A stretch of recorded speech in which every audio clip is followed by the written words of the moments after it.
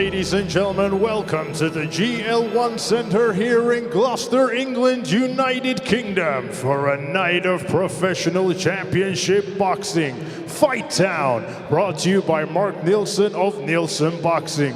Tonight's action is sanctioned by the British Boxing Board of Control. Your area representative, Nigel Thomas, and your inspector ringside, Brian Haidary. And now, ladies and gentlemen, time for our first bout of the evening, scheduled 6 3-minute rounds in the middleweight division. And now, please welcome to the ring, Josh Cook.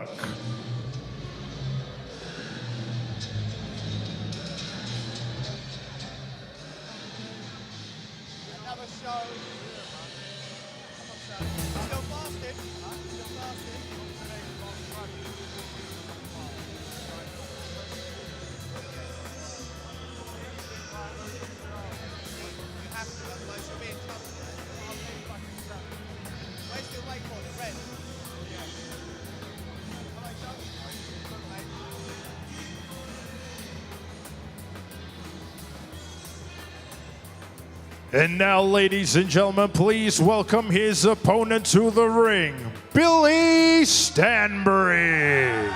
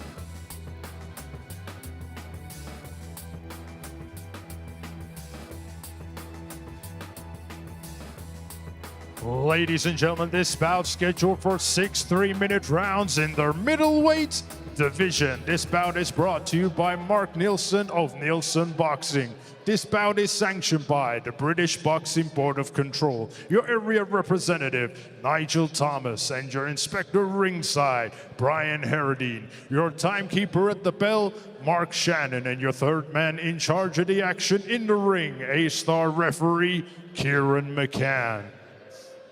And now, ladies and gentlemen, introducing to you first, fighting out of the red corner. He's wearing the black trunks. His official weight of 11 stones and 11 pounds. He is a veteran of 52 fights. Hailing from Manchester, England, United Kingdom. Introducing Josh Cook.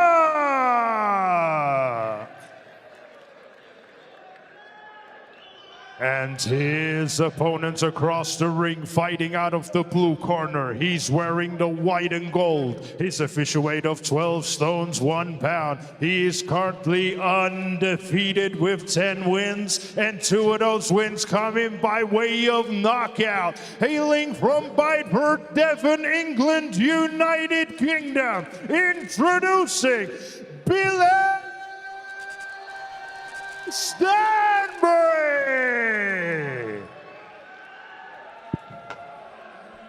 Right, lads, listen up. You both know the rules. You will obey my command at all times. When I tell you to break, break clean. Take a step back, throw no punches. Mind your heads in close, and most importantly, lads, protect yourself at all times. Shake hands.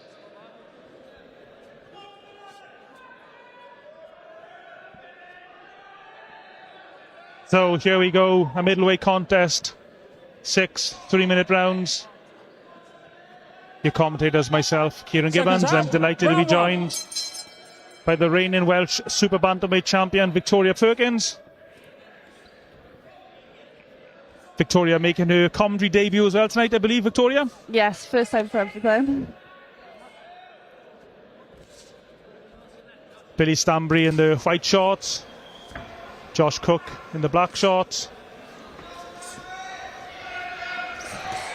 Stanbury coming into this contest, the record of 10 wins, no defeats, the 2 stoppage wins.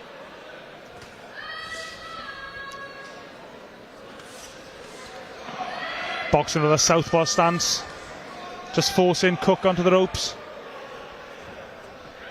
Cook not offering much back in return yet. Josh Cook actually danced his way to the ring almost. It's a good right hook from Stanbury.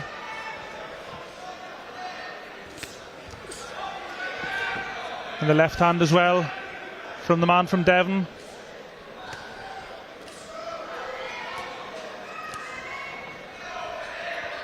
Josh Cook from Manchester, a very experienced boxer.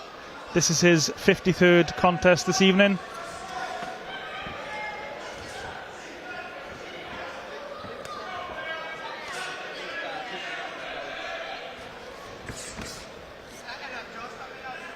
Stanbury boxing very well, doing nothing reckless. Not really much back in return from Cook, just the occasional flurry of shots like there moments ago.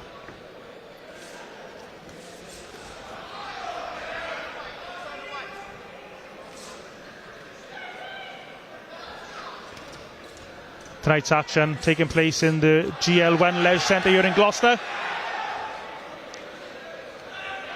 Stanbury's brought a lot of fans with him up from Devon. A big roar goes up every time he throws a shot. Those hooks to the body were blocked by Cook's elbow. That's the experience of the veteran journeyman, which I think it's fair to say he is.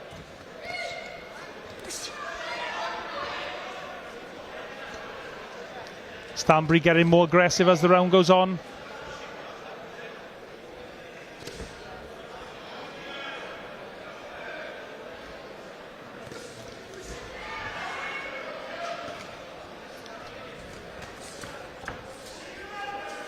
Billy Stanbury's throwing shots to the head and body. He's mixing his shots up well.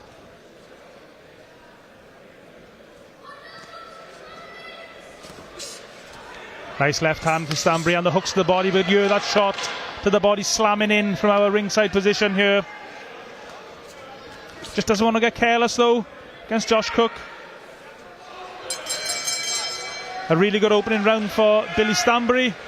What did you make of that, Victoria? Do you know what? I think Billy is definitely using his jab. He's establishing it while he's literally keeping him on arm's reach, which is exactly what he needs to do. But for guys like Billy Stanbury, he's obviously a prospect. He wants to do things in boxing. He wants to go on and win titles. When he's facing tough journeymen like Josh Cook, who's, with all due respect, been quite negative in there, he's happy to defend and just block shots with his arms and elbows. It is very difficult. I think he needs to kind of stamp his foot down and plant the shots a bit better, target more body, because they're definitely making more of an effect for him, and then possibly force the stoppage. Josh Cook, of his 48 defeats, has only been 10 seconds. stopped the once. So if Billy Stanbury was to be able to stop them, that would be a massive statement. Seconds out. Round 2. So it's a 6-round contest, remember, here in Gloucester, in the west of England. A really good atmosphere here tonight. Of course, English title fight main event. But that's later on. At the moment, we're watching Billy Stanbury and Josh Cook. Josh Cook just happy to go behind a high guard and just trying to pick shots off. Nice right hook to the body from Stanbury.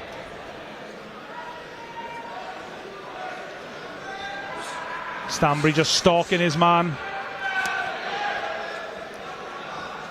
He's keeping his distance well though, Billy Stanbury.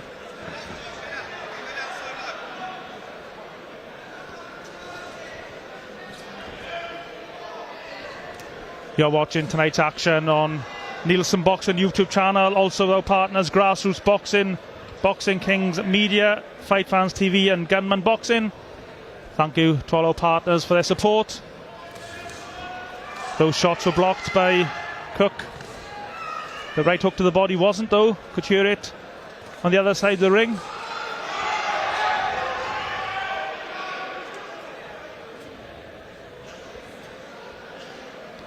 These tough journeymen, difficult to break down, Victoria.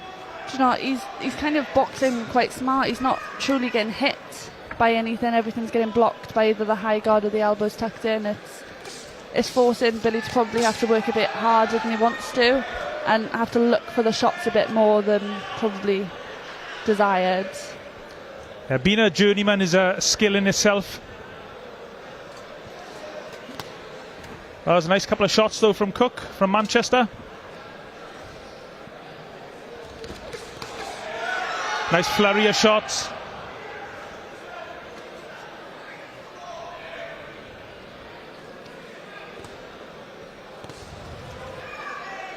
He's landed that right hook to the body repeatedly in this contest, Stanbury.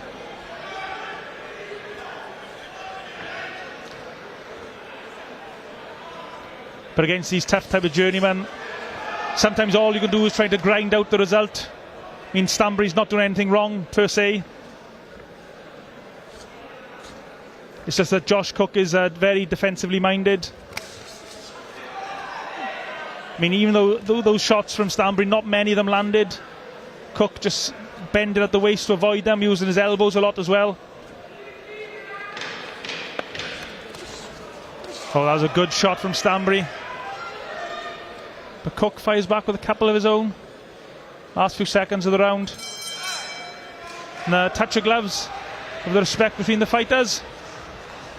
Is there anything more that Billy could be doing in this contest, do you think, Victoria? So I think he's doing absolutely everything perfect. I think you can see that he's not going to stop Josh. So I think he's boxing, and that's probably what's going to get him to the end of the 6 rounds. It's going to get him that win at the end, which is obviously what he wants. Obviously everyone does look for that knockout reel, but with a fighter like Josh, I don't think it's going to come easily. So I think boxing smart is what's going to get the win for him. Josh Cook, I've seen him box a few times in the past. He always makes his opponents work very hard. He's difficult to look good against at times, but Billy Stanbury's looking really good so far tonight, I think. The shots he's landing are perfect, so to say, the up high, the body shots as well, and they're definitely going to start to make an effect. Yeah, especially that right hook to the body. Stanbury's landed that repeatedly. I mean, are there any other punches you think? His jab is working him. It's doing obviously what it's meant to do. It's leading him in. It's taking him around the ring. It's starting up for the right body hook for him.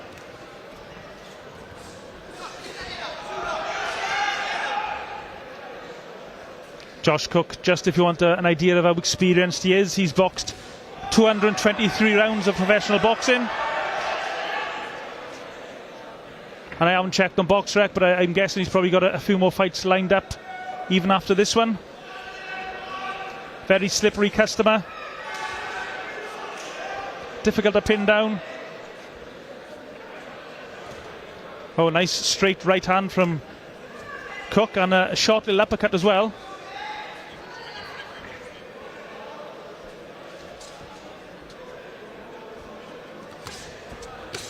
That right hook slightly around the back of Cook, but the way he moves around, this is not surprising really.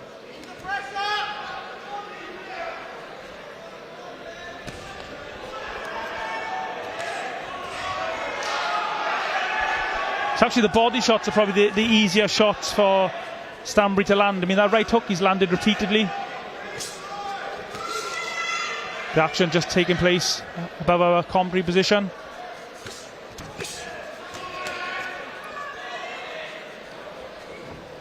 Josh Cook is almost using a shoulder roll defence at times. He's using his shoulder to block shots and parry shots, and then using his elbow to try and block the body shots.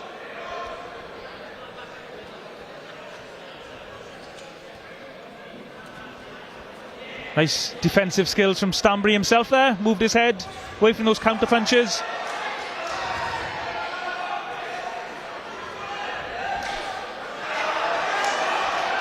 Billy Stanbury now in the white shorts, going through the gears.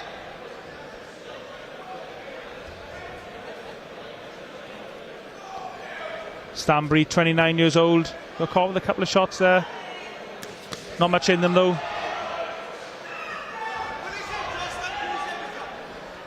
The referee warning Cook for, I think it's fencing or holding his arm out, which you're not allowed to do.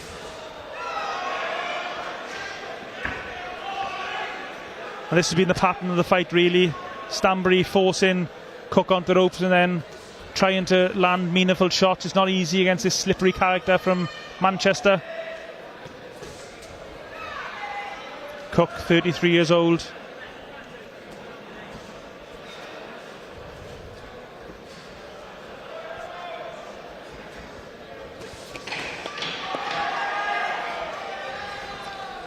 And that's the pattern of the fight. Stanbury forcing the action and the odd flurry back from Josh Cook. Last few moments. Another good round for Stanbury. I think the key for Billy Stanbury in this fight, Victoria, is not to get too frustrated when you're facing someone like Josh Cook, who really doesn't want to engage too much.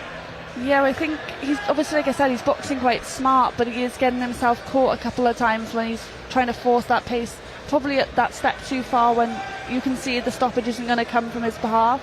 I think I'd like to see him stiffen his jab up a little bit more. I think it's a bit of a wasted punch, and obviously at the minute everybody knows how strong a jab can be, so I think he needs to just stiffen it up, step it in a little bit harder, and possibly then drop to the body instead of just go from the body from obviously a distance.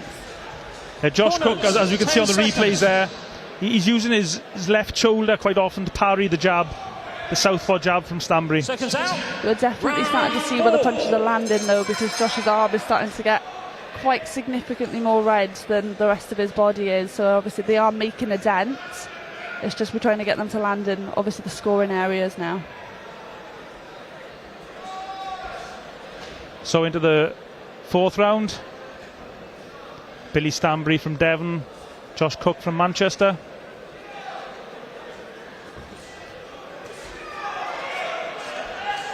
Oh, nice jab. There's the jab you were calling for, Victoria.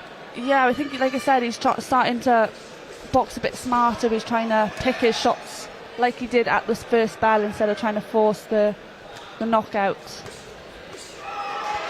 Really loading up on those left hands, Stanbury. One thing I think Billy Stanbury's done really well is keep his distance. He hasn't fallen in and smothered his own work at any time. Yeah, he's kept, like I said, he's kept that length. Obviously, as the slightly taller fighter, but he's looked quite dominant at a far range for himself.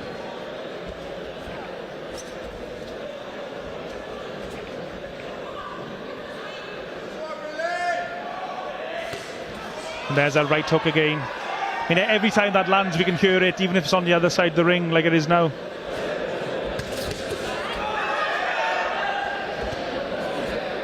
This is a Neilson Boxing promotion. An excellent card of boxing here tonight in Gloucester. Follow Neilson Boxing on all social medias to keep up to date with what's happening in all their shows and all their fighters. A lot of exciting times under the Neilson Boxing banner.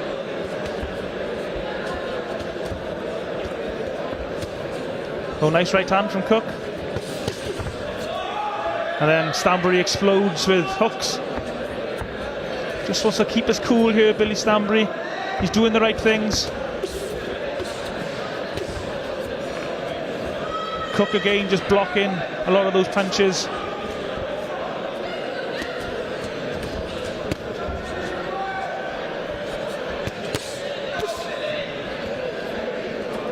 Body punches working really well for Billy Stanbury tonight.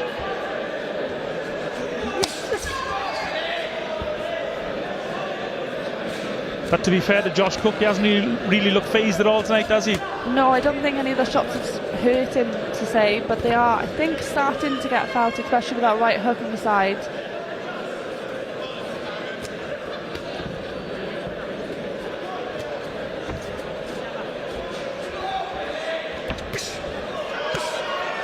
Really digging in those body punches against Stanbury.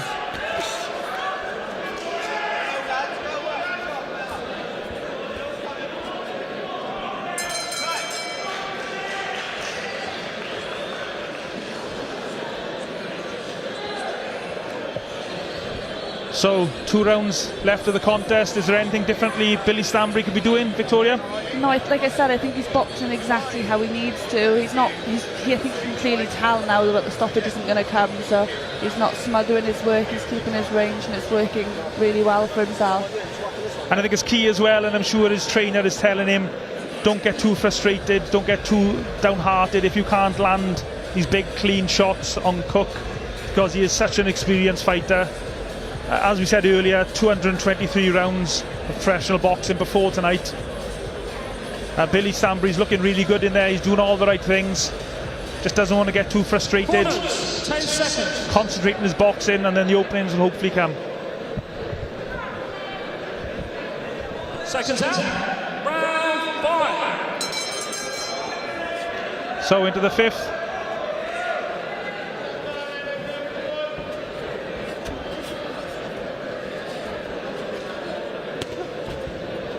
Billy Stanbury's got a lot of fans here tonight. Every time he throws his flurry of shots, a big roar goes up.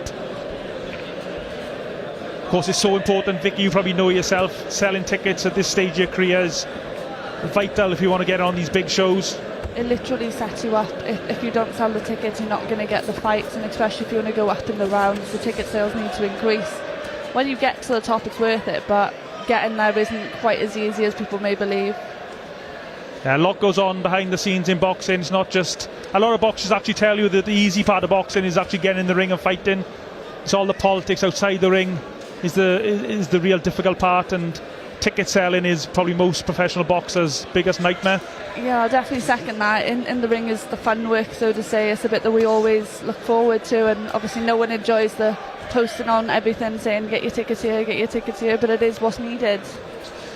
Yeah, so it's great to see that Billy Stanbury's got a lot of fans here. They've made the trip up from Devon. This is his 11th fight tonight. Got 2 stoppage victories to date. And there's that big hook again. How many times have you said that this evening?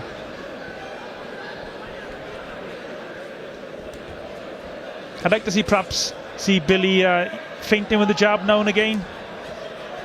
Yeah, I think he just needs to disguise his hook. I think Josh is starting to see where it's coming from now, so a little feint to disguise it coming in, and this is going to be perfect for him. Yeah, use the feint, which is just to pretend to throw a punch in effect to try and create a few openings.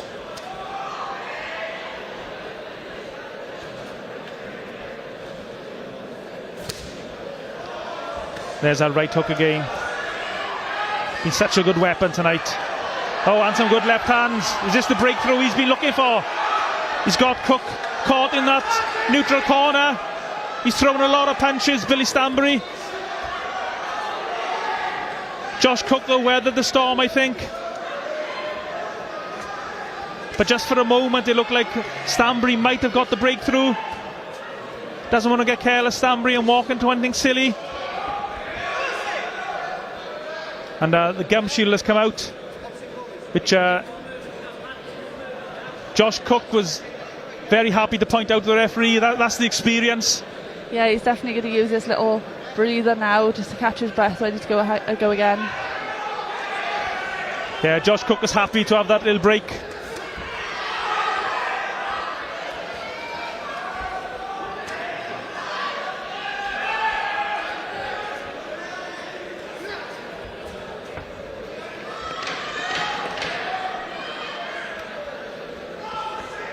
Cook seems to have weathered that storm.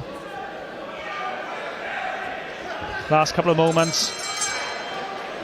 That's probably the best round for Billy Stanbury so far, would you say, Vicky? Yeah, he's definitely landed, obviously, with that little flurry in the corner. It definitely showed him dominant in the corner.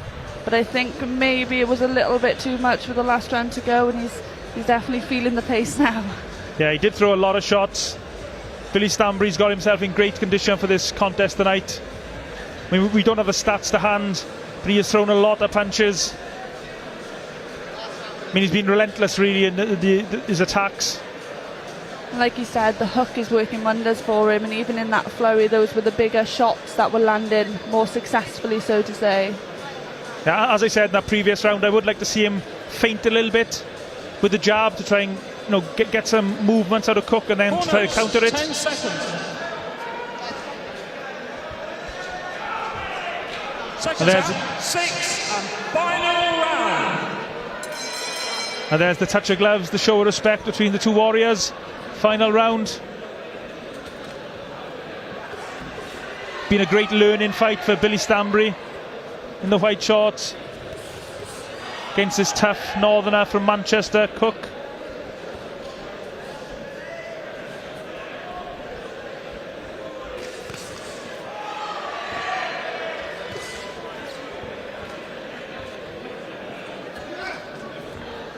I wouldn't mind seeing Stanbury try to throw that right hook to the body, which he's landed repeatedly, then occasionally switch up with the right hook instead of winging in the left.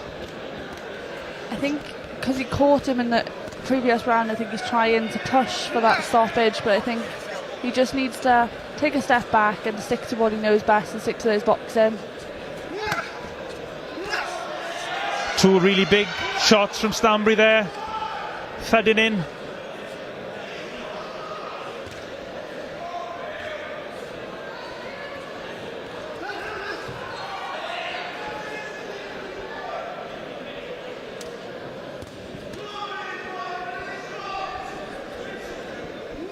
Josh Cook just doing his job as a good journeyman, and Stanbury gets warned for hitting round the back. There's nothing malicious, it's just Cook is such a mover. He's constantly moving and swiveling from the waist.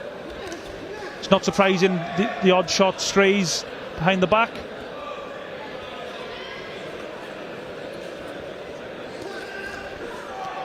Left hand got through there.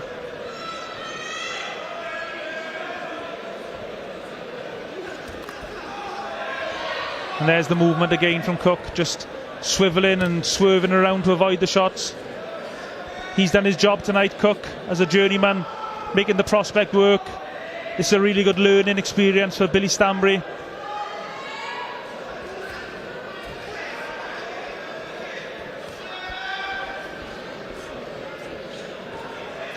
Last minute or so of the contest. Oh, nice left hand from Stanbury.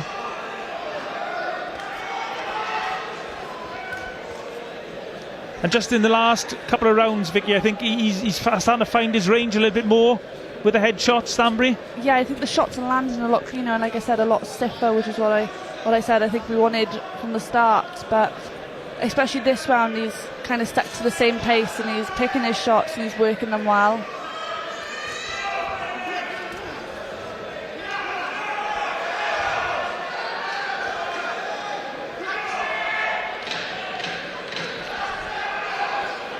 Last few moments of the contest to try and catch the judge's eye.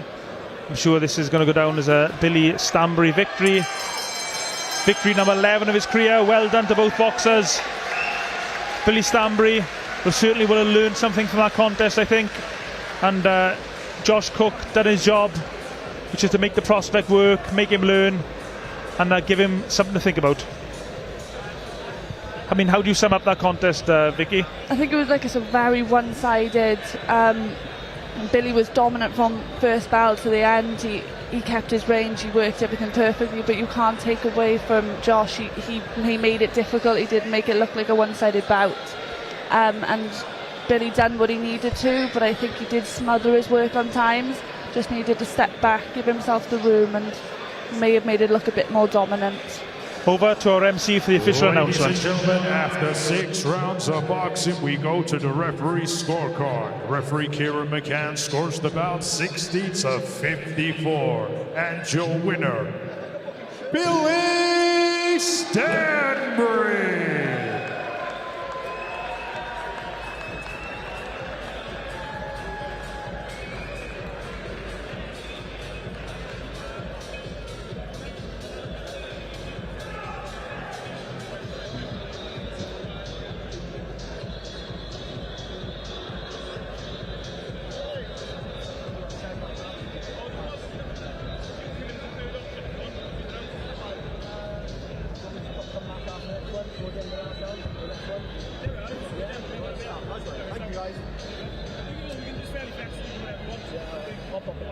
I'll be in right before Jordan Weather's fight, right?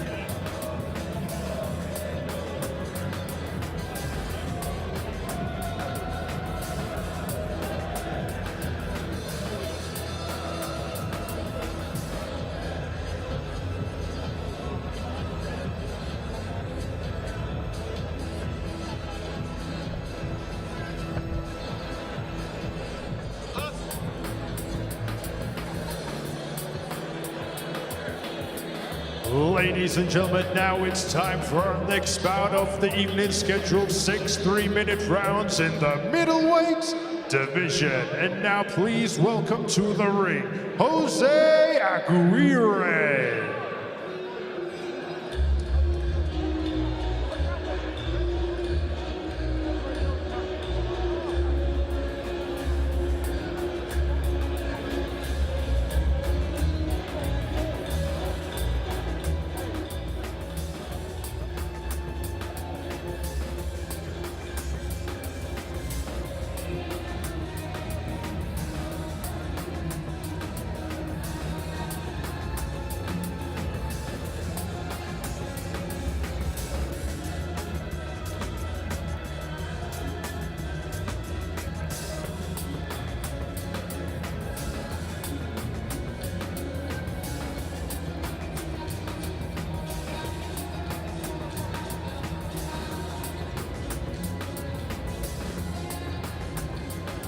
And now, ladies and gentlemen, please welcome his opponent to the ring, Mark Davis.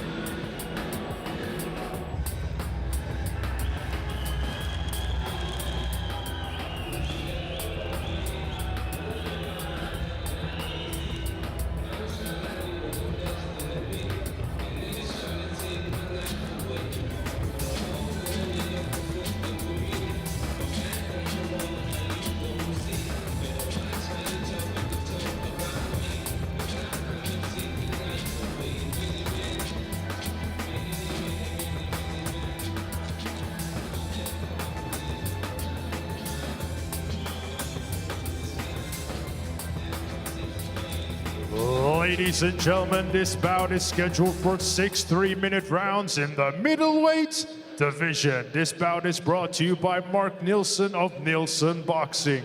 This bout is sanctioned by the British Boxing Board of Control, your area representative, Nigel Thomas, and your timekeeper at the bell, Mark Shannon, and your third man in the ring in charge of the action, referee Bernard Oyet.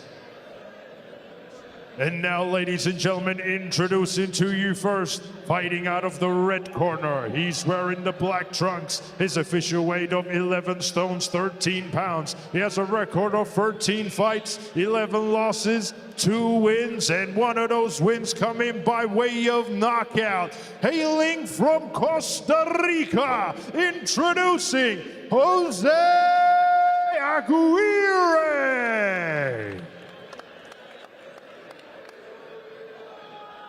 And his opponents across the ring, fighting out of the blue corner. He's wearing the white with gold trim. His official weight of 11 stones, 9 pounds. He is currently undefeated with 7 wins. Hailing from Wales, United Kingdom, introducing Mark Davis.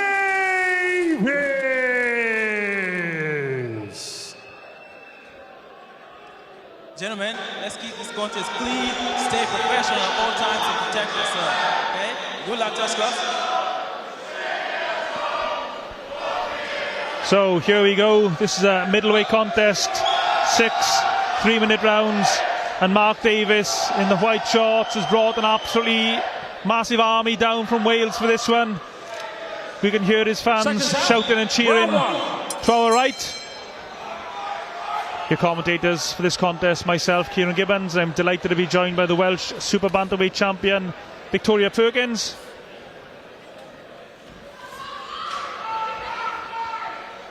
And Aguirre getting his feet tangled up with the advertising logos on the bottom of the ring. Jose Aguirre in the black shorts from Costa Rica. Comes into tonight's contest with a record of 2 victories, 11 defeats.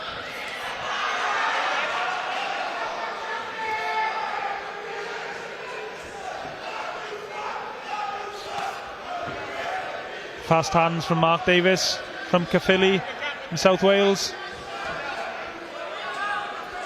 Are you familiar with Mark, Vicky? Yeah, well, we train in the same camp. We're both trained by Tony Borg, so I've seen him spar. I've seen him obviously with the top boys in the gym as well.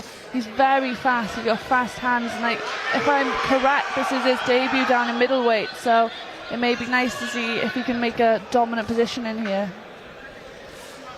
So there we have it. Vicky will be giving us some inside information as this contest goes on. Of course, as Vicky was saying there, Mark Davies trains with Tony Borg in the St Joseph's Boxing Club in Newport, South Wales. A gym that's had a conveyor belt of champions over the years, including Lee Selby, Gary Buckland, to name two. Jose Aguirre just calling Mark Davies on. I know they say you shouldn't judge a book by his cover, but Jose Aguirre looks one tough customer. Yeah, he definitely looks like he's here to fight. He's not going to go down easy, to say the least. But I think Mark just needs to stick to it, staying calm, don't get dragged into what he wants. He wants him to come in, he wants to brawl, and Mark needs to just box. Oh, nice right hand from Davies. Such fast hands from the Welshman.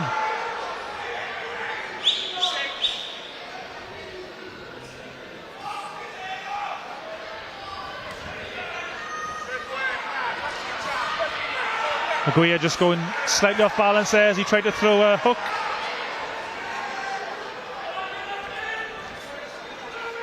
Nice footwork from Davies. Oh, lovely right uppercut.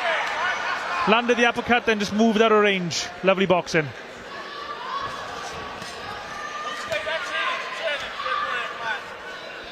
Turn him is the instructions from Tony Borg, the trainer of Mark Davies. Last few seconds of the round. Very impressive round from your stablemate, Vicky. Yeah, I don't think he put a foot wrong. He was quite literally punch perfect from start to finish. He was boxing, which is clearly what he does best. He's not going to stand there and brawl. He's quite a tall boxer, and especially compared to his opponent, he's got the height, so he's got the reach, and he needs to just basically use it. And a very experienced corner there. Tony Borg, Billy Reynolds, and Junior Borg, the son of Tony Borg. A training team that have taken boxers to world titles and British titles and Welsh titles.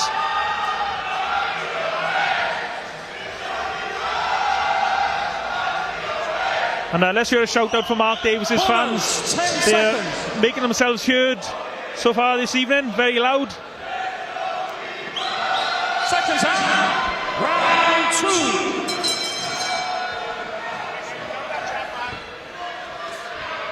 So into the second round. You're watching this on Neilson Boxing YouTube channel, along with our partners Grassroots Boxing, Boxing King Media, Fight Fan TV and Gunman Boxing. Thanks for the support, guys.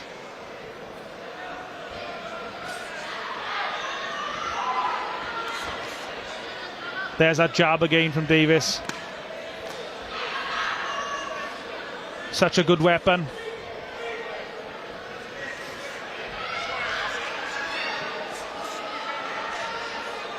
Very tall for middleweight, Davies.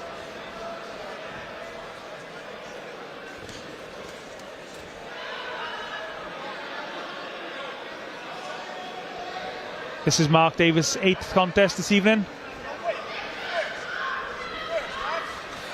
I know he's got plans, should he come through tonight, which hopefully he will, to fight for the Welsh title. The Welsh middleweight title was previously held by Jerome Orberton from North Wales. Oh, a lovely right hook to the body from Davies. I definitely think he felt that shot there, and he has kind of stopped pushing forward a little step and just allowed Mark to move around and pick his shots a bit better.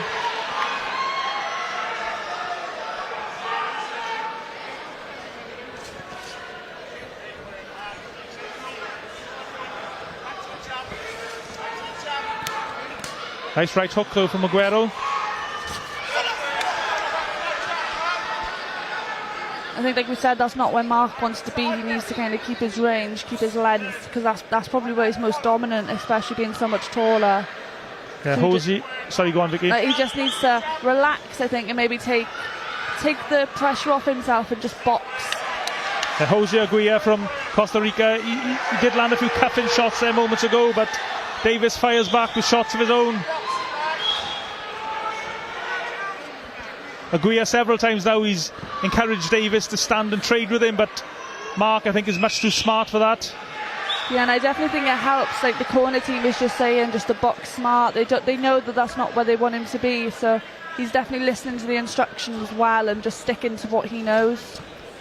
I mean, you've been in a big Welsh title fight, Vicky. Can you actually hear the corner team during the round? Yeah, you can, and it definitely makes a massive difference. Obviously, you've trained with them for so long, you know their voice, you know what you're listening out for. So he's definitely listening, even though he can hear all of his supporters and is helping him on. You can hear the key voices in the corner. And the other side of that, I mean, are you able to block out the sounds of some fans who perhaps don't necessarily know what they're talking about? You know, you hear the punching ones, which are quite the helpful punches, but I think when you've done it for long enough, you know what you're meant to be listening to, and you can just about block them out until you really need them to help push you on. I think the favourite comment I heard of a fan at a boxing show was fold him like a deck chair. Sure, I've not heard that one yet. So. I'm not quite sure what that means in reality.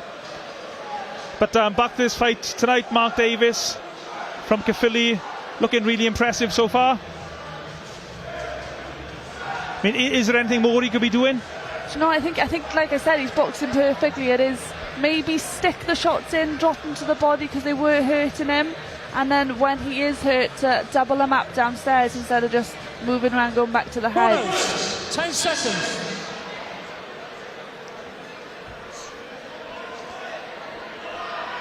Seconds out. Round 3. So into the third. Dominant opening rounds from Mark Davis. Nice right hook to the body from Aguirre.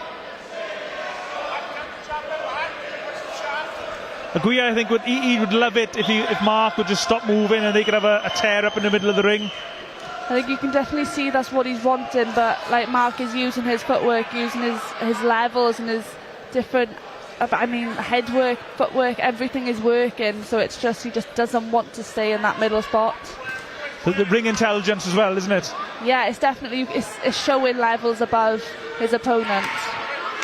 And there's that left hook to the body you were calling for moments ago, and a right hook to the body as well from Davis.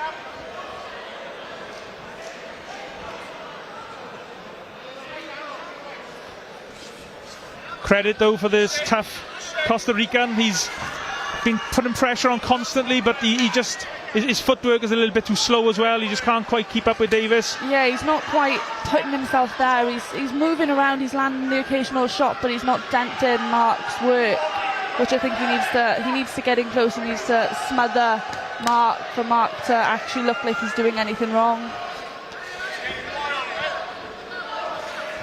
Davis' feet getting tangled up with the ring advertising Toblerone, as it's called.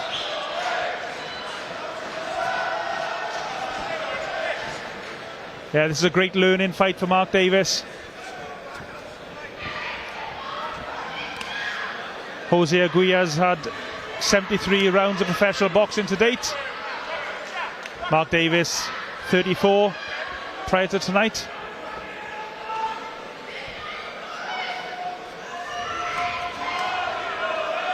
Davis there just moving onto the ropes without really being forced. It's probably, I don't know if it's going to make a difference in this contest, but just habits that you don't want to get into. Yeah, especially when the rounds start to get a lot closer and more competitive. You want to look like the dominant fighter in the middle of the ring. You don't want to be optionally stepping back onto the ropes. I'm not saying it's happening here tonight or it will happen, but sometimes you see fighters when they're fighting journeyman type opponents, they get into bad habits, and when they step up to title fights, it does cost them. Yeah, but I think Mark's showing that he knows that he wants a better fight next. So he's showing that he knows that he's not to sit on the ropes. He's showing not to make them little mistakes that you do make when you fight all the journeymen. And I'm sure his trainer Tony Borg will remind him when he gets back to the corner. Yeah, Tony will definitely be saying something to him. And there we see Aguirre again trying to maul Mark Davis over on the ropes. Davis a little bit too smart, a little bit too fast.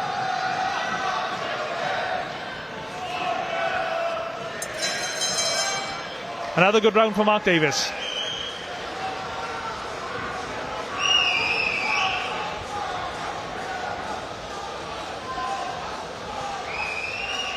Mark Davis has brought a lot of fans down here from South Wales.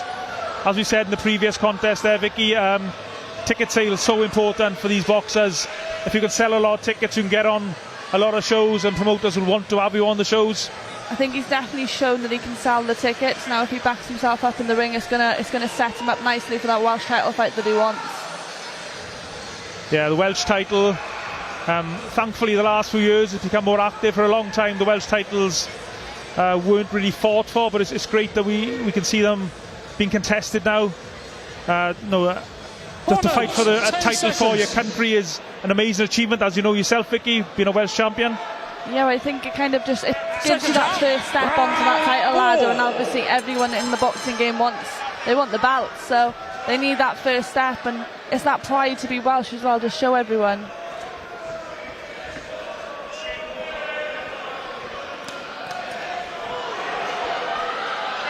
Mark Davis doesn't want to get careless, just doesn't want to hold his feet for a second too long and get caught by one of those big clubbing shots.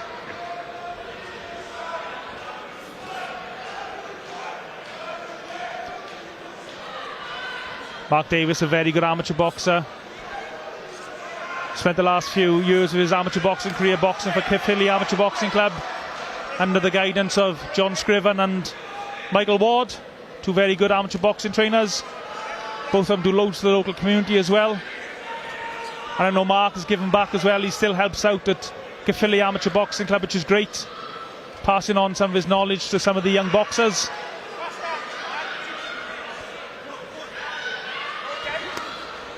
Could hear that body shot thudding in. Referee just telling the boxers to watch the heads. The last thing either of these two guys want is a cut that would rule them out of fighting for a while.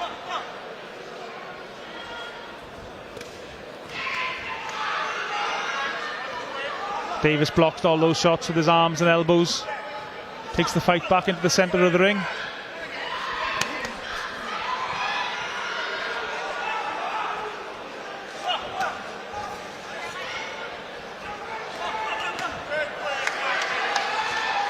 Jose Aguirre, one very tough customer. Been trundling forward this whole contest. He definitely put Mark in the back foot during the first half of that round, and I don't think it's where Mark wanted to be, so I think he's stepping his output out a little bit at the minute, just to kind of show himself in the round. Davis thinks should try and hold the centre of the ring, pump his jab out, put the occasional right hand behind it like he did there moments ago, and move his feet a little bit.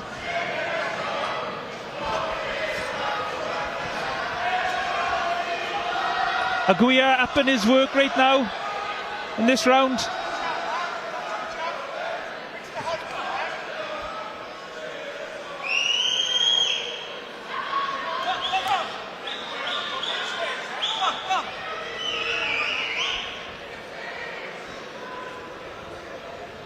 We've actually sparred with Mark. No, I haven't got to do any rounds with him at the minute, but maybe before the next camp will be quite helpful for me, especially with his ability to move, because he moves like a lightweight at the end of the day. He's moving quite freely on his feet, so it's going to be helpful for the sparring camps. It's a lovely right hand from Mark Davis moments ago. I'd like to see him drop the jab or the cross just to the body a little bit and maybe put a little dent in his step. That was a better round for Jose Aguirre. Not sure he did enough to win it, probably not, but he certainly had a go in there in that round. He definitely showed himself in it. It wasn't as dominant as Mark has been for the previous few rounds, so he's kind of been like, oh, I'm here, don't count me out too fast. Just playing devil's advocate a little bit, what would you be saying if you were in Jose Aguirre's corner now? I tell him to do exactly the same as he just did in that last round. It put a dent in Mark's step, it kind of put him off guard slightly, so I think he just needs to finish every round like he just did.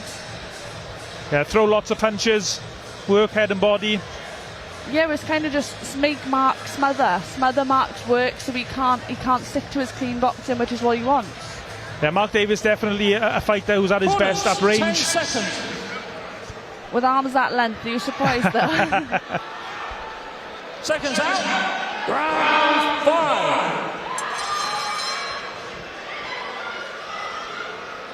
5. So into the 5th round. Tonight's boxing here at the Leisure Centre here in Gloucester, west of England, and Neilson Boxing Promotions event.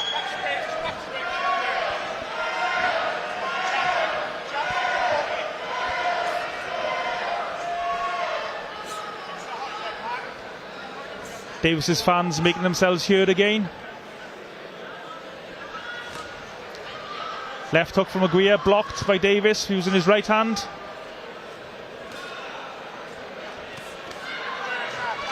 I like the way Mark jabbed to the head and switched the hook to the body. Yeah, I like the level change as well. It wasn't just a single hook, it was upstairs and downstairs, which is probably what he needs to be doing a little bit more of. Yeah, if you're going to be super critical of Mark tonight, I suppose you could say he's jabbed almost exclusively to the head. Yeah, he hasn't changed his distance. Like I said in the break, I would like to see the jab drop down, and I know Tony does drill that quite a lot with us, so I think Tony's going to be giving him a couple of words in the break now coming up. I mean, it might be for tactical reasons. Aguirre is quite a bit short of the mark, so maybe Mark feels by jabbing to the midsection would put him slightly off balance. So it was a good right uppercut by Davis.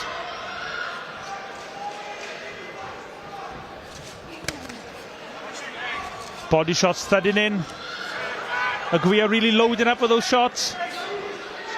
Even though he's only got 2 victories on his record, he'd love to be able to get a victory here tonight against this young prospect, Mark Davis, 26 years old. Aguirre again imploring Mark to stand and trade.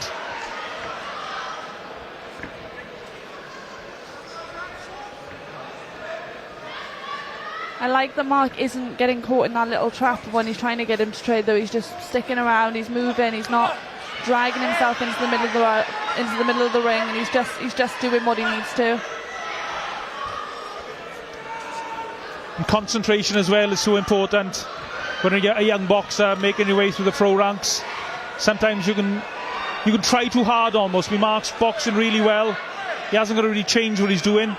Oh, lovely right hand.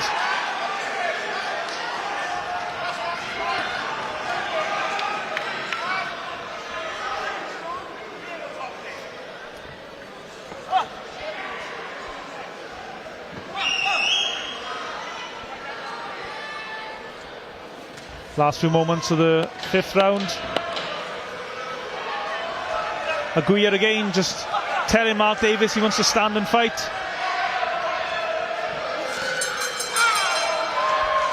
Aguirre throwing a lot of punches but not really that effective.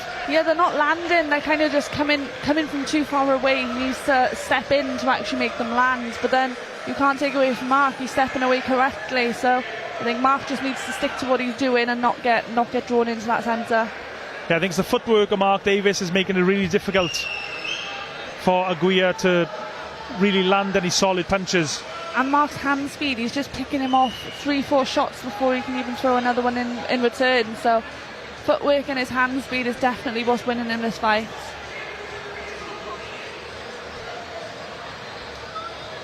And what a great training team to have in his corner. Tony Borg, trainer of course of Lee Selby, Corners, former world champion.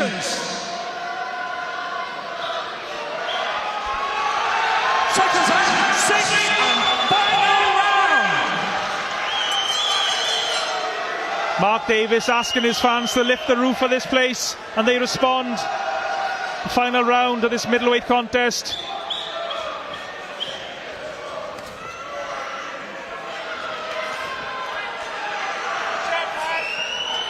Mark Davis just needs to keep on doing what he's doing, make no mistakes, don't get dragged into a dogfight, which Jose Aguirre, this tough Costa Rican, would love. Oh, nice right hand from Davis again. Like I said, I think the straight shots is what's working best for him. The landing, that jab is piston-like, it's just constantly moving.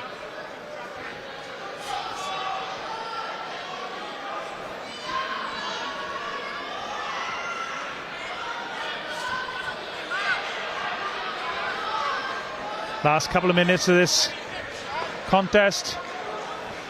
I know I have heard a rumour. I won't put you on the spot here, Vicky, and ask you if you've heard the rumour too, but I've heard there's should Mark get through this contest, there's a big fight lined up for him. I have heard that there's maybe a possible title on the horizon for him, which is definitely going to motivate him to keep going through this one.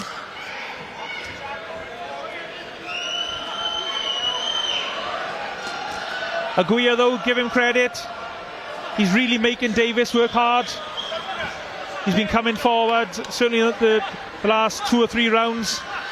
He isn't taking a backward step, and I think that's what Mark needs with these tester fights, so to say, with a journeyman. He needs to kind of experience it all, so he's not put on the spot in the big fights. Lovely jab from Davis. Caught Aguirre as he came in.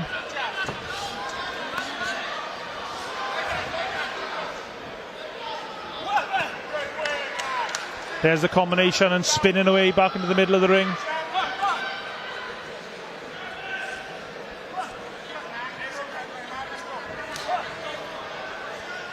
Tonight's boxing promoted by Neilson Boxing. You can find them on all the social media platforms to keep up to date with their future events and interviews with the fighters.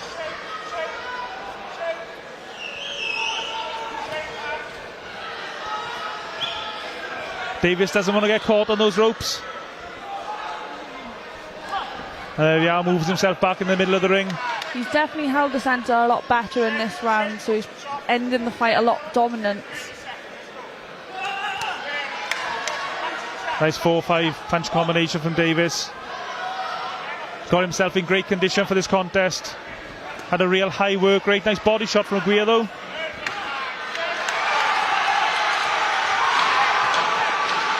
And Mark's fans respond to his punches.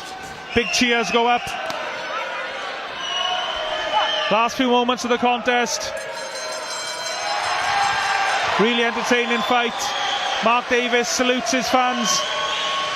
And credit to Jose Aguirre as well. One tough customer made Mark Davis work really hard in there tonight.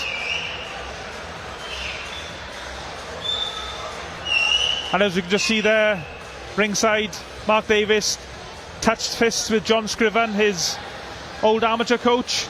Still very much involved in the Mark Davis story.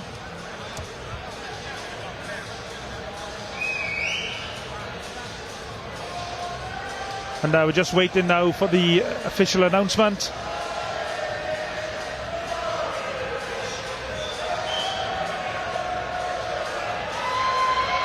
Mark Davis salutes his fans, his loyal army that have travelled down from Caerphilly for this contest tonight.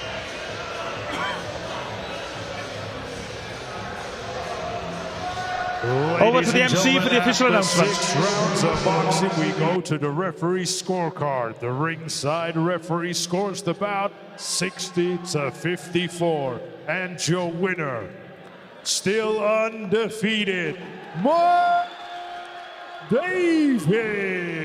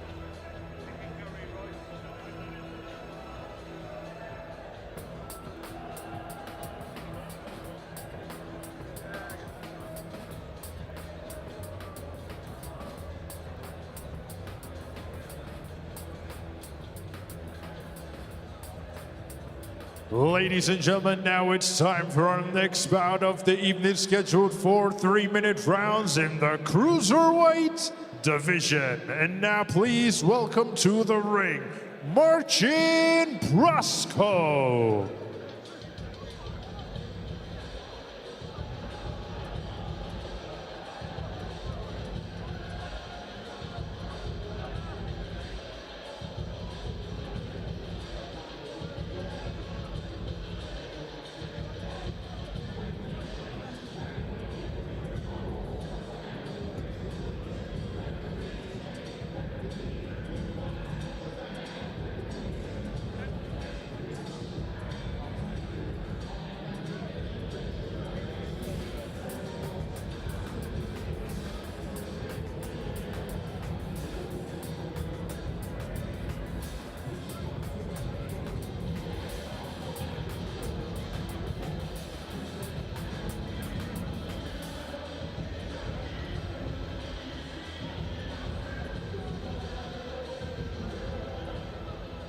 And now, ladies and gentlemen, please welcome his opponent to the ring, Toby Veriri.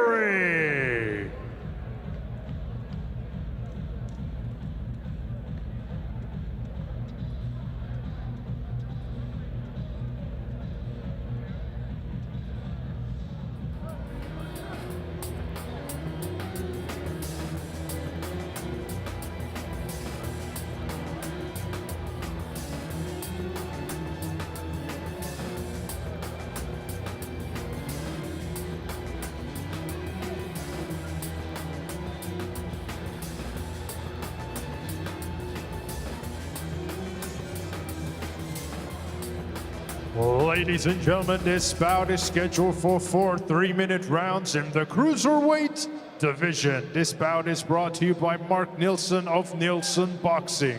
And this bout is sanctioned by the British Boxing Board of Control, your area representative, Nigel Thomas, and your timekeeper at the bell, Mark Shannon, and your third man in charge of the action in the ring, A-star referee, Lee Every. And now, ladies and gentlemen, introducing to you first, fighting out of the red corner. He's wearing the gold and red with the white trim. His official weight of 14 stones, 9 pounds. Hailing from Wakefield, Yorkshire, England, United Kingdom. Introducing Marcin, the Mad Boy Prostko. And his opponent across the ring, fighting out of the blue corner. He's wearing the white, orange, and purple. His official weight of 13 stones, 11 pounds. Hailing from Bromyard, England, United Kingdom. Introducing Toby Veriri. Boxes, please. Okay, lads, when I say stop, stop boxing. When I say break, take a step back. Keep your hands up and protect yourself all the time. Good luck to you, mate. Good luck. Vermeer in the white and orange shorts. Prostko in the red and yellow. The commentators, myself, Kieran Gibbons. Seconds out. Round one. I'm delighted to be joined by the Welsh Super Bantamweight champion Victoria Perkins, and also Max Mudway, a 7-0 prospect on a slight break, perhaps, Max? A slight break. We never know whether we're going to be coming back or not, but we'll see how the time tells. We'll see. But I'm happy to be here tonight. It's a pleasure to be on the commentary team tonight. Toby Vermeer has a massive story behind him. If you are following on Instagram, you know all about it. He's got a lot of followers on Instagram, 20-odd thousand followers, I think. It's all about his weight loss story, down from 25, 26 stone at one point. Now down to cruiserweight. And starting the fight off real well so far, putting the good pressure on. Working the head, working the body quite nicely as well, like I was using his jab. Vermeer didn't really have any amateur boxing experience. I think he boxed maybe a couple of seasons as an amateur, but he didn't have too many fights. So he's straight in the deep end in the pro ranks. Well, they always say sink or swim, and that's how the pro rank starts, so all the best to him.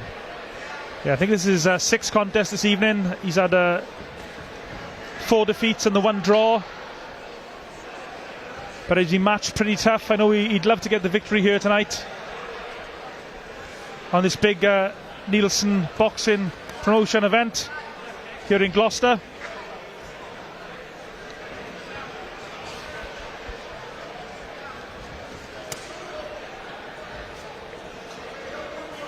Marcin, Prostko, originally from Poland, now living in Wakefield in England.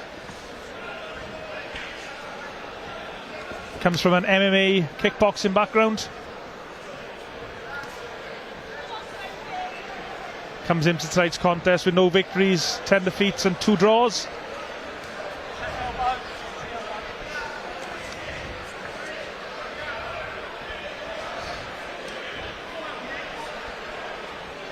That cruiserweight contest, 4 3-minute rounds.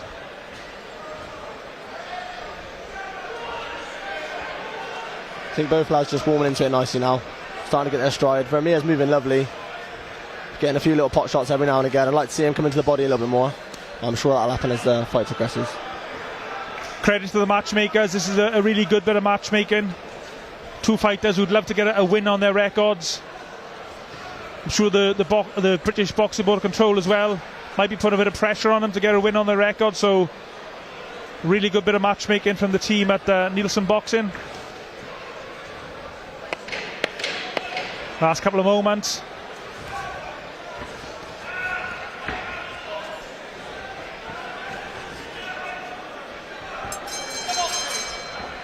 So there was a close-ish opening round, Vicky. I mean, who do you think won that one?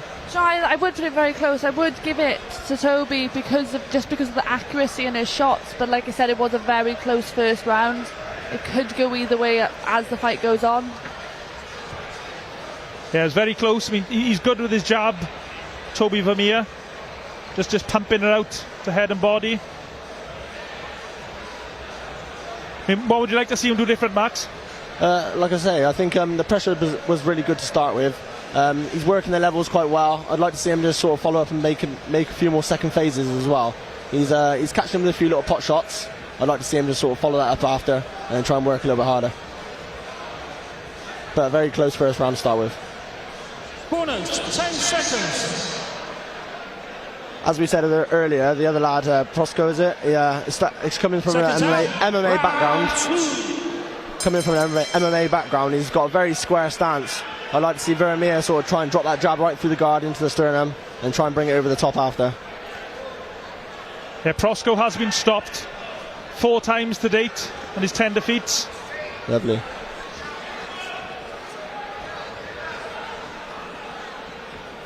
Toby Vermeer's got a great story. His life was a little bit off the rails, eating too much, drinking too much. His weight had ballooned, as I said, up to 25, 26 stone. But he said boxing helped get him back in shape. And he was actually talking a while back of trying to get down to light heavyweight. I'm not sure if that's realistic, but it's just an indication of his dedication to the sport.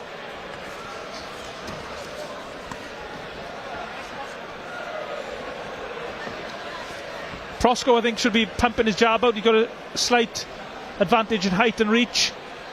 Not really using that jab, or a bit hesitant with it.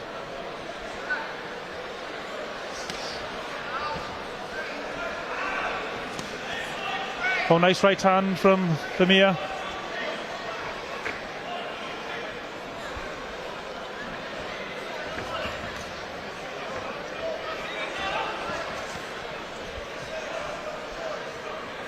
Vermeer, actually born in Wales but now living in Herefordshire. He comes from a Belgian background, hence the name.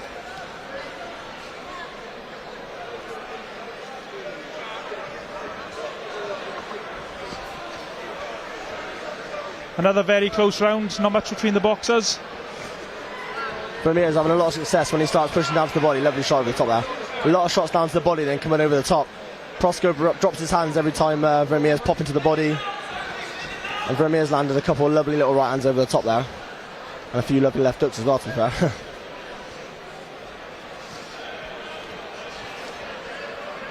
Vermeer doing enough to win this round so far, Mark, should we say? Yeah, I'd say so. He landed a lot more clean shots. Prostko has been starting to push for the pressure a little bit more, but I think, yeah, the clean shots goes to Vermeer.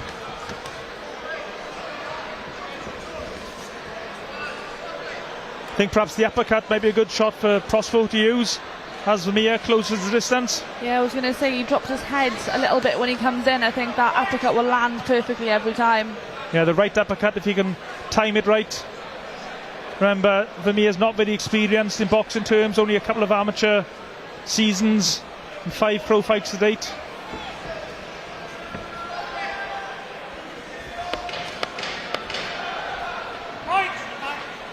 Last couple of moments to try and impress the judges, and it's in a close contest. I think every round must be tried to be win. Another really close round.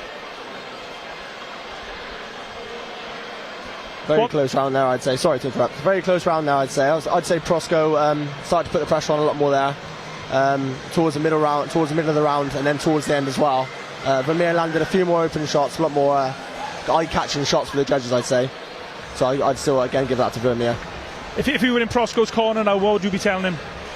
I'd say to keep the pressure on. I think Vermeer smothers himself quite a lot as he comes forward. As we said, he pops that shot to the body and he almost smothers himself and stops himself from working.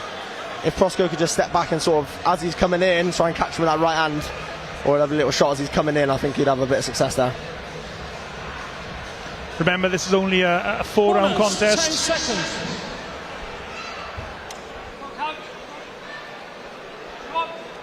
Seconds out. Round 3. So into the third.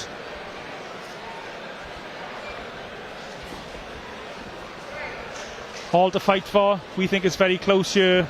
Ringside, possibly Toby Vermeer ahead on the cards. But it's all very subjective, of course.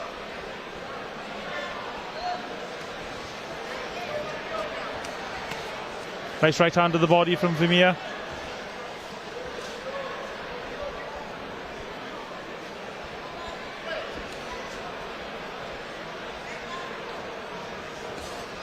You're watching tonight's boxing on Neilson Boxing YouTube channel, along with our partners Grassroots Boxing, Boxing King Media, Fight Fan TV and Gunman Boxing. Thanks everyone for your support.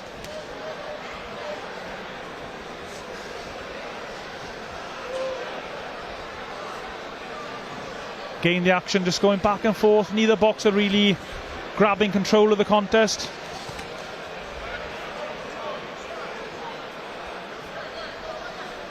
Another close round, Vicky? Yeah, I think, like we said, Toby's definitely winning the rounds by, I think, just more the output that he's given. But I would love to see an uppercut coming from the other corner. I think it's definitely going to put a step, like a jolt in the step, and possibly even switch around on the cards.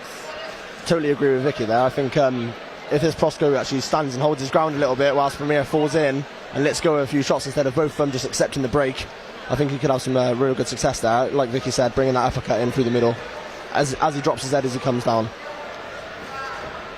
And in a 4-round contest, a knockdown is vital.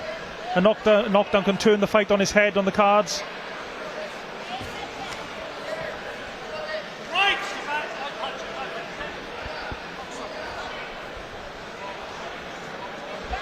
Tonight's boxing coming from the GL1 Leisure Centre here in Gloucester in England.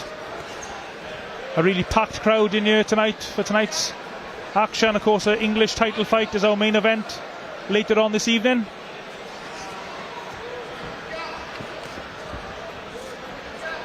And Vermeer now, is he being forced backwards, possibly for the first time in the contest? I think so. I think he's put he's having a lot of pressure put on from the opposite corner, and I don't know if he's really enjoying it as much. He's kind of looking a bit more lost in the round. He isn't picking his shots as well, and it's looking a bit more panicked when he's getting hit, but then at the same time his footwork is starting to show. As we said earlier, I think Prostko's size and height is probably coming to fruition now. He's holding his feet well and coming forward with a nice high guard, and as we said, Vermeer's not picking the shots is good now, so Prostko can really start to work now. I'd quite like to see Prostko stepping on him in the last round and make it a bit of a fight for all the fans. Yeah, Vermeer had a slightly tired look to him as he walked back to his corner there.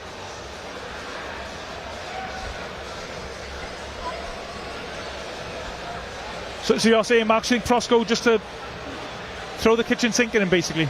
Absolutely. I mean, I'm a big fan of a tear-up, and to be honest, I'd like to see both boys stand in their last round and go toe-to-toe and see who's got the better chin, to be honest. And I think the fans would love to see a bit of that as well. But both lads doing absolutely amazing so far, so you can't take anything away from them. Fair play to them both. Both fighters getting their last second instructions from their trainers. Remember, neither boxer has a win on their professional record so far. Seconds out, fourth and final round.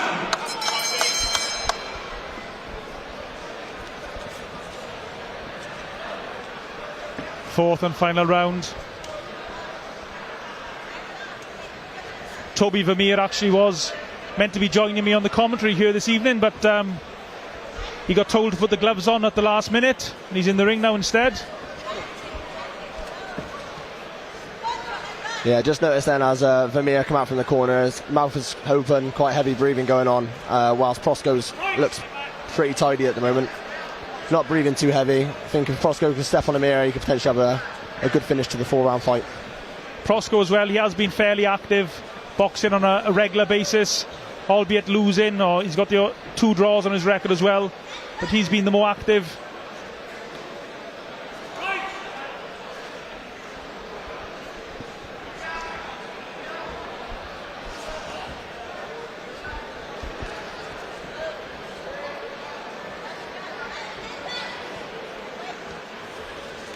Flurry of shots from Vermeer to try to catch the judge's eye.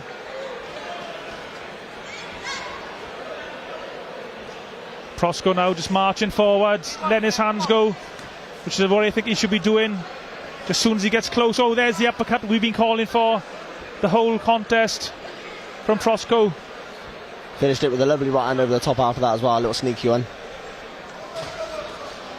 Prostko now, I think, just has to let it all hang out, just throw the kitchen sink at Vermeer.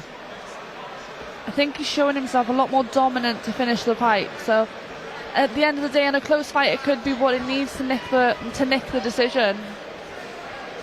He's looking tired now, Vermeer. Just over a minute or so left in the round. Sorry, Max. That's fine. I was just saying, Prostko left and looks a lot more composed still towards the end of the fight. As we say, Vermeer's definitely a lot of open mouth breathing, not looking as tight as we were last round. I think I'd like to see Prostko just put it on him a little bit now and see what he can do. Hold his feet and try and trade with him in the middle. Liberal mark in under the eye of Prostko, the right eye.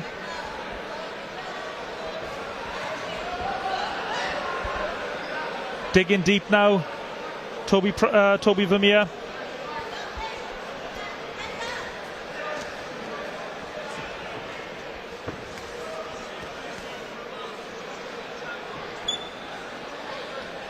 Less than 30 seconds left in the contest.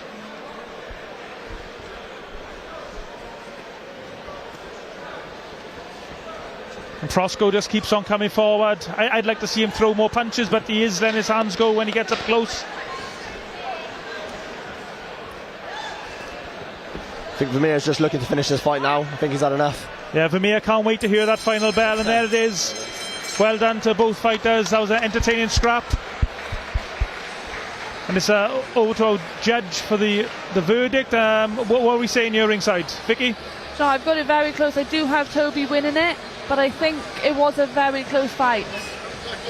Max? Yeah, exactly the same as what Vicky said. I think he was picking all the better shots in the first 2 and maybe even the third. I think purely because of the last round, the judges could favour Prostko. As we say, it was a very tough, very even fight. But Prostko definitely stepped on it in the last round, for sure. Maybe part of the third. Yeah, I wonder if he watches this fight back, Marcin Prostko, will he have wished he put the pressure on a little bit earlier? I definitely think so. I think he would have wanted to put a bit more pressure on, maybe to even push for that victory. Ladies and gentlemen, after 4 rounds of boxing, we go to the referee scorecard. Referee Lee Every scores the bout 38-38. This bout is a draw.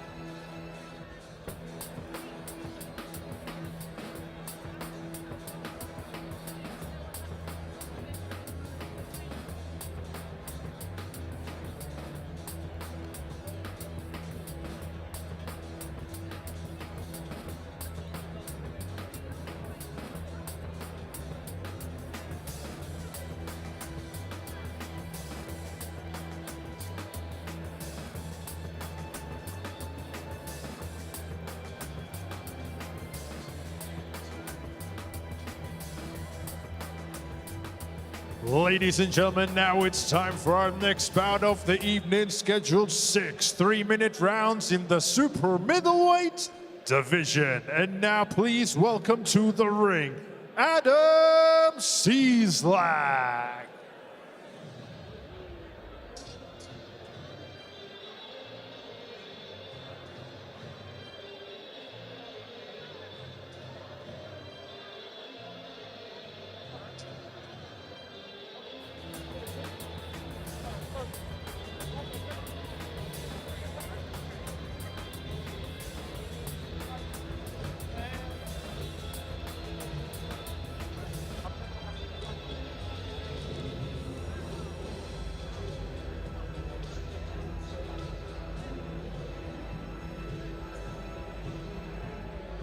And now, ladies and gentlemen, please welcome his opponent to the ring, Jordan Withers.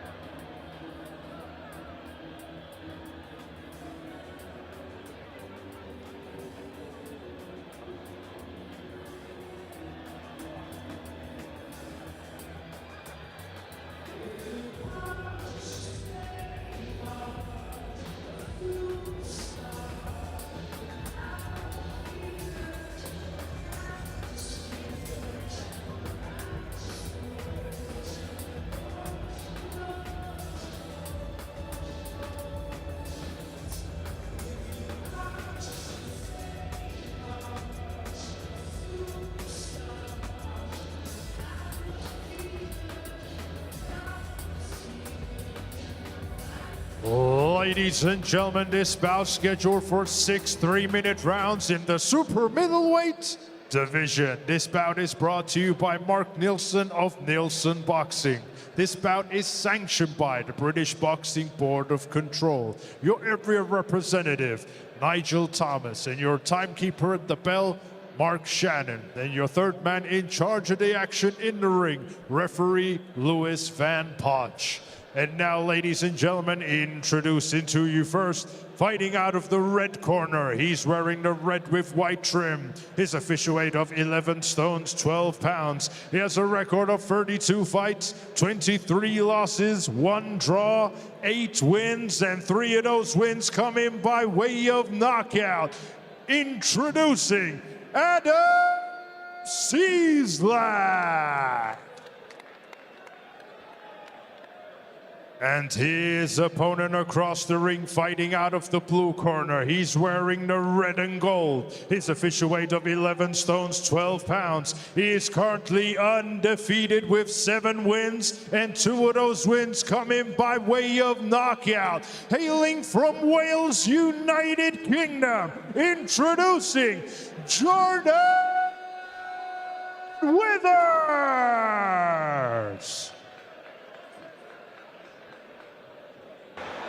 Okay, chaps, you've got pressures, you've got the rules, you've got what I expect. When I say break or stop, break, take a full step back, above all, protect yourself at all times. Touch clutch.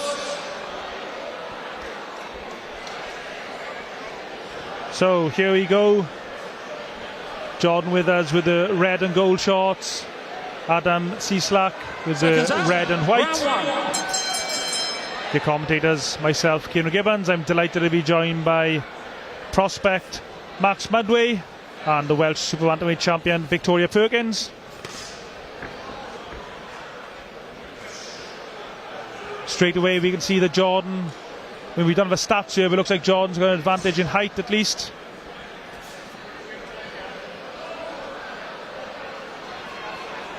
Jordan Withers from the Rhondda Valley in South Wales, from not too far from where I'm from actually. Remember watching Jordan box as an amateur.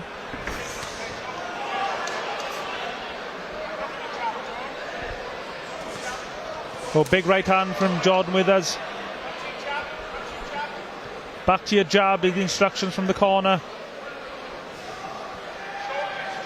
I know Jordan Withers over the last, 6 months or so has been very frustrated with boxing. Had a lot of fights cancelled and various other issues, keeping him out of the boxing ring. Speaking to him earlier, I think he's just relieved to be back in the boxing ring here tonight. Nice short uppercut from Withers.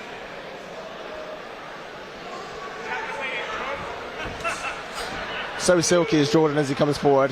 Very tricky, trying to get that little lean right hand over the top straight from the start, if you've seen that. Lovely little shot.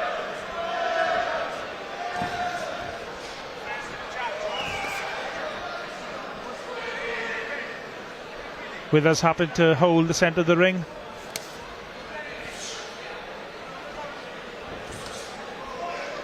Very skillful boxer, Jordan Withers. Lovely body shots there. Whipping him in. Withers getting warned for straying low. Thought I was on the belt, yeah. Well, the referee just likes to make their presence felt, don't they? Oh, lovely right hand from Withers. And again. You know Jordan Withers very well, Vicky?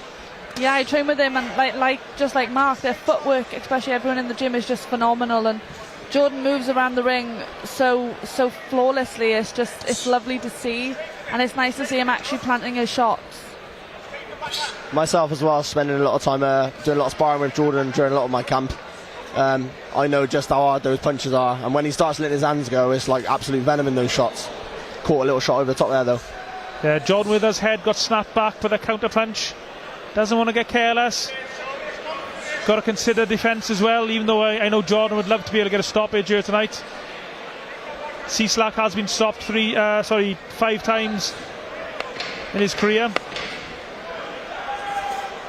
Oh, there's the uppercut again from Withers, and again.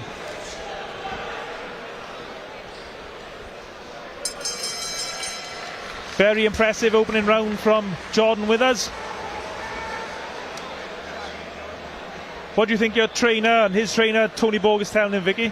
So I reckon he's just telling him to stick to the exact same thing. He'll probably want him to step back, stick to a bit more boxing instead of trying to get them big power shots, and maybe lead his way in with a jab and then throw them. But they're definitely not going to be giving him any negatives in that corner. And just watching the replay here, Jordan, he throws a really good right hook just behind the left hand of Seacag. Although he did get caught by a counter punch. Just see it there again, the right hand, short right hand from Seacag.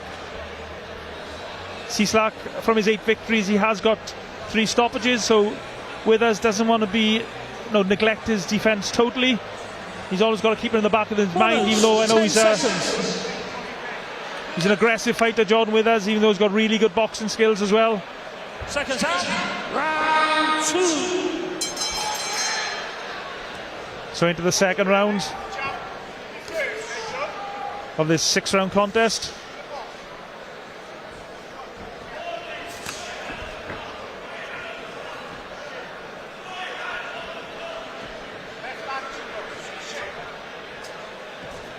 Withers, he timed that right hand really well. Lovely boxing skill from Jordan. Also such a great tank as well, so I'm expecting as this fight goes on he's going to settle into his feet a lot more and start letting his hands go, putting together some lovely combinations, some eye-catching combinations. Very slick. I like the way Withers just moved his feet slightly to the left to make space for the right hook to the body.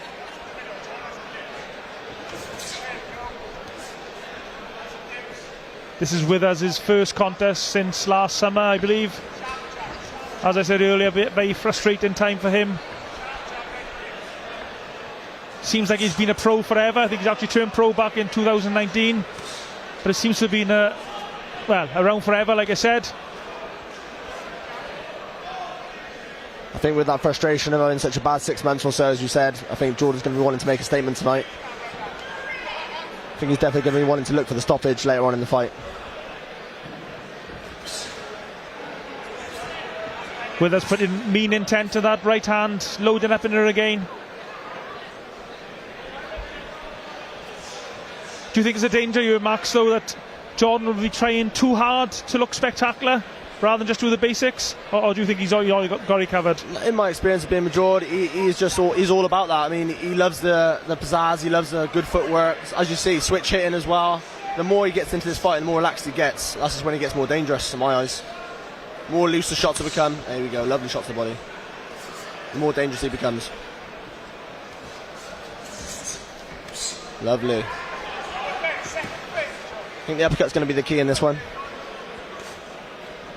Withers slipping that jab that came back in return from Seacag. Withers judging the range really well here. Let's go, Jordan. Putting spite in his punches, Jordan Withers, the man from the Rhondda Valley in South Wales. Withers just gets a warning from the referee, Lewis Van Pootje, about pushing his opponent back.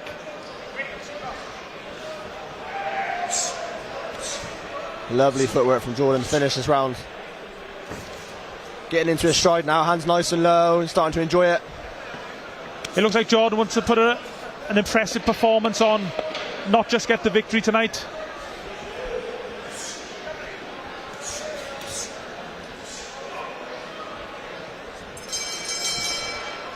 Another very impressive round from Jordan Withers.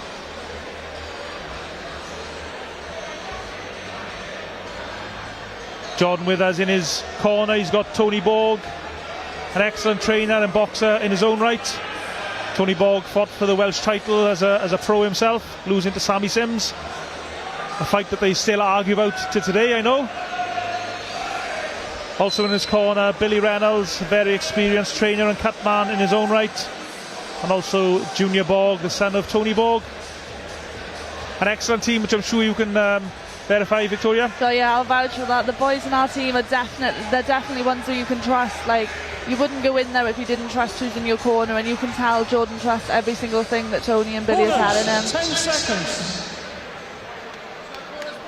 And of course, that's a training team that's gone right to the top. Round 3. Taking guys like Lee Selby to a world title, Gary Buckland to a British title, Gavin Gwynn to a British title, amongst others. Yourself to a Welsh title, Victoria? Yes, took me there for my last fight. We're definitely looking to keep going.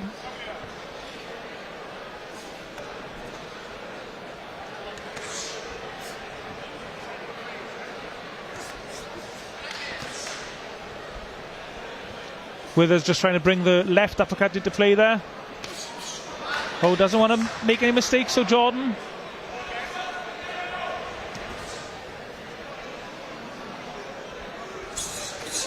This contest at super middleweight. I know Jordan Withers would love to fight for the Welsh super middleweight title. He was calling for that fight probably at least 2 years ago.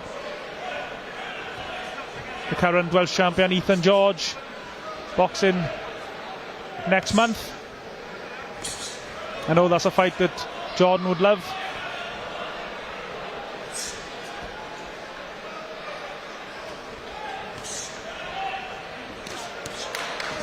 A couple of times now, Seacag, he's thrown that right hand. He's trying to time it, isn't he? He's letting Jordan throw his shots and he's trying to time that counter right. The Polish boxer.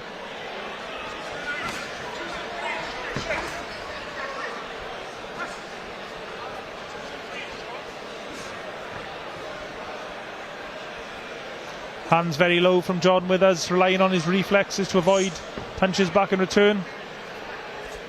I will say though, that's how Jordan trains. Jordan's hands are always nice and low, even when you spar in the top level boys, they are that low. So it is just his style and he can pull it off. I guess the counter argument to that would be that when you step up in class against the better opponents, it's just getting in bad habits. I'm not saying that Jordan is getting in bad habits, and I'm sure Tony Borg will be there to tell him when he does step up. I think we will see, as Jordan goes up the levels, the better the opponent becomes. I think the better Jordan Withers we are going to see. I think, is there a little bit of blood around the bottom lip of Jordan? Yeah, I think he got caught with a little bit of a little tight left hook at the end there. Hands a little bit low at times, but you know, as we say, it's Jordan's style. I think I would like to see him work a little bit more from the lovely movement though. He moves off and then I'd like to see him come back in for another phase, just to finish it off. I suppose the argument that Jordan Withers would make is that by keeping his hands low, it draws punches out from his opponent, then he can look to use his sharp reflexes to counter punch. Absolutely. But you are relying on your sharp reflexes for a style like that. Yeah, absolutely, and I think he is getting caught with the odd jab and the odd silly shot from the opposite lad as well. He should be a little bit tight on the way out, not lifting his chin too high.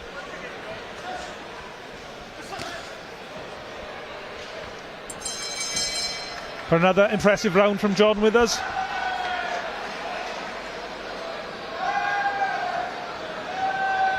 Would you like anything different from Jordan, Vicky? I think I'd like to see his footwork moving a bit more. I think he slowed down in that last round. I don't know whether it's the pace of the fight, but I know I've seen his footwork, and I think he needs to just be pushing that a bit more, using that movement and returning the shots. I think him standing still is what his opponent is wanting, so the movement is what's going to win him the fight, but I'd just like to see a little bit more of it. Yeah, and I just noticed that Adam Seacag, he seems to be trying to time a right hand every now and again. He throws in the odd right hand. He lets Jordan do his work and throws the odd right hand in. So Jordan has to be mindful of that. I'm sure his coach Tony Bogue from the famous St Joe's Boxing Club in Newport is reminding him of that. I think Tony will just remind him that he's just getting caught with the silly shots on the way out. He's doing all this lovely work, as Vicky was just saying, all the lovely movement, and he's sort of getting caught with it at the end, rather than sort of trying to counteract and then throw a shot of his own. I think he came out that last round just a little bit tired. Hopefully he's going to pick it up now. Jordan Withers has got a very energetic style though. He's constantly moving, bouncing around on his feet. He throws a lot of punches. Very high energy style. Has to be very fit. Constantly in that mid-range as well, between mid and close. Even more imperative to be constantly moving the head, moving that waist, making it hard for his opponents to catch him.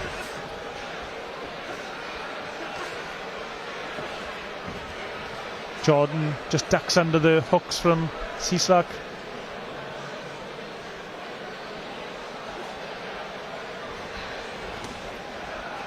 There's that right hand again from Withers, and again. Lovely. Seacag momentarily looked at the referee.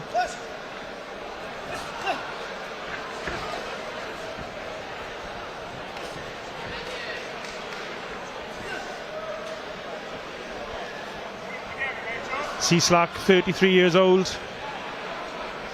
Been boxing since 2013, from Poland originally. Walks onto a right uppercut from Withers.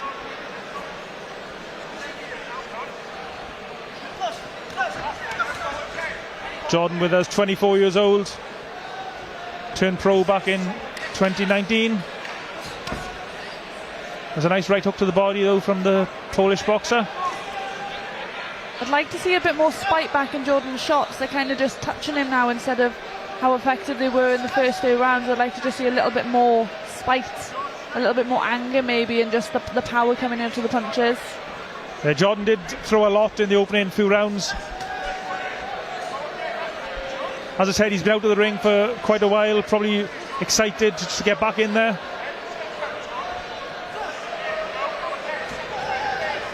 Lovely little flurry there from Jordan. Like to see him just finish it off with, just like as Vicky said, nice little spiteful shot in the end. Little flurry, then a big shot downstairs or upstairs. Great pace from both lads so far though. Yeah, let's give a shout out to Adam Seacag, the boxer from Poland in the red and white shorts. What a tough customer he is. He's taken some big shots from Jordan Withers in this contest. He doesn't look phased at all though, does he?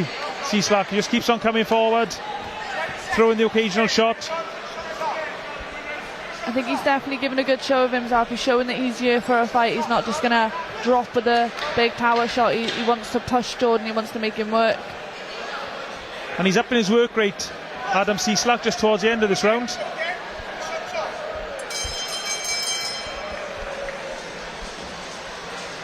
Another comfortable round for Jordan Withers, I think, but Adam Seacag just threw a little bit more there towards the end of that round. Yeah, I'd say so. He's finished off quite strong there. Every now and again I think Jordan's just getting caught with a little switch off shot. He's doing that lovely movement, as I said earlier, and I think the eye-catching stuff, it was coming from Seacag and that. Just a little jab on the end just to knock his head up, and then that's a point, you know. I'd like to see Jordan just coming out a little bit tidier, maybe dropping the head and dropping into the legs, and then finishing off, coming back in. A little nod from Jordan Withers in the direction of our co-commentator here, Vicky Fergans. So like he knows that we're not going to be giving any bad slate about him. So he knows that anything's coming is going to be even, and I think he'll also take everything we say into consideration in preparation for the next fight. He's not going to just think that we're just saying random stuff about him. He's going to listen. He's going to implement it in the next camp to help better himself. Yeah, but you've got to say that because you share a gym with Jordan and you might be potentially sparring him down the road. Myself and Max, we're not probably going to be sparring. I'm certainly not going to be sparring Jordan with us anytime soon. No, those days are over now. I'll leave and spar the other lads. I know Jordan's a bit of a joker in the gym, Vicky. Yeah, I can vouch for that. He'll definitely, as soon as you come in, he's going to say something. And if he has to work a little bit harder, he's definitely going to make sure you guys are going to have to do it as well.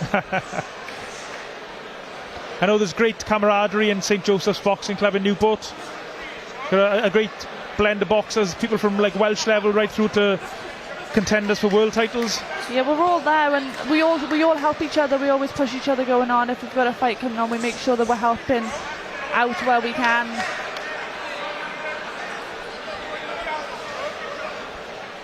I don't know, you always get great sparring there just from the guys in the stable, but also because lots of boxers travel to St Joe's because there is such high class sparring there. Yeah, we have plenty of people coming in and out, and obviously with the different calibers of our stable, we do have the better opponents coming in to help, say, the lower levels. Not obviously in the ranks, but like obviously we do get the higher class coming to spar with our higher class boys, and then they will jump in to help out.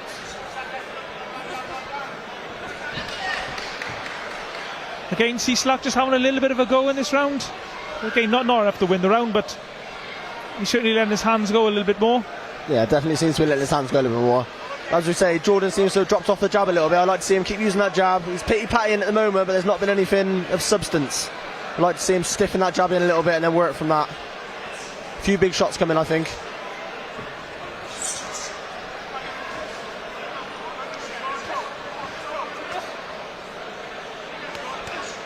Nice left hook from Withers.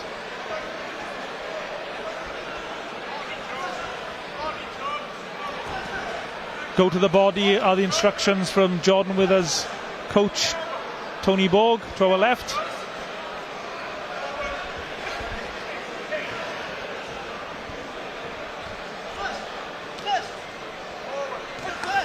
Lovely shot over the top. Go forward. Borg is shouting to Withers.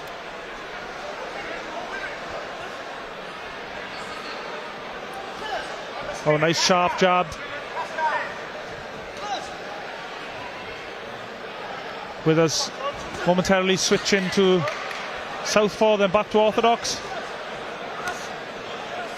Not an easy skill to master.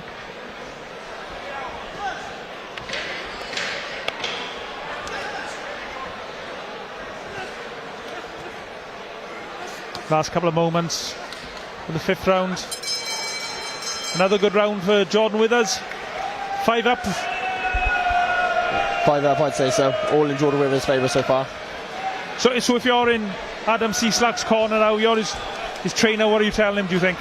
I think he's actually started to have a little bit more success as he's actually started pushing forward. I think you can see that Jordan's feet are starting to slow down a little bit now, and the best chance he's got is to start opening him up and start getting a few shots off. Would like to see him press it a bit harder, but again, when Jordan Withers has got such good movement, it's you don't want to waste the energy on missing a lot of shots, and it takes a lot more out of you sometimes to miss than it does to actually take a shot. But credit to Adam Seacag, he's played his part tonight. The tough journeyman, making Jordan Withers work very hard at times. Corners, 10 seconds. He's taken everything that Jordan Withers has thrown at him. Seconds out, 6th and final round. We'd really like to see Jordan step on it now, finish off in a lot of second phases and get a few more spiteful shots in, as Vicky said earlier. Good strong finish.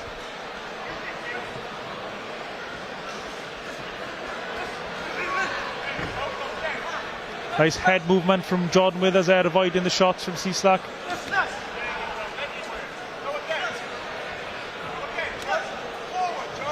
Withers throws a really good sort of chop in right hand.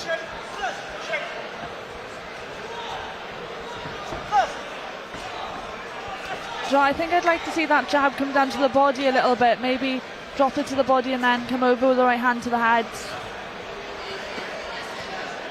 A nice left hook from Withers.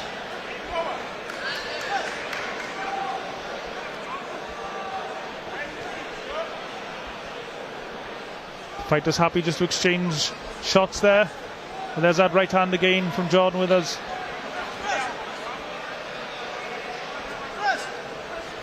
haven't seen that lovely rear uppercut, from Jordan for a couple of rounds. He had some lovely success with it in the first couple. I'd like to see him start trying to bring that back in if he can. Let's remember, Jordan Withers has a lot of ring rust to shake off. Been out of action for almost 6 months or so. I know there's big plans for Jordan in the future, so the most important thing is here to win, be comfortable back in the ring, look good, which I think he's done, and then move on to bigger and better things. Absolutely, I think he's looked brilliant so far, to be fair. Great movement, putting on a great show for the fans, catching with some lovely shots. Credit to himself and Tony Borg in the gym.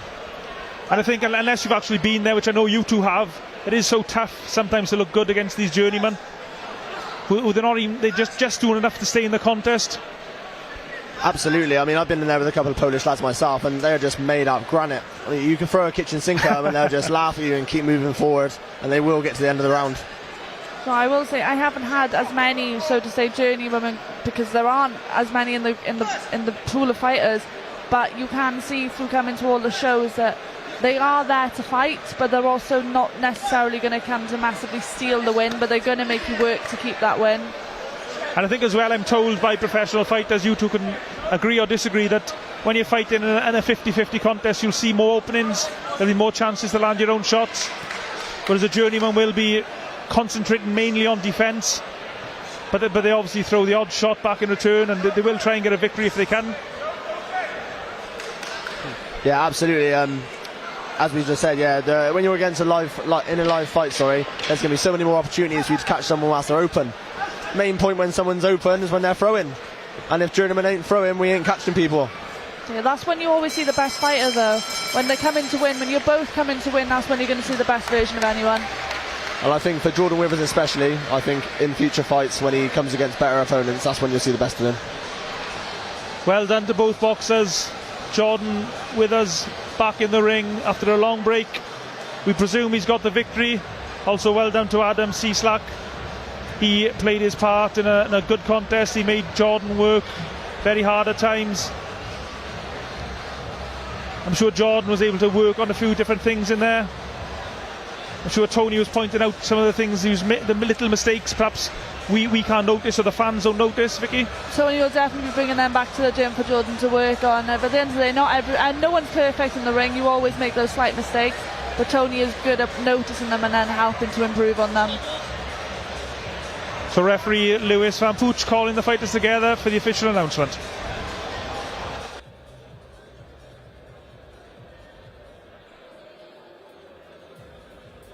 Ladies and gentlemen, after 6 rounds of boxing, we go to the referee scorecard. The ringside referee scores the bout 58-56. And your winner, still undefeated, Jordan Withers.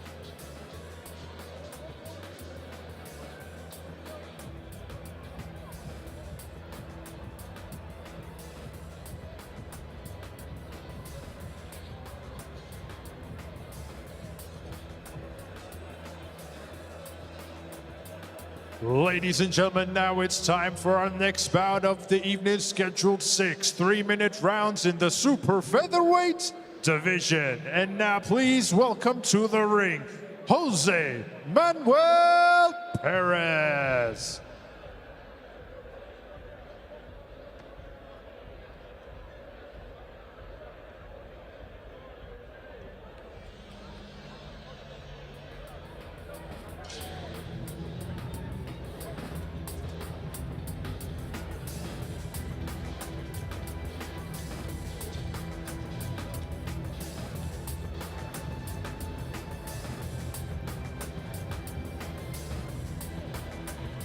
And now, ladies and gentlemen, please welcome his opponent to the ring, Lewis Merryweather.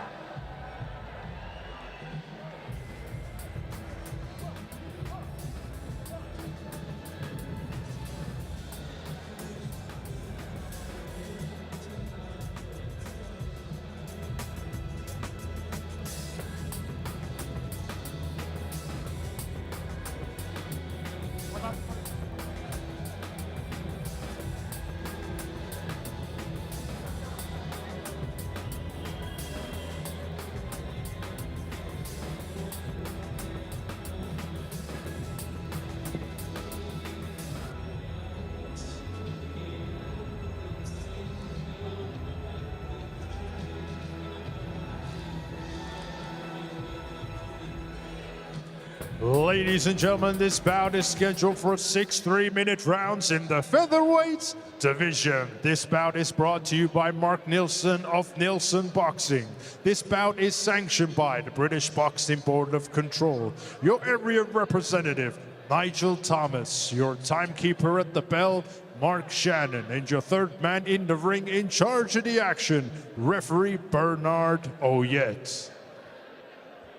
And now, ladies and gentlemen, introducing to you first, fighting out of the red corner. He's wearing the black with white trim. His official weight of 95 pounds. He has a record of 34 fights, 20 losses, 1 draw, 13 wins, and 10 of those wins coming by way of knockout. Hailing from El Salvador, Jose Manuel Perez. And his opponent across the ring, fighting out of the blue corner. He's wearing the black and orange. His official weight of 95 pounds. He is currently undefeated with 3 wins. Hailing from Somerset, England, United Kingdom. Introducing Lewis Merryweather.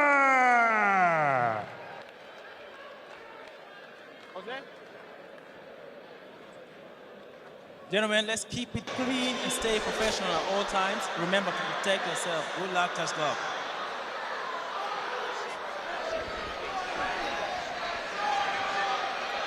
So this is a featherweight contest. Lewis Merryweather in the black and orange shorts. Seconds out, round 1. Jose Manuel Perez in the black and white shorts. 6 rounds, here we go.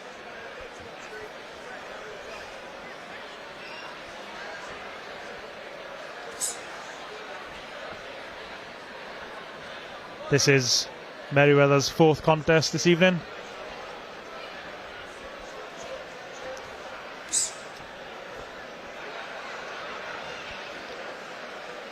Patient start, just having a look at this Costa Rican.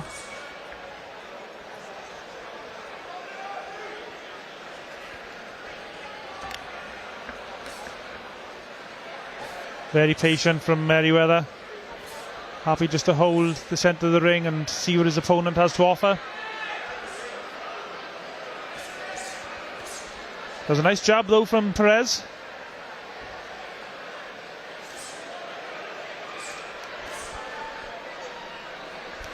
Perez there just turned to speak to his cornerman halfway through the round. Not quite sure why that was over.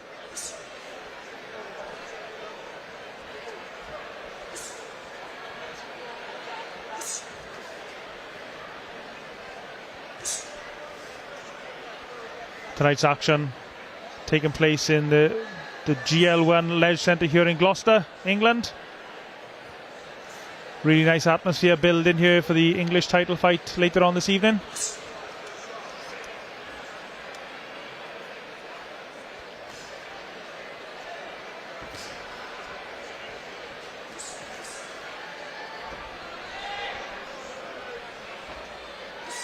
Very neat boxer, Lewis Merryweather. Seems very composed, especially considering it's only his 4th contest this evening. Nice right hand to the body.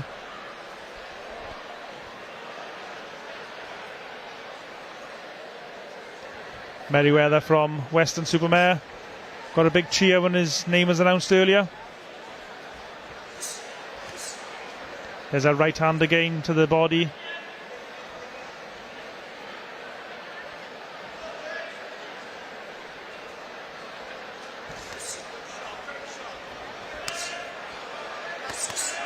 He's targeting that body, Merryweather.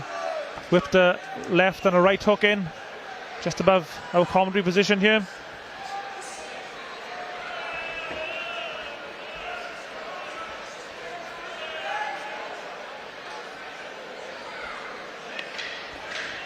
Last couple of moments of the round to try and impress our scoring referee.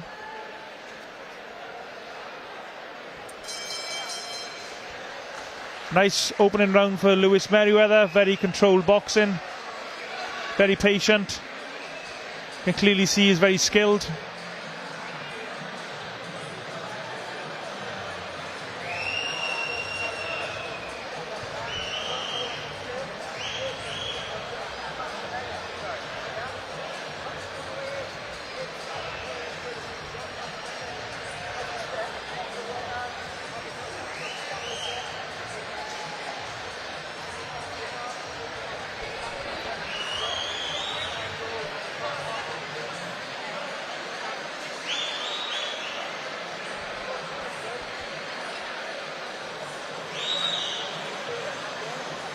Corners, 10 seconds.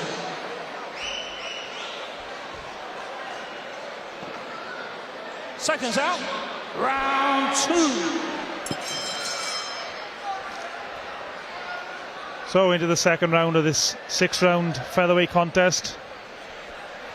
Lewis Merryweather in the black shorts with the orange trim. Jose Manuel Perez, the black shorts and the white trim.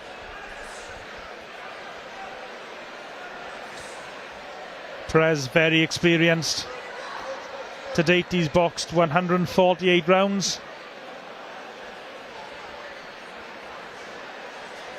His record coming into tonight is 13 wins, 20 defeats and 1 draw. He has stopped 10 people as well, so it's worth bearing in mind. He can bang a little bit. Merryweather doesn't want to get careless. Although to his credit, Lewis Merryweather looking very controlled at the moment, very patient, just happy to pick his shots. Nice jab from the mid to the midsection though from Perez.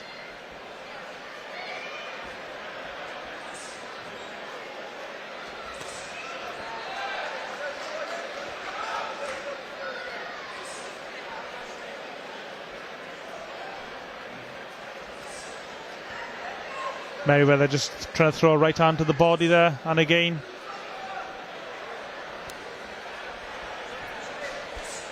Quite often body punches or body attacks are neglected, especially in a boxer's, the early days of a fighter's career, so it's good to see Merryweather targeting the body.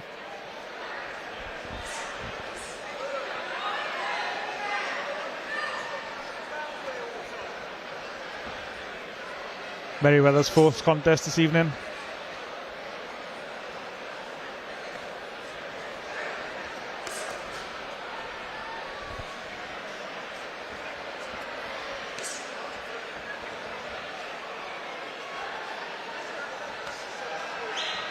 Nothing really coming back in return from Jose Manuel Perez, who's originally born in Nicaragua but now lives in Costa Rica.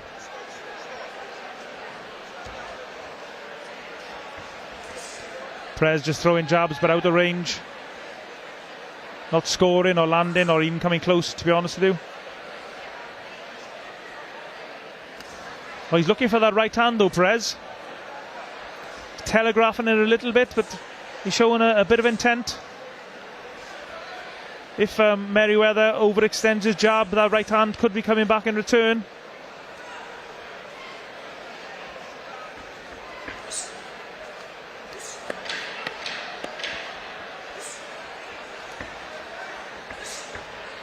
Last couple of moments to land some eye-catching shots. Another good round for Merryweather.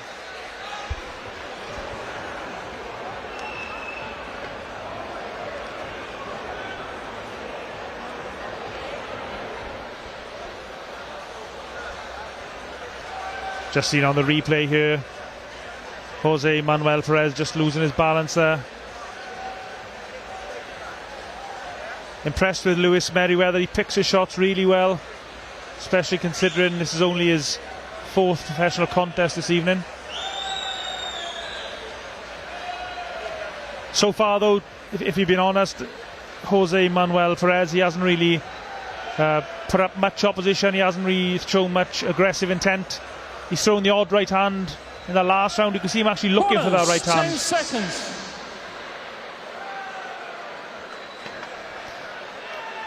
Seconds out. Round 3. Perez has got the 10 knockouts on his record, the 10 knockout victories from his 13 fights.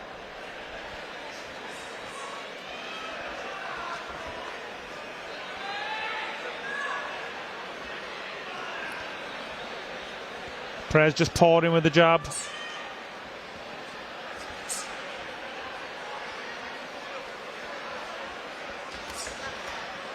Jab to the midsection from Merryweather. Merryweather tried to throw a right hand over the top, but just fell short. I think Perez could see it coming.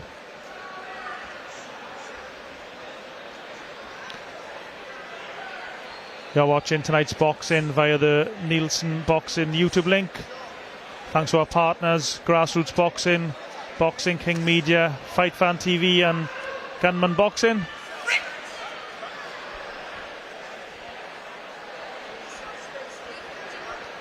You can follow Neilson Boxing on all social media for updates on what we got coming next and for fighter interviews and profiles.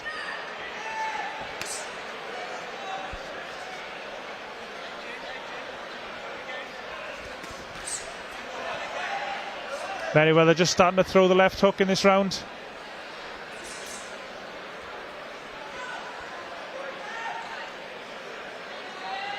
Again, you can just see Perez, he just telegraphing the right hand. Just know if Merryweather overextends, that right hand's going to be coming over the top.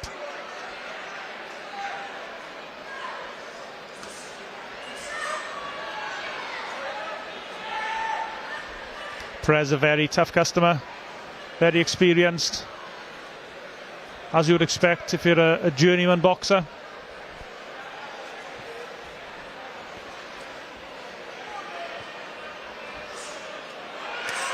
Nice right hook to the body from Merryweather.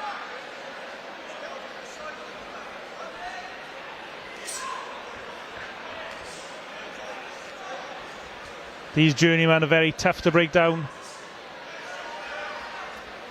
especially when they've been fairly negative. That's a nice left hook to the body from Perez.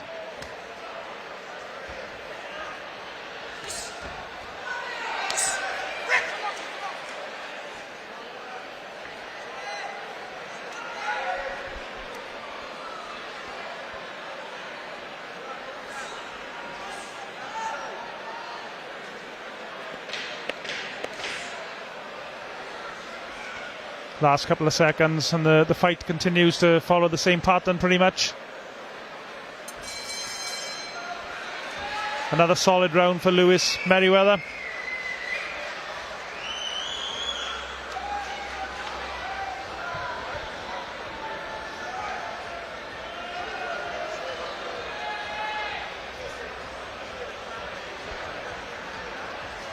Merryweather from Western Superman, not too far from here. Brought a few fans down with him to support him this evening. Of course, it's so important for these fighters as they start their careers to sell tickets.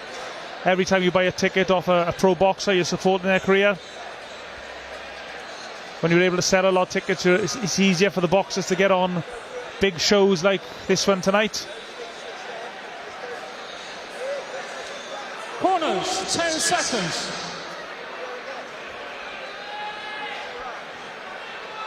Seconds out. Round 4. So into the 4th round.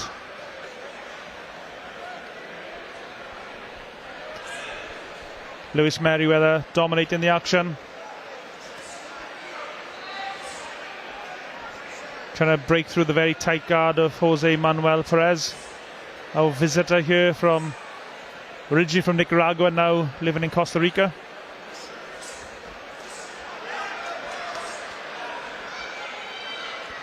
Fight getting a little bit untidy.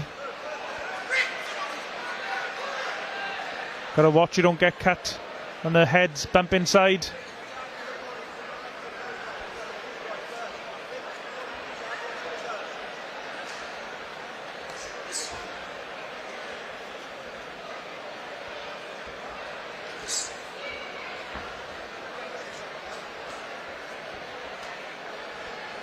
Perez just tapping with that left hand, not really putting any intent behind it. He looped a big right hand and Merryweather rolled under easy enough. And Merryweather now going on the front foot again. Oh, nice short, little right uppercut on the inside.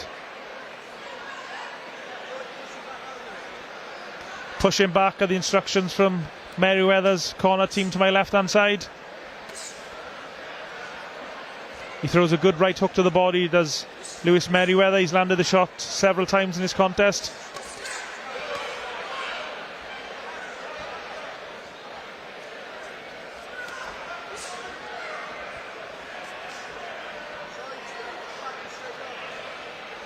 Don't go back in a straight line, Merryweather's told by his training team.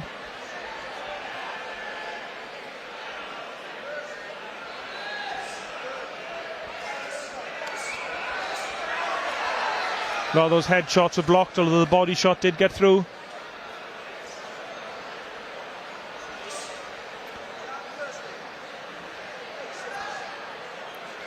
Perez holding his left hand low. Merryweather cross feint and get the right hand in. He just tried it there, but Perez could see it coming.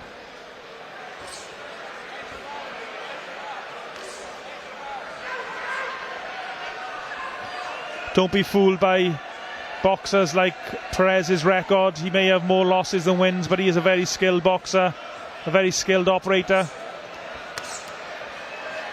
Sometimes some of these journeymen, it's just a case that they can't sell tickets, that's why they have to go on the road.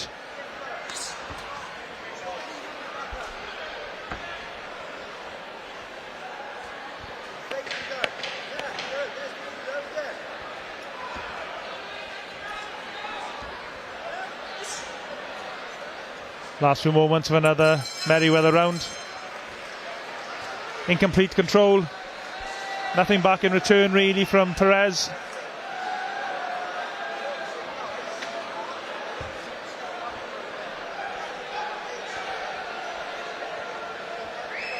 Lewis Merryweather's got a good variety of shots.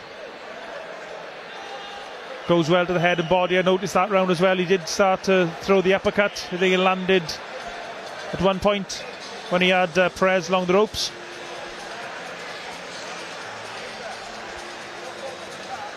Remember, when you're watching this, this is Lewis Merryweather's only his 4th pro contest, so this very much is a work in progress. Still learning his trade. Corners, 10 seconds.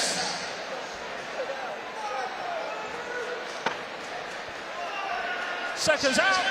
Round 5. So into the 5th of this 6-round featherweight contest. Just like a big shout out to our sponsors, Gladius and Aguirre.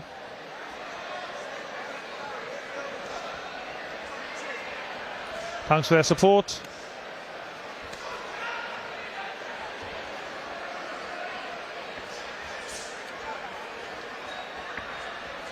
Perez just momentarily looks at the referee there, not quite sure what he felt the issue was. Now Perez just trying to grab hold, or he does grab hold of Merryweather, trying to slow the action down. I don't know if he's feeling the pace.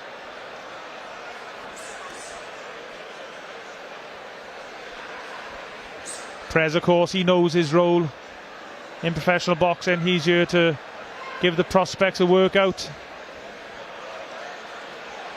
give the prospects an opportunity to build their record, but just occasionally he will spring an upset. If a prospect's disrespectful, if a prospect underestimates him, sometimes these journeymen do spring big upsets. I know it's a cliche, but all it does take is one big punch in boxing, and these big upsets do occasionally happen. If you watch a lot of small hall boxing, you'll know that yourself.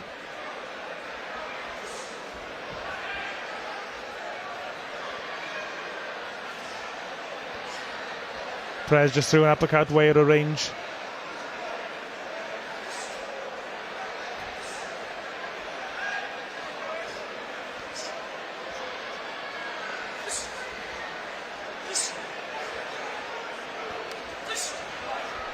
I'd like to see perhaps Lewis Merryweather up the pace for this last round in a bit. And he's probably not going to stop Perez, I wouldn't have thought, although Perez has been stopped 3 times in his 20 defeats. Good couple of jabs from Perez. Oh, nice right hand from Merryweather. And he's starting to put some meat in these punches.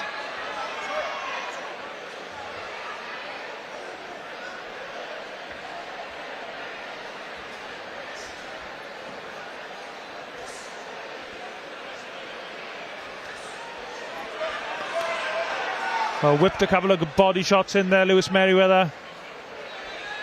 He's got nice fast hands.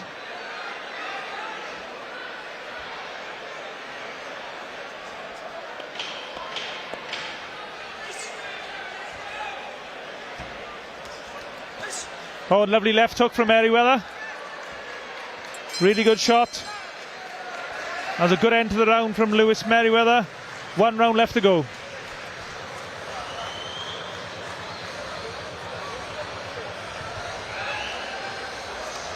And just towards the end of that round there, Merryweather landed a good left hook. I didn't quite get a clean view of it from my position, but it seemed to have an effect on Perez, and he slightly stumbled.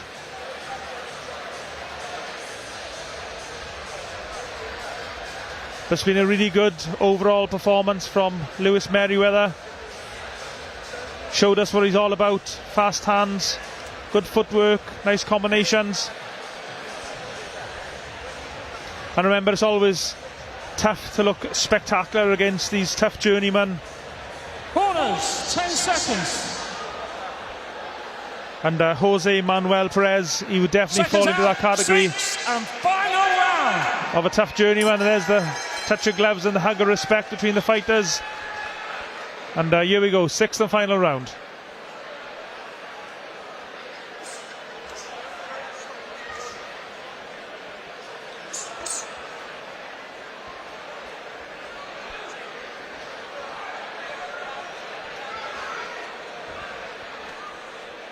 Very patient from Merryweather. Oh, a nice right hand to the body.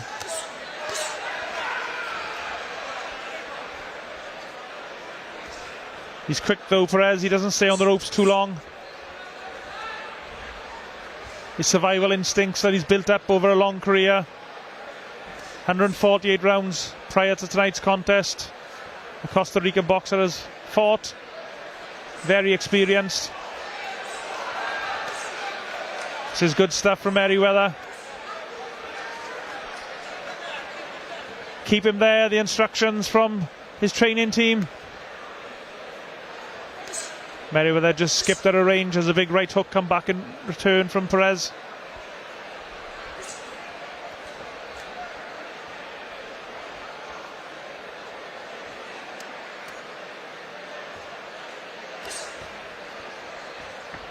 Mixing up the jab, head and body.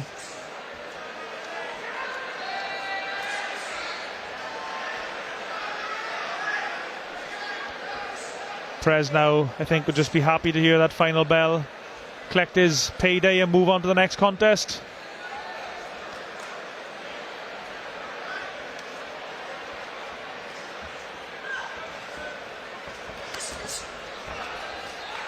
Merryweather though keeping the pressure on. Another lovely right hand to the body.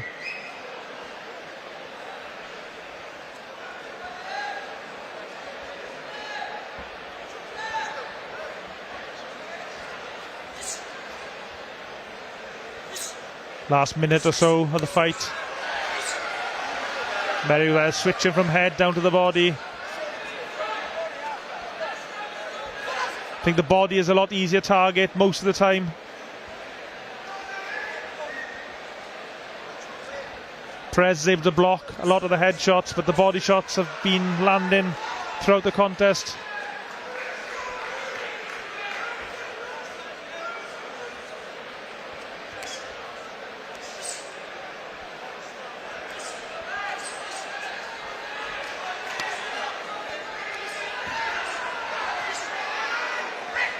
Perez just manhandles Merryweather onto the ropes.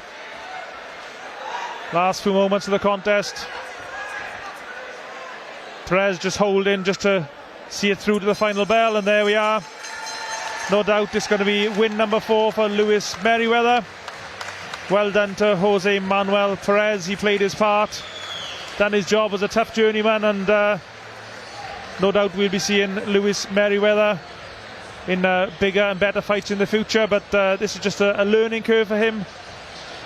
It's an opportunity to practice what he's learning in the gym in front of his own fans, under the lights, as they say.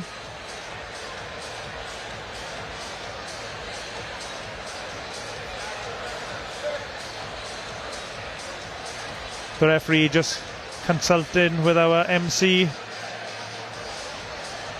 But I'd be very surprised if it's not 6 scorecards in the way of Lewis Merryweather, or 6 rounds even.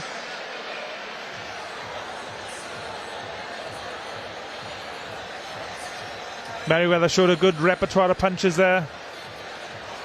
Also, he's very patient. And our referee calls the boxers together for the official verdict. Ladies and gentlemen, after 6 rounds of boxing, we go to the referee scorecard. The ringside referee scores the bout 60-54. And your winner, still undefeated, Lewis Merryweather.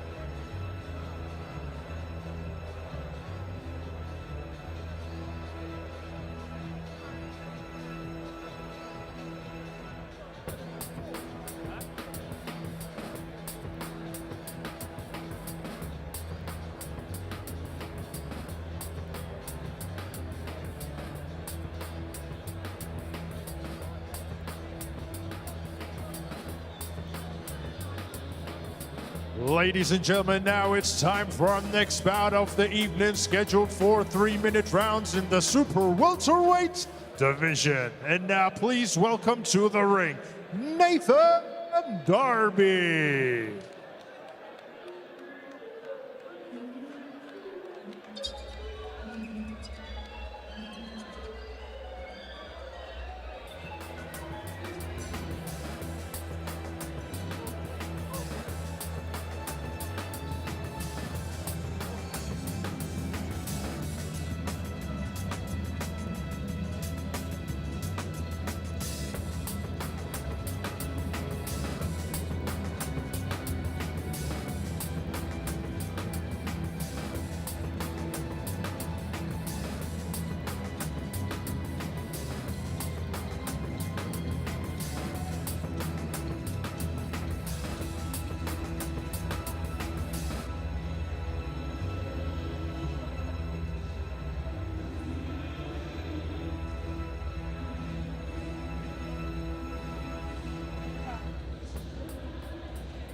And now, ladies and gentlemen, please welcome his opponent to the ring, Ingram.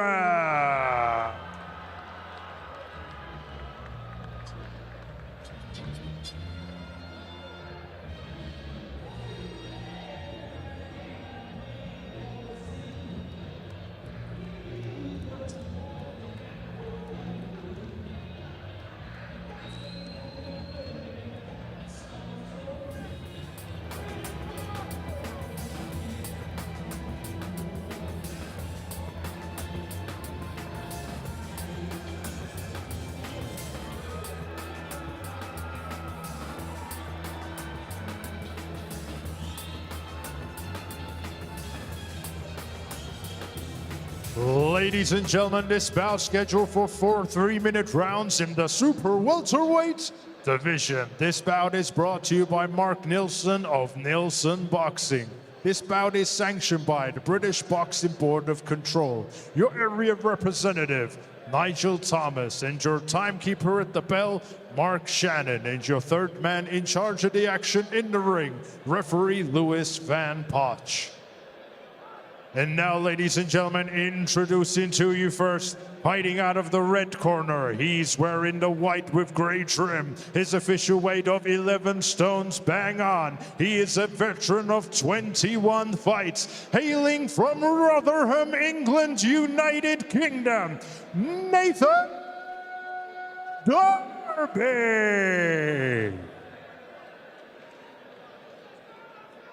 And his opponent across the ring, fighting out of the blue corner. He's wearing the white and gold. His official weight of 10 stones, 12 pounds. He is currently undefeated with 5 wins. Hailing from Gloucestershire, England, United Kingdom.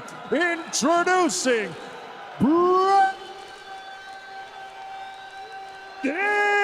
Ingram.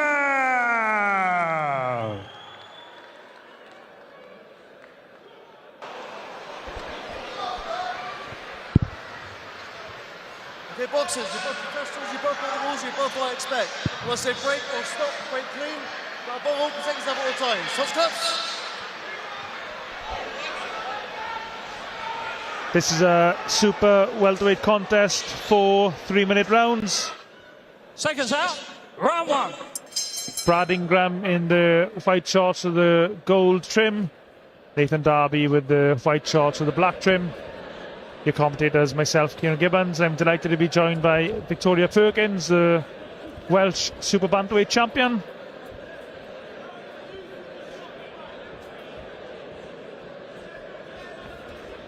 I watched Nathan Darby box a few times in the past. He's a tough customer, a little bit unorthodox.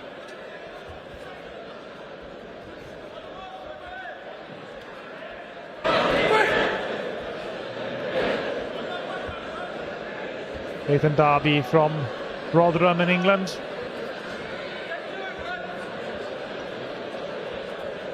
Had 21 fights to date. Record of 1 win, 18 defeats and 2 draws. So very much a journeyman, even if a little bit unorthodox. Nice right hand from Ingram. Oh, he's having a go here, Nathan Darby. Yeah, I was going to say, in comparison to most of the journeymen we've seen, he's definitely a more schooled journeyman. He's definitely not going to just stand there.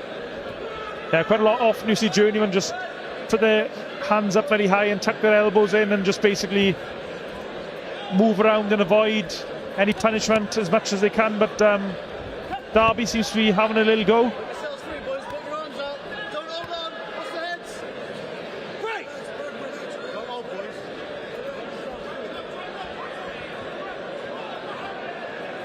Brad Ingram from Gloucester, so fighting in his hometown this evening. Happy to hold the centre of the ring.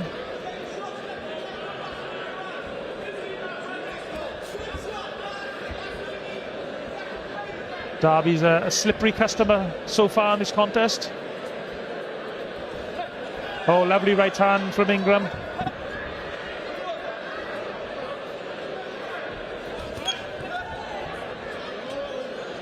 Very patient from Brad Ingram, not wasting many punches.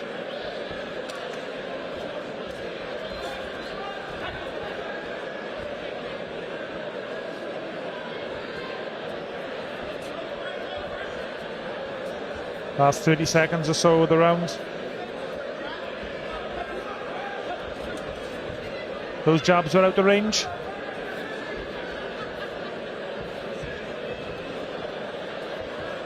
And again, Derby a little bit unorthodox. It seems to be causing Ingram a little bit of a struggle to kind of find his range in this first round. I think he was wanting a better opening for himself, so he's going to have to go back to the corner and figure out the game plan from here. Yeah, I wonder what Ingram's cornermen are telling him now. I mean, what advice would you be giving him, Vicky? So he's got to find his range. Derby's just moving, so he needs to step in. He needs to kind of close the distance. He needs to land his shots and maybe kick them a bit better instead of just throw in for the sake of it. Yeah, he's very unorthodox, Nathan Derby. Just the way he moves around the ring. And the southpaw orthodox stance definitely can't be helping too good, because you get so many different clashes and it's a lot harder to work in those two stances when they go in. So I think he just needs to slow himself down, calm himself down. It's only a 4-round fight, so I understand he knows he needs to be fast, but it's better to work stronger than to just waste everything. And we just saw there on the replay, Brad Ingram, he did land a really good right hand in that round, so if he can time his shots, try and work out the rhythm of Derby. Usually they say a good straight right hand or a left hook are the punches you use against southpaw boxers.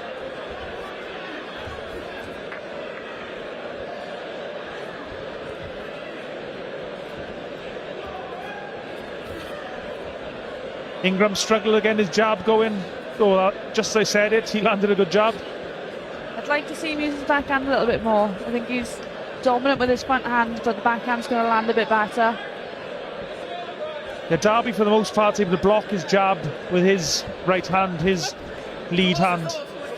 Whereas as you were saying there, Vicky, I think a straight right hand occasionally down the middle, a lead right hand might work.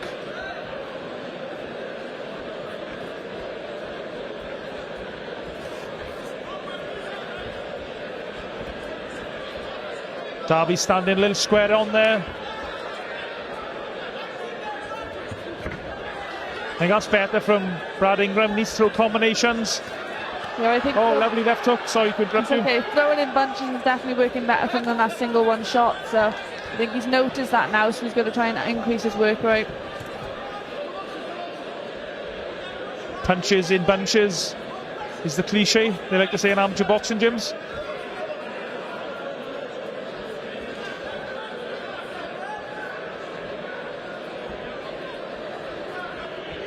Ingram actually turned pro back in 2021,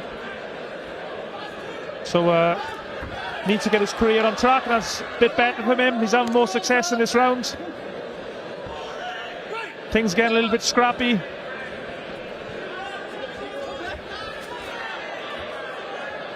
Ingram now rushes in.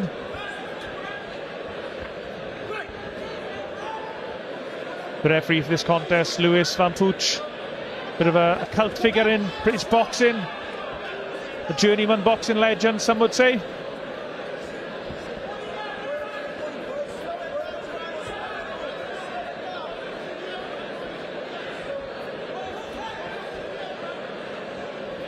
Ingram now just needs to put the pressure on. Doesn't want to give Derby too much time to do his thing. Derby seems really comfortable just moving around on the back foot, and his footwork is helping him, but I think Brad just needs to step in and engage a little bit faster, so to say, maybe with the straight shots to come in and then throw the big hooks.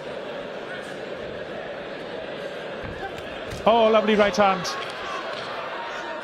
Great right hand from Brad Ingram.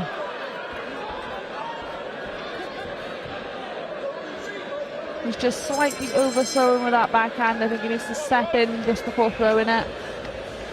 As Ingram walked back to his corner, he gave one of his trainers a little nod there, nod of approval. He did land a really good right hand there.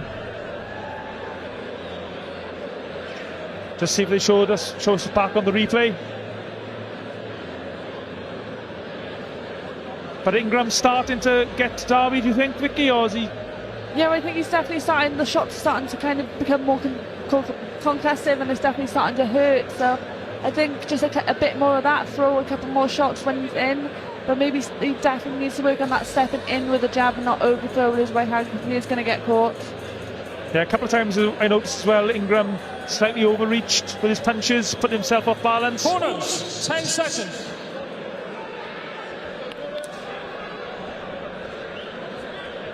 Seconds out. Round 3. Nathan Darby having every single second on his stool. Into the third round of this 4-rounder.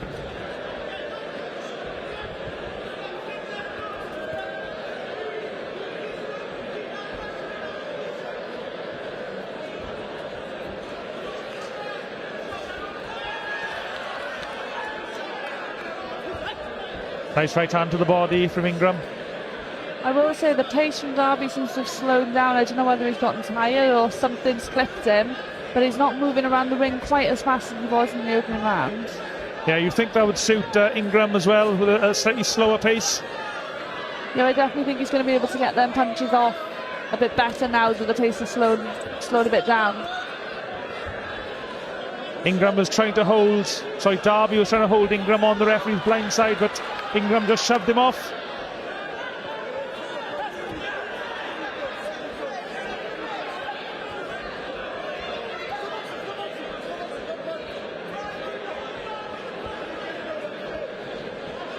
Very low guard from the boxer from Rotherham. Again, he's holding on the referee's blind side, but Brad Ingram managed to work his hand loose.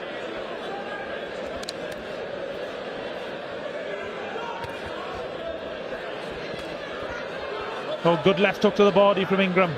Dug that shot in. And there's the left-right.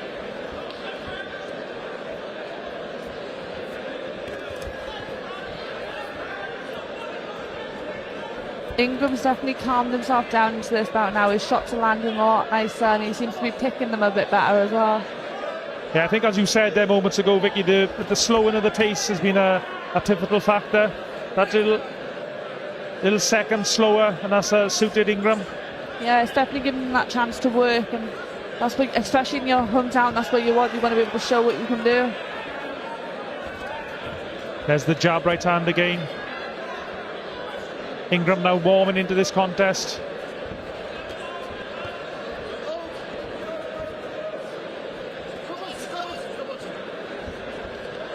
Ingram getting a warning for putting his elbow up under the chin of Darby.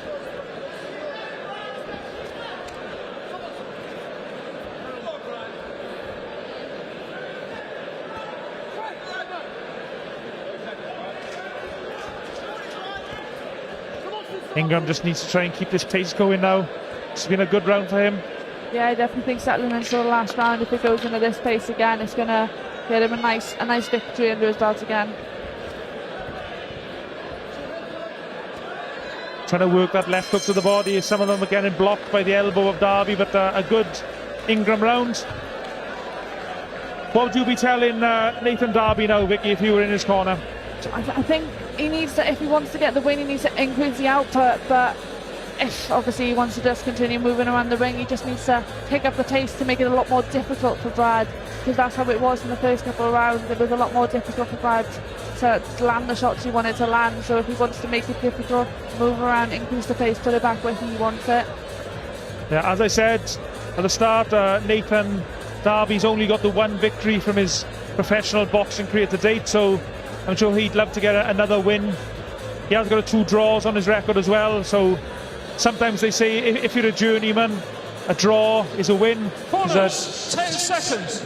Journeyman don't get many favours on the road. But this has been an intriguing contest. Fourth and final round. Brad Ingram, at least from our point of view, has slowly been able to work out Nathan Darby. But he just needs to keep the pressure on now.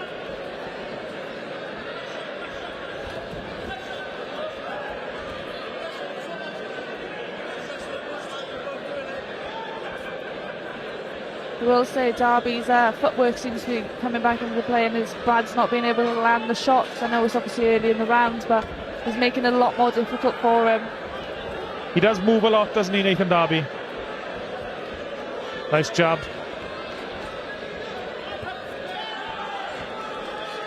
I'd like to know what Nathan Darby's foot count is for this contest. Surely getting the steps in, isn't he? Definitely.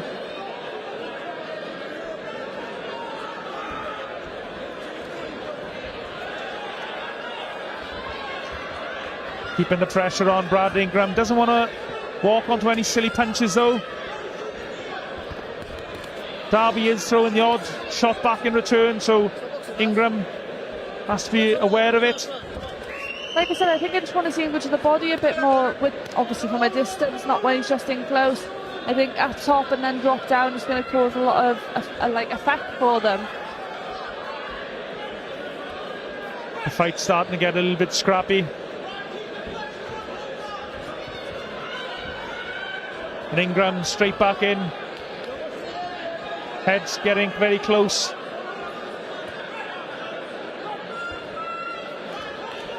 Probably the last thing that either of these two boxers want is a head cut now.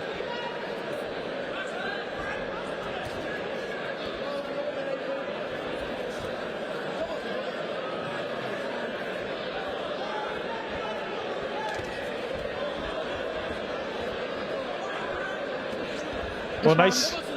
This round's not as clean as it has been in the past fight. I think I'd like to see them just clean themselves up, stick back to their boxing, just put on a good performance to end the fight. Less than a minute to go now. And again, the fight is getting a little bit scrappy. Referee telling the fighters what he expects from them.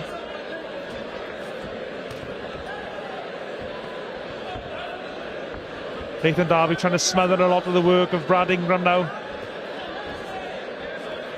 Especially when they're getting close like this, to be grabbing the arm on the referee's blind side.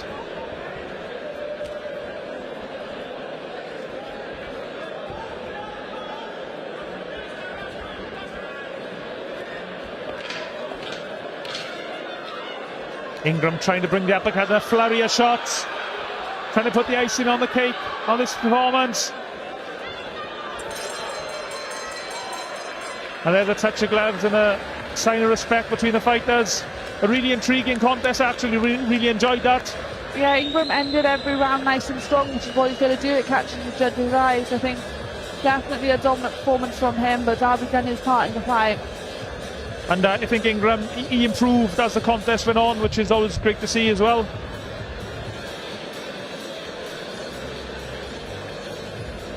Our referee, Lewis Van Tooch, just totting up his totals now and passing them on to the MC.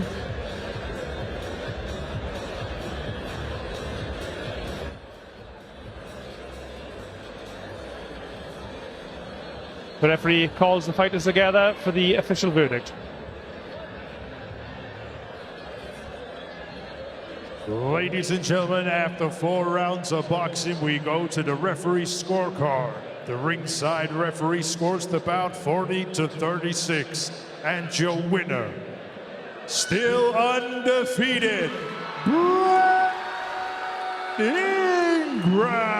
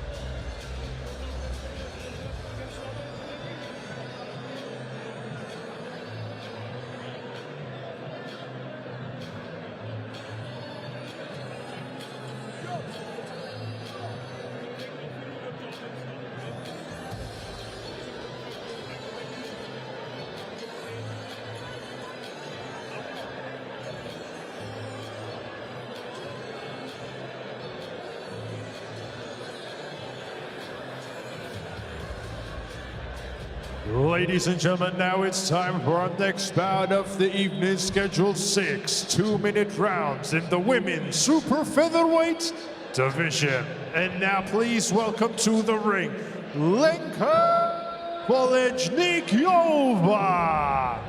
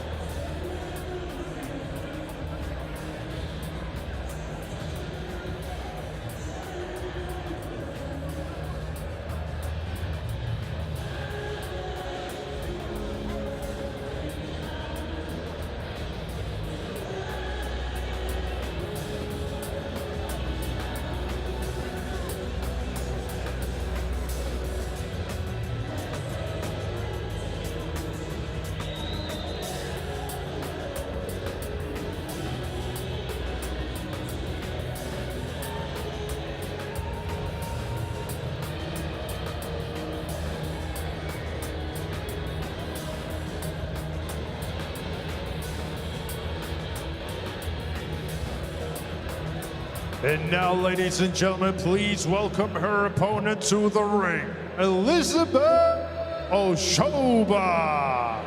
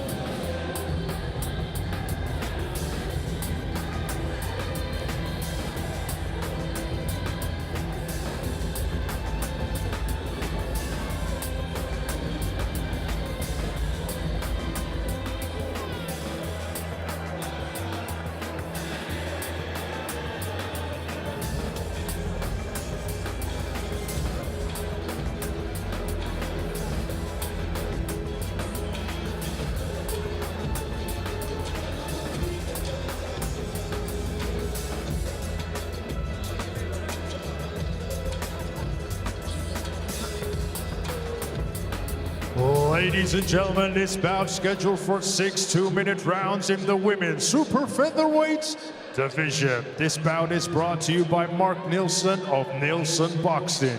This bout is sanctioned by the British Boxing Board of Control. Your area representative, Nigel Thomas, and your timekeeper at the bell, Nick White, and your third man in charge of the action in the ring, referee Bernard Oyet.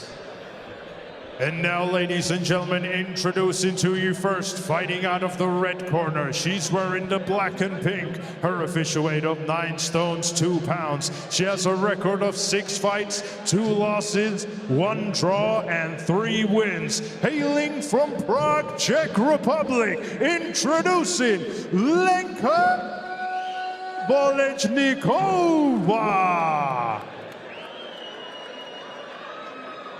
And her opponent across the ring, fighting out of the blue corner. She's wearing the black with purple trim. Her official weight of 9 stones, 3 pounds. She is currently undefeated with 8 wins, and 5 of those wins coming by way of knockout. Hailing from Nigeria, introducing Elizabeth Oshoba.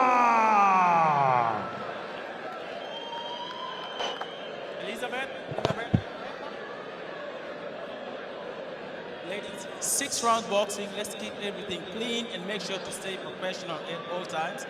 Obey my commands, protect yourself at all times. Touch gloves, good luck. So this is 6 2-minute rounds. Elizabeth Oshoba boxing out of the blue corner. Lenka, Polenikova, boxing out of the red corner. The commentators, myself, Kieran Gibbons. I'm delighted to be joined by Victoria Perkins, the Welsh Super Bantamweight champion. I know you know Oshoba very well, Victoria. Yeah, I train with her. I mean, as a female myself, sparring her, I know how hard she hits, and I definitely think it's going to make an impact in this fight. Yeah, Elizabeth Oshoba, a record 8 fights, 8 wins, 5 stoppages. And for whatever reason, you don't always get a lot of stoppages in female boxing, but she is one of the exceptions. And I know we were talking off camera earlier, and you were telling me you know how hard she hits from personal experience. Yeah, sparring rounds with her. I mean, she can accurately score her shots, and when they hit hard. If you're going to get hit by her, you're definitely going to feel it. Polenikova has never been stopped. She got a record of 3 wins, 2 defeats, and the 1 draw. Oshoba shown a little bit of inexperience, so she's not cutting the ring off. Pretty taking a step to the right here now to push Polenikova back into the corner. Yeah, I can just hear Tony Borg, Oshoba's trainer, shouting, "Move to your right." Remember, these are 2-minute rounds, so these rounds fly by. Not a lot of time for the boxers to impress the judges, or in this case, the judge.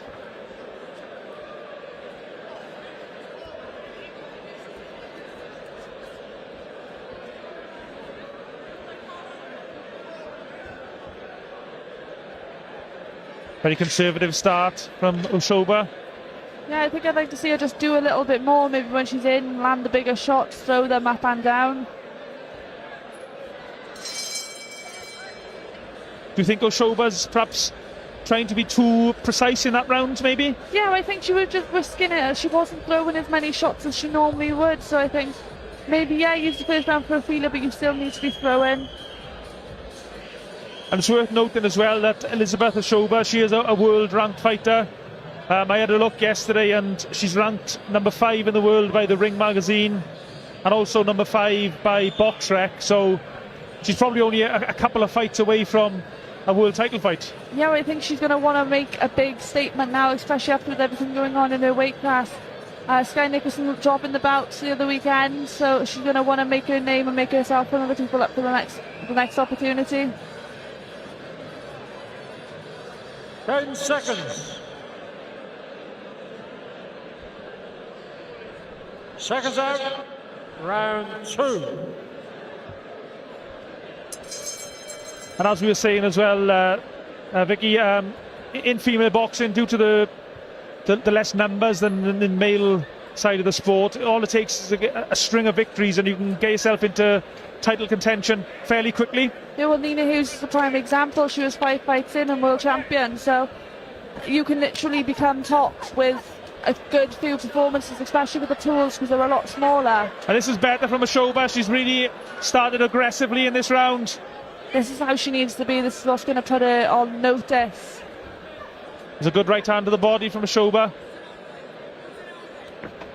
Polenikova's face starting to redden.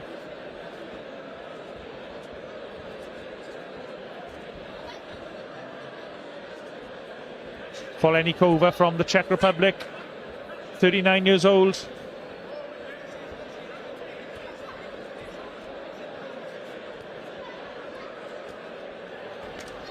Oh, there's the power again from Oshoba. Work inside are the instructions from her corner team to my left.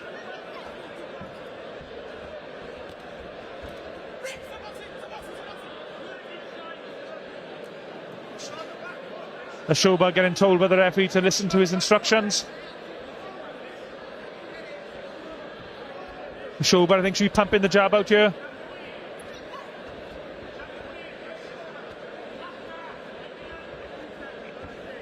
Again, very poor, lovely right hand from Oshoba.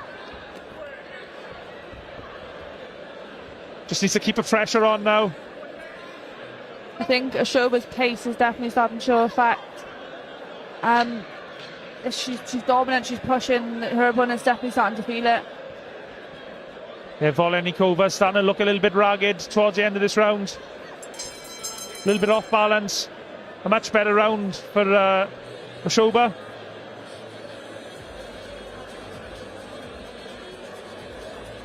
Oshoba in the corner, again instructions from a corner team. What an excellent corner team that is. Tony Borg, Billy Reynolds. Two very experienced cornermen who've taken fighters all the way to a world title in Lee Selby's case. What sort of instructions do you think they're giving Oshoba now, Vicky? I think they're just giving her concise shots to throw, because obviously her movement's working well. They just wanted to close the gap, and when she's in to throw those big shots, her hooks are going to work for her. And after receiving some of them hook punches, they definitely know how hard they are. So I think if she catches it right, it could cause a stoppage. 10 seconds. You could feel the pressure was building towards the end of that round there. Seconds out. Round 3. Volenikova was starting to look a little bit ragged. The balance is starting to come apart.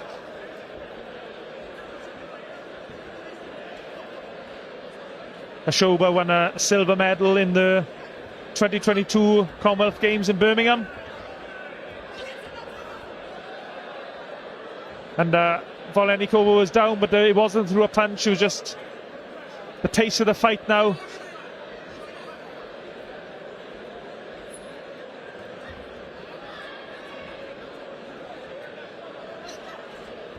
Oshoba just needs to keep the pressure on.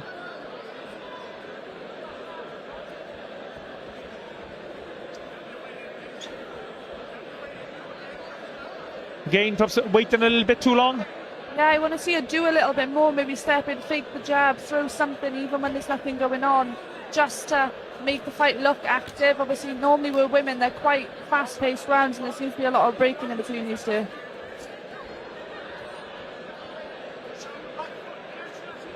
Push her on the back foot. Are the instructions from Tony Borg.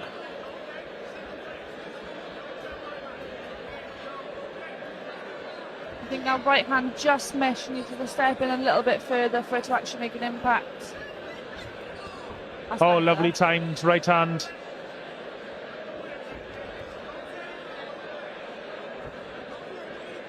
Oshoba now holding the centre of the ring.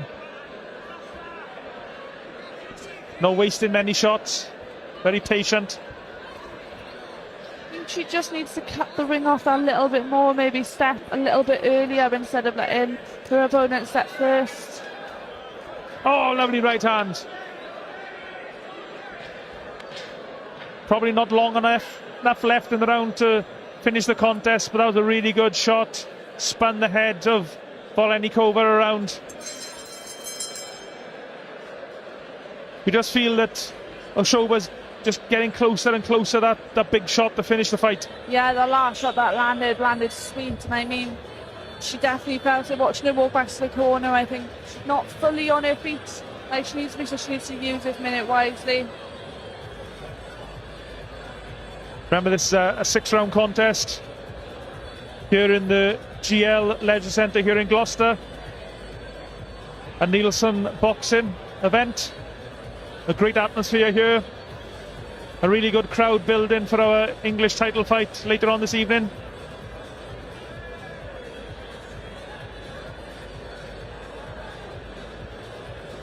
Volenikova, the boxer from the Czech Republic, is breathing very deeply in a corner. Oshoba's on her feet. She's ready to get back into action. 4.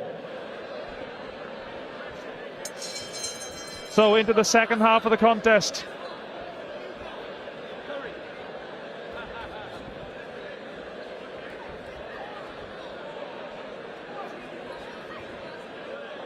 Oshoba just missed that right hand.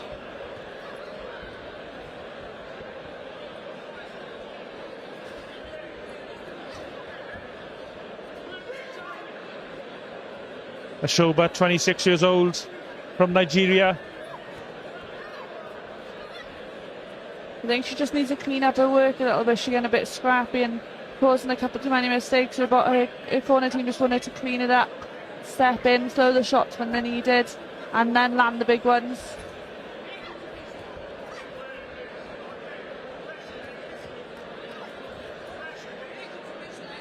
Oshoba just needs to keep constant pressure on, I think. Perhaps use the jab a little bit more, maybe throw the odd feint, just to try and draw a reaction from Polenikova. You know, that's where I think Oshoba should have countered straight away. Yeah, I think she's taking a little bit too long to throw those returns.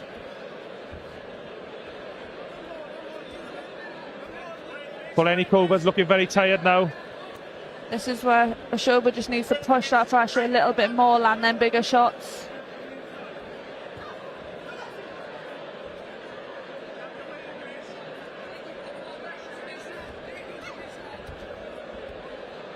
And Polenikova goes down again. Just tiredness and the balance going, I think. No punch.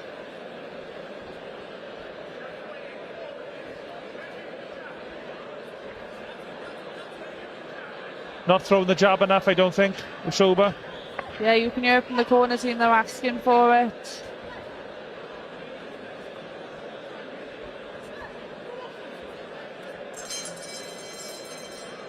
Another Oshoba round. Oh, definitely, she's been dominant from start to finish. I think maybe now is when we want to see them bigger shots landing, maybe start to make a little dent in the opposition. I think if she could put the pressure on and keep it on consistently for 30 seconds, that might be enough for the referee to jump in and stop it. Yeah, I think so. I think you can clearly see the difference in the corners. Oshoba's nice and calm, the corner team is speaking, and I think in the other corner it's kind of the opposite. She does seem to be a little bit hurt. Yeah, whenever Oshoba puts real pressure on and sustains it, Polenikova, she starts to get a little bit ragged, she starts to fall apart, she starts to lose her composure. But Oshoba just doesn't keep the pressure on for long enough, I don't think. Yeah, I think she just needs to hold it, maybe even if it is just for the first 30 seconds, and then calm down for the rest of the round, just try and make that little dent. Seconds out, round 5. But of course, we're on the safe side of the ropes here. It's easier said than done. Definitely. No doubt there are two very tough women in the ring. Oh, nice left hook from Oshoba.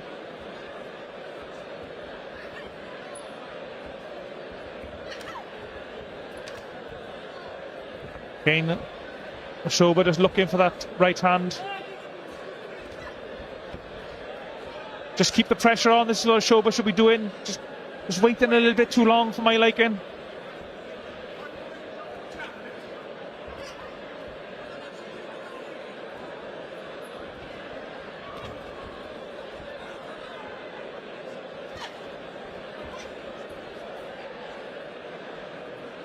Oshoba just too hesitant. I think she should be pumping the jab out, throwing the right hand behind it and just keeping the pressure on.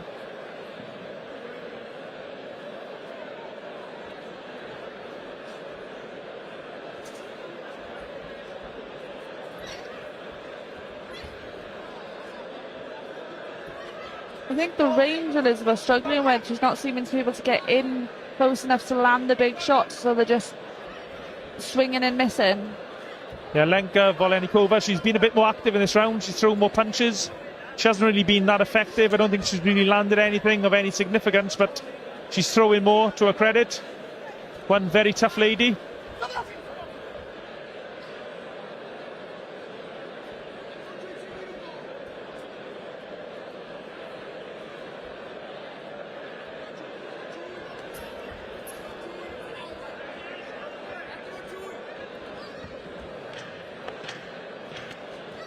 Last few seconds to impress our scoring referee.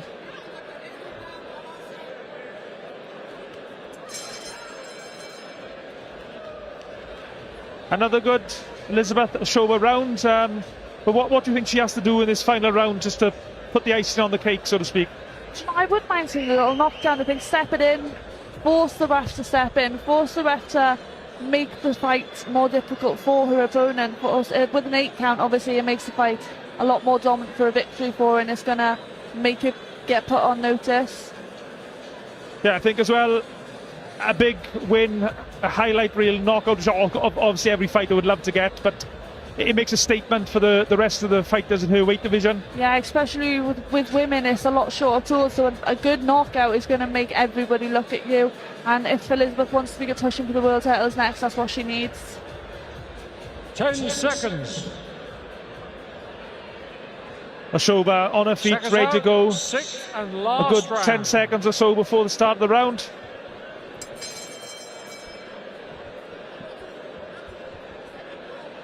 So what can Elizabeth Oshoba do in this 6th and final round? There's a bit of a firefight in the middle of the ring there. It's a lot better though, that's what she needs to be doing.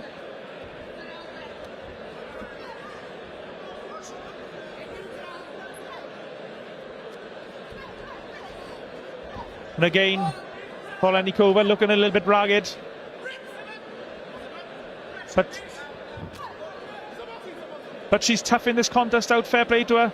There's no quitting her. No, she's definitely taking some big shots. She's not taking a step back, so credit to her. This visitor from the Czech Republic, she is one tough lady.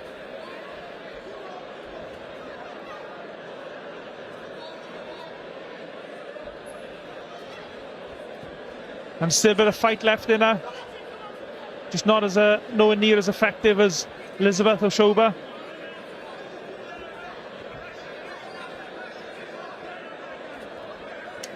That's better from Oshoba. Her right landed there moments ago.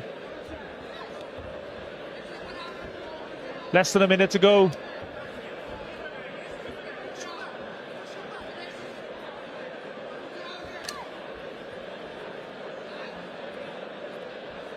To be fair, this Czech Republic fighter, she's never been stopped in her career. She has got 2 defeats on her record, but she went the distance in both of those. She's clearly very tough, she's very skilled. She knows how to deal with being hurt. She looks absolutely exhausted now, Polenikova. And Oshoba's getting a warning, I think, for hitting her on the back of the head. I don't think it was anything intentional.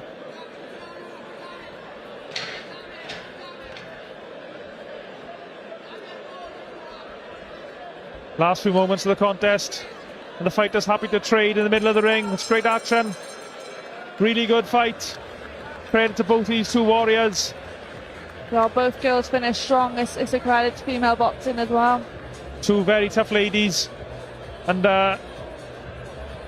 Elizabeth Oshoba, we're probably going to watch her go on to bigger and better things. And actually, I'm looking forward to watching Polenikova fight again when she's obviously comes to fight. Yeah, she's not coming to lose, and I think that's what we want with women as well. We don't want someone who's going to come to lose. We want to put ourselves on the big stage, and to do that, we need fighters like her. And the referee just consulting with our MC as we wait the official verdict, which I'm sure is going to be an Oshoba win. Yeah, I've probably got it quite wide in the cards as well. Yeah, I'm sure Elizabeth has won every round there, but I'm guessing she probably wanted the knockout. But and Billy Reynolds, one of Elizabeth's trainers, just shouting out to Victoria here ringside. What was she saying, Vicky? It was asking me about my nose. I just came back from the surgery. Over to our MC for the official announcement. Ladies and gentlemen, after 6 rounds of boxing, we go to the referee scorecard. The ringside referee scores the bout 60-54. And your winner, still undefeated, Elizabeth Oshoba.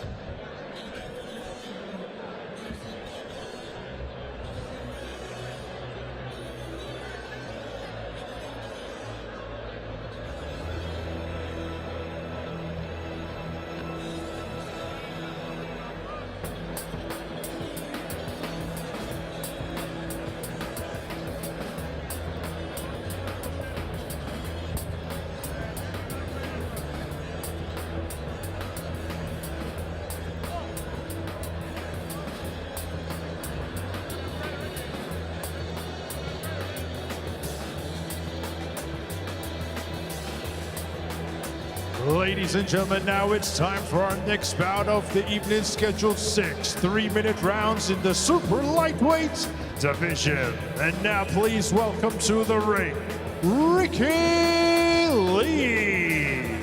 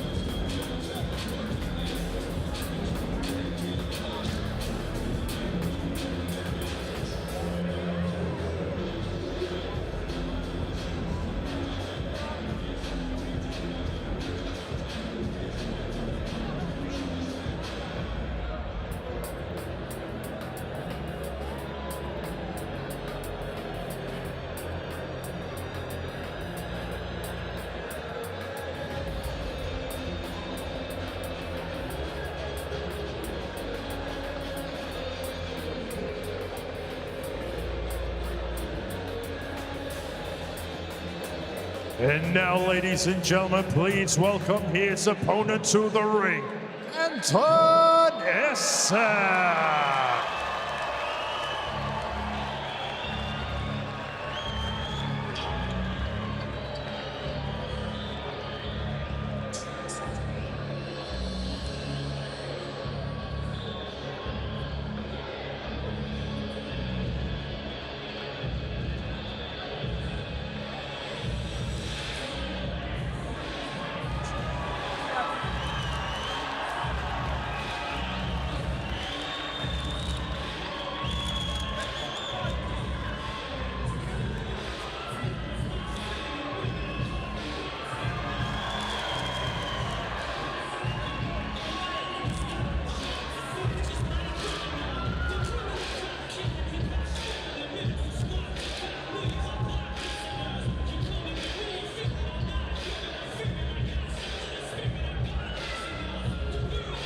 Ladies and gentlemen, this bout scheduled for 6 3-minute rounds in the super lightweight division. This bout is brought to you by Mark Neilson of Neilson Boxing.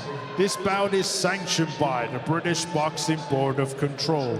Your area representative, Nigel Thomas, and your timekeeper at the bell, Nick White, and your third man in charge of the action in the ring, A-star referee, Kieran McCann. And now, ladies and gentlemen, introducing to you first, fighting out of the red corner. He's wearing the black with white trim. His official weight of 95 pounds. He is a veteran of 83 fights, hailing from Westbrook, Kent, England, United Kingdom. Introducing Ricky Leach.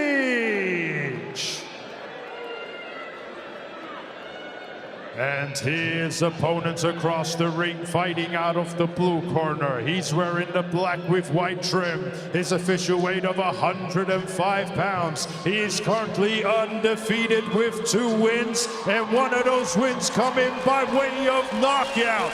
Hailing from Gloucestershire, England, United Kingdom, introducing Anton Esson.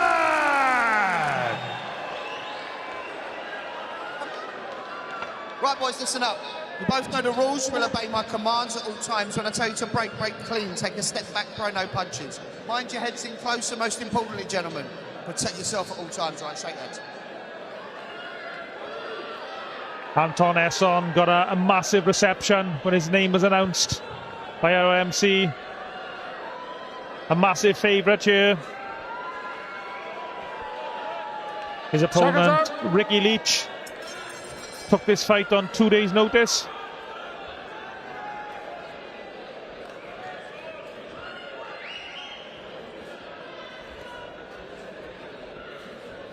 Ricky Leach, very experienced fighter. 83 fights to date.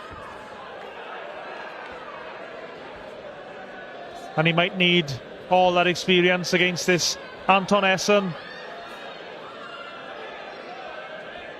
Esson got a massive knockout in his last contest against Naeem Ali. Not many people stop Ali.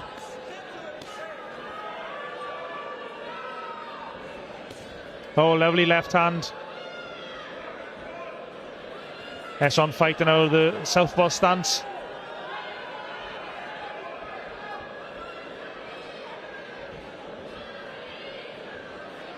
Not rushing his work, picking his shots. Very patient.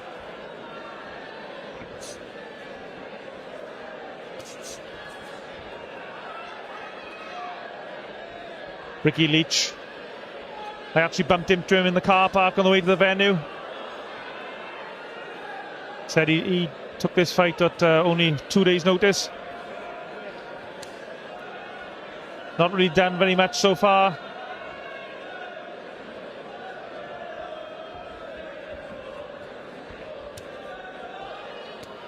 Oh, lovely left hand from Eason. This is only his third pro contest this evening to date.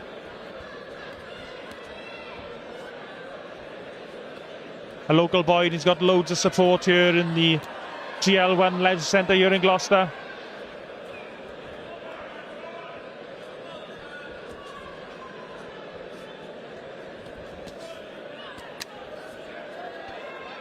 Already, and distressing now, and down goes Leach from a body shot. I was just going to say, distress signals from Ricky Leach.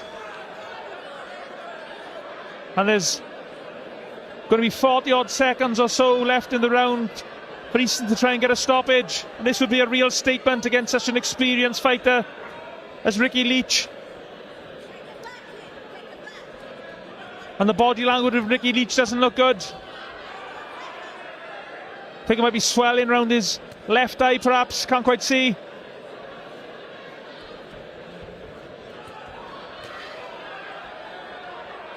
And he's just getting battered along the ropes now, Leach.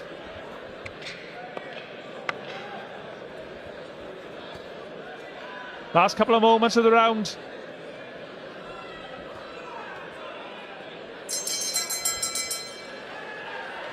One excellent round for the local boy. He was very patient. Picked his moments, picked his shots.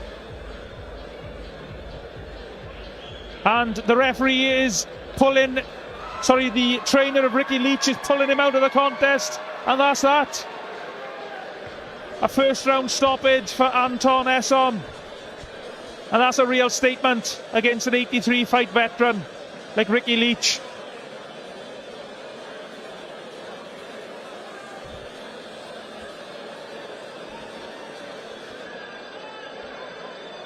And this kid, Anton Esson from Gloucester, he's going to be definitely one to watch.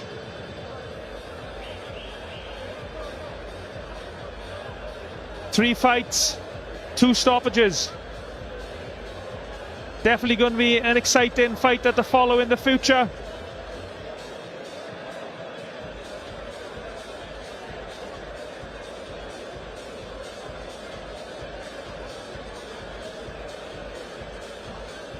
Mark Neilson, our promoter, in the corner having a chat with Anton. Obviously very pleased. Over to our MC for the official announcement.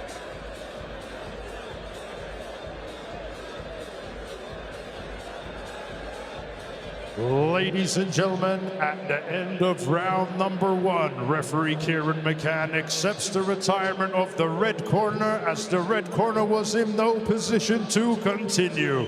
Therefore, your winner, still undefeated, Anton Esson.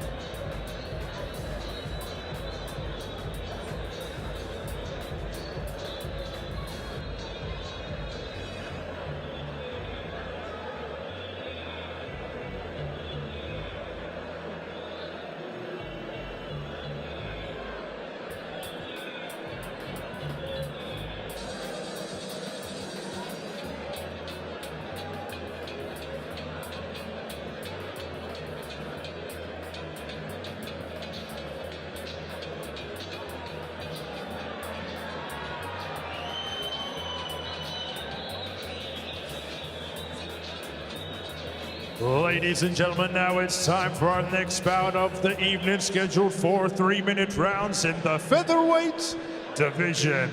And now please welcome to the ring, Stephen Maguire.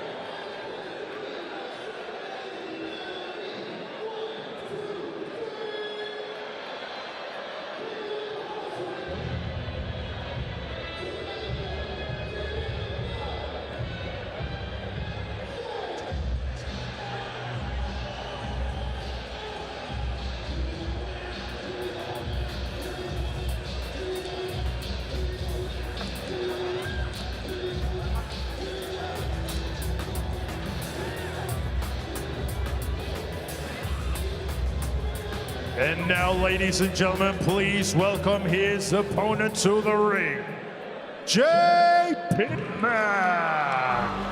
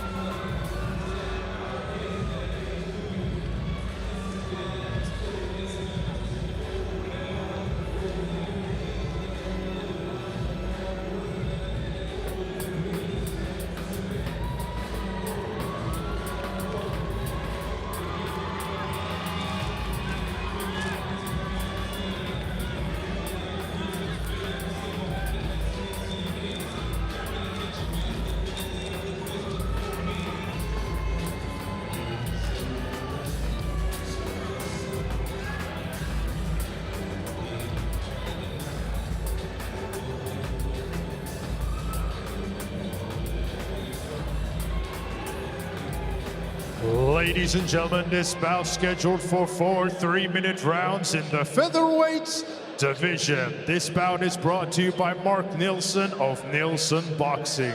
This bout is sanctioned by the British Boxing Board of Control. Your area representative, Nigel Thomas, and your timekeeper at the bell, Nick White, and your third man in charge of the action in the ring, referee Lewis Van Potch.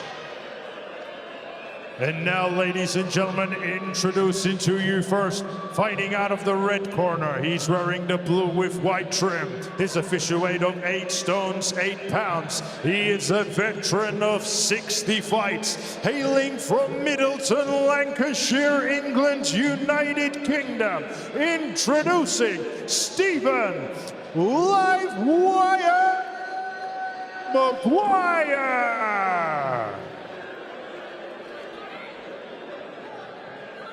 And his opponent across the ring, fighting out of the blue corner. He's wearing the white with black trim. His official weight of 9 stones, 1 pound. He's currently undefeated with 1 win. Hailing from Gloucestershire, England, United Kingdom. Introducing Jack Bannister.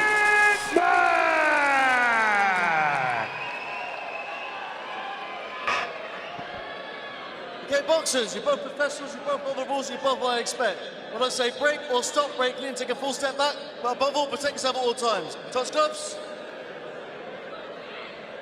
So this is a featherweight contest, 4 3-minute rounds. Local boy Jay Pitman in the white shorts with the black trim. Stephen Livewire Maguire in the blue shorts, or predominantly blue shorts.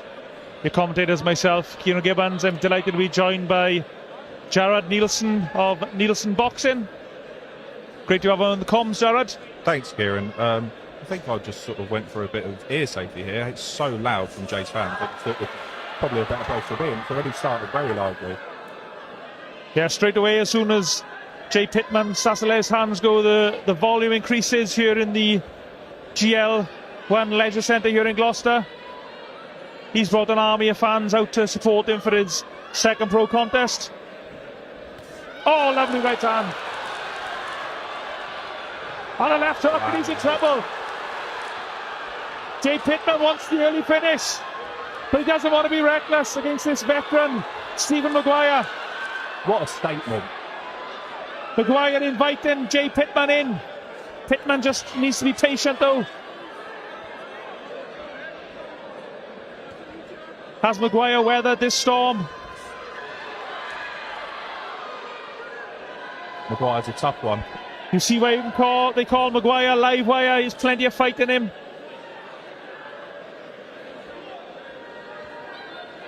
This is when Jay needs to be mature beyond his years, really. I think he's only 18. He really needs to settle into the contest, maybe. Jay Pitman, very young.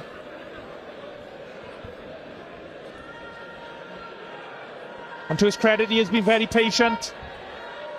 Some fighters, less composed fighters, would have just thrown the kitchen. Oh, lovely left hook and an uppercut. Picking his shot so well, Jay Pitman. You'd hope with his father in his corner that he can just settle down. I mean, those shots are great, but he just needs to make sure he doesn't catch one coming in. Yeah, Stephen Maguire, very experienced. Comes into tonight's fight with a record of 4 wins, 55 defeats and the 1 draw.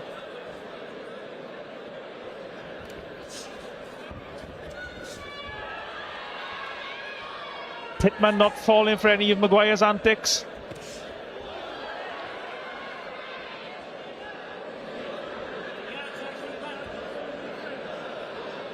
He looks so comfortable in there for an 18-year-old, doesn't he? Jay Pitman doesn't look fazed by the occasion at all. As I said earlier, he's got a massive army of fans in here tonight. Very patient.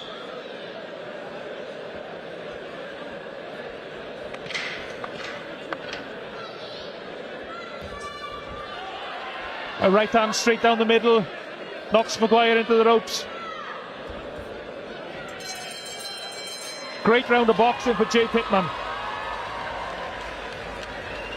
And what an atmosphere in here, Jared. It's unbelievable. I mean, it's really packed. I think you can see 2, 3 maybe empty seats, and that's about it. Yeah, Jay Pitman certainly captured the local imagination here in Gloucester. Sold a lot of tickets tonight. I mean, what can you tell us about Pitman, Jared? I mean, he's trained by his father out of the Fight Factory gym. Young lad, he did amazing on his debut. Again, sold loads of tickets, really strong debut, and he seems to be doing the same here as well. Yeah, very impressive. Just watching his training team there, they seem to be indicating to go to the body. 10 seconds. Let's hope we get more of the same. Round 2. So into the second round. Jay Pitman looked on fire in that opening round. And credit to Steve Maguire, he managed to weather the storm. A lot of lesser men would have just taken the count and gone down. But he's still in the fight. It'd be interesting here to see if Maguire settles, and no, he definitely isn't. I thought he might settle into it and just try to see it out. Maguire just losing his balance there. Maguire just holding his right hand out. Technically, you're not supposed to do that. Sure, referee will be on his case.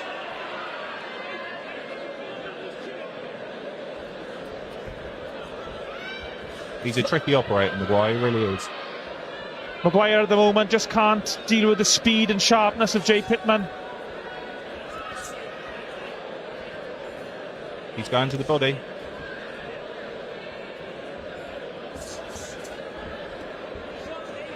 Maguire from Lancashire in England.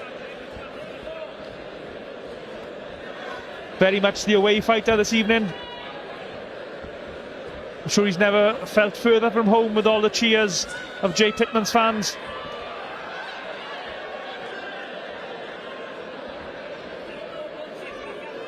It's great for us to have Poochie as the referee here as well. A local lad as well, and now seeing him do well refereeing is great to see. Yeah, Lewis Van Pooch, known in British boxing circles as Poochie, former soldier, a journeyman, veteran as well. A nice body shot from Pitman. I'd like to see Pitman use his jab a little bit more, try and set things up.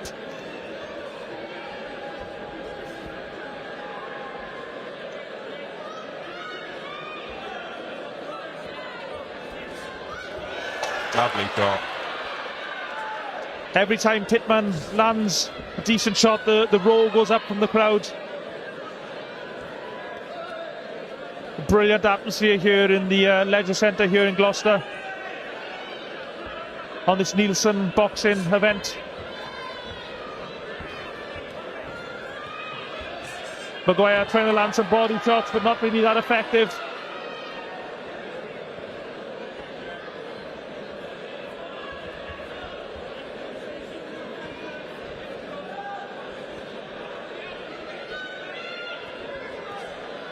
Nice left hook to the body. I'm impressed by Pitman as well, the way he's just able to stay composed, not rushing his work. He's definitely settled since the first round, definitely. Last couple of moments. Maguire caught in the neutral corner. A calmer round, Jarrah, that time, but I don't think you could expect another round like the first. No, that was very, very exciting. I think Maguire was lucky to see that through. You know, he definitely could have taken the knee in the first. Now move on to the third, and yeah, Jay looks good. Yeah, Maguire, very experienced journeyman fighter. Over 265 rounds of boxing, of pro boxing to date prior to tonight.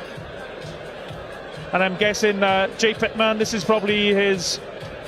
We'll be going into round number 7. 7 tonight, so it just shows that the gulf of experience, and Jay Pitman's looking really good so far. We did a post earlier in the year, and the Southwest talent, the youth talent that we have is unbelievable. I mean, we just saw it of Esson, Pitman as well, Merryweather earlier. The talent is really, really good in this area. With lads so young, they've got such a bright future. Yeah, lots of boxers getting produced in the Gloucester area. 3.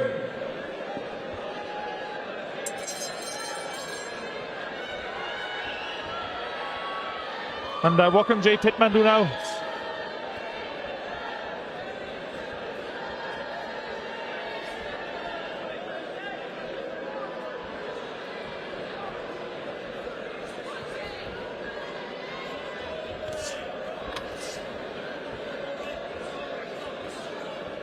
You're watching tonight's boxing via the Neilson Boxing YouTube link. You can also watch it on Grassroots Boxing, Boxing King Media, Fight Fan TV and Gunman Boxing.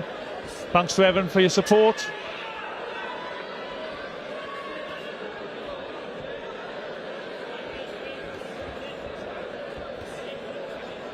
Pitman momentarily turning southpaw.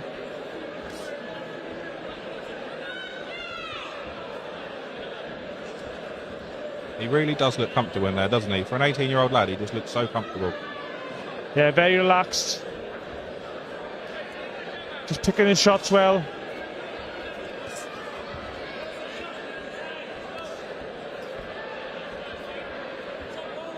He's happy to hold the centre of the ring. Maguire's not making it easy for him. He's just holding a very high, tight guard. Maguire not really throwing much back in return. And just as I say it, Maguire starts to let his hands go.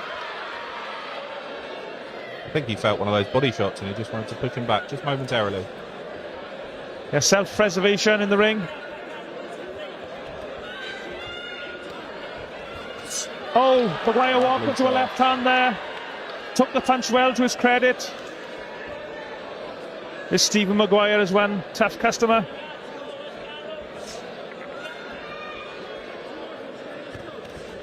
Pitman is keeping his range really well.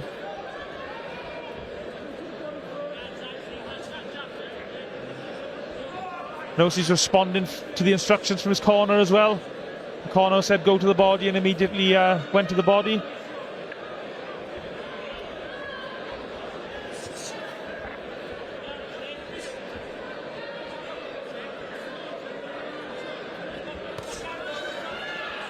Pitman just moves to the left there to make space and then fire that left hook. And a good jab right hand. Doesn't want to get careless though.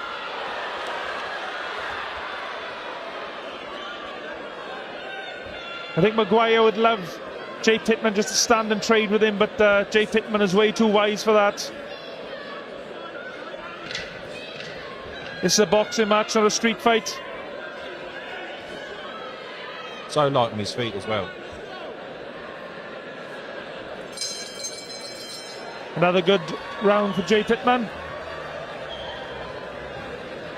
But what do you think Jay Pitman's cornermen are telling him now, Jared? I think it's just see it out and relax, you know. It's only a second contest. He started so well. He's got a massive audience here. Really, you know, at this stage, it's about the round, it's about the result, and he just needs to relax, enjoy this fourth round, enjoy an evening with his fans, and go home. And yeah, we'll see him later in the year, I think.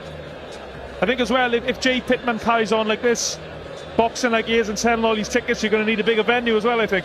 We've already been talking about it. There's so many venues this way. I won't leak anything, but yeah, potentially many other venues to be looked at around here. And with this stable of fighters you got, not just Jay Pitman, some of the other guys you've had tonight, seems like a real buzz around here with the boxing. Yeah, it's amazing. I mean, look, we had a massive buzz in Swindon. There's a big buzz now the Gloucester way, and we just keep moving with Southwest Boxing. Seconds out, fourth and last round. Fourth and final round. Jay Pitman has looked electric. Let's see if he can send his fans home happy now. But credit to Maguire, he did well just to get through that opening round. And he's made a scrap of it.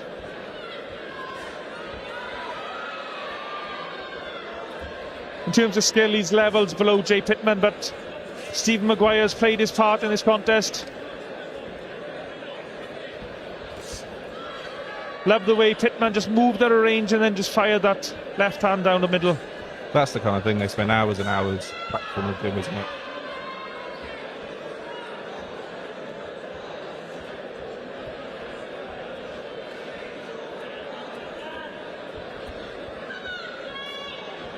Maguire in survival mode now, I think. And who can blame him, especially after that first round? I'm guessing Maguire's probably got a few other fights lined up after tonight, so getting stopped will be a bit of a disaster for him.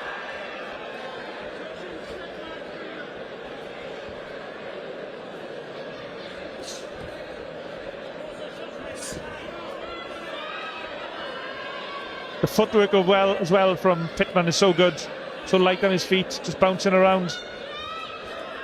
That's a mistake, I think, personally, dropping your hands. A bit early show biting there, I think, but he recovered well. Oh. So sharp, isn't he, Pitman?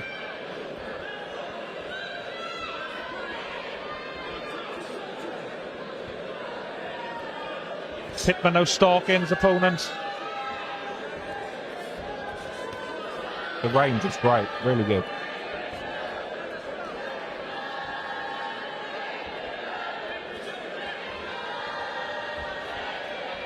And now the cheers go up around the GL1 Legend Centre here in Gloucester.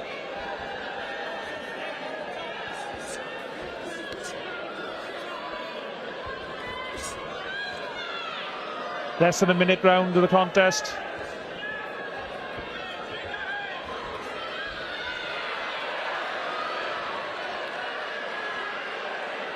And again, Maguire invites Pitman to stand and trade with him, but once again, Jay Pitman, too wise for any of that. Maguire's great, isn't he? He really brings value for money. He wants people to enjoy this evening. Yeah, he's a real warrior. as are probably 99% of these journeymen. Don't be fooled by their records. These guys know how to fight. Just for whatever reason, they've decided to go on the road.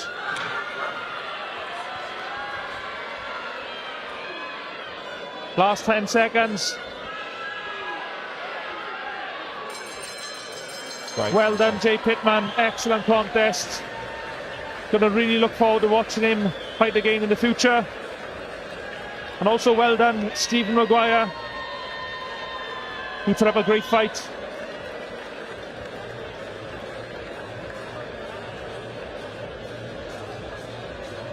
And our referee, Lewis Van Pooch, just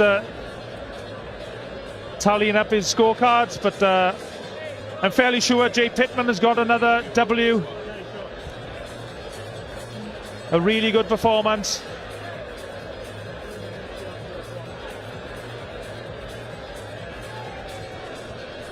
And promoter Mark Neilson in the corner smiling, and why wouldn't he? Jay Pitman can fight, and he can also clearly sell tickets. What's not to like?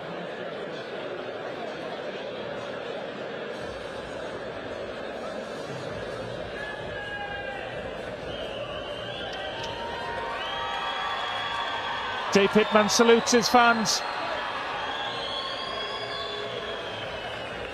Over to the MC for the official announcement. After 4 rounds of boxing, we go to the referee's scorecard. The ringside referee scores the bout 40-36. And your winner, still undefeated, Jack Bannister.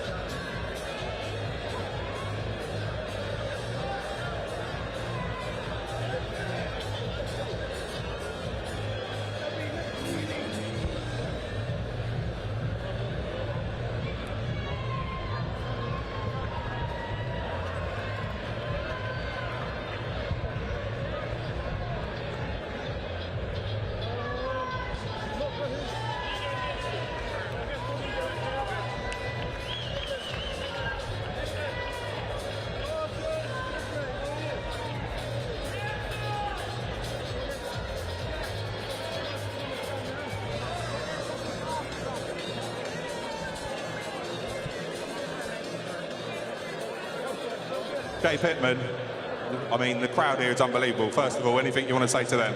I just want to thank everyone that bought tickets to come watch me fight. It really means a lot. You know, I didn't realise how many I actually sold until I seen all of you here, so thank you very much. Unbelievable performance in there, and on ringside we thought you might get him out in the first. How did you find your second fight? Do you know what? I enjoyed every second of it. I thought I had him in the first round, but you know, he's really tough and he kept on coming, so it's nice to get the rounds in. And what's it like having your dad in your corner with you? Again? What's it like having your dad in your corner with you? Oh, it's the best thing, you know. It brings us closer together. And do you know what? There's nothing like a father-son bond. But when he's your trainer as well, there's nothing like it. And what's next for the rest of the year? I mean, you clearly have the crowd. Where are we taking them? To the top. There's only one place, and it's to the top. And I know also, obviously, I see your T-shirt. There's a bit of a special night for you as well. Do you want to just talk to us a bit about that? So we have a family friend, and she just beat breast cancer. She's here tonight, so wherever you are, Helen, we're all proud of you. And thanks for coming. Amazing. Lastly, just any words for the rest of the fans here? I mean, it's so busy. It's a great night here. Any words for the fans? Once again, I just want to thank everyone for coming out. I want to thank all my sponsors. We got Guano Crazy Printing, League Developments, Fast Tools, Double Crown Barbers, The Fight Lab, Natra, TTE, PSK, Hoskins and Sons plastering, Monith, Bailey's plastering, Finch Factory Racing, Love Your Stove, Tattoos by New Mallets, RSG and Planet Logistics. There's a few, but thank you all so much. Cheers, Dave. Thank you, everyone.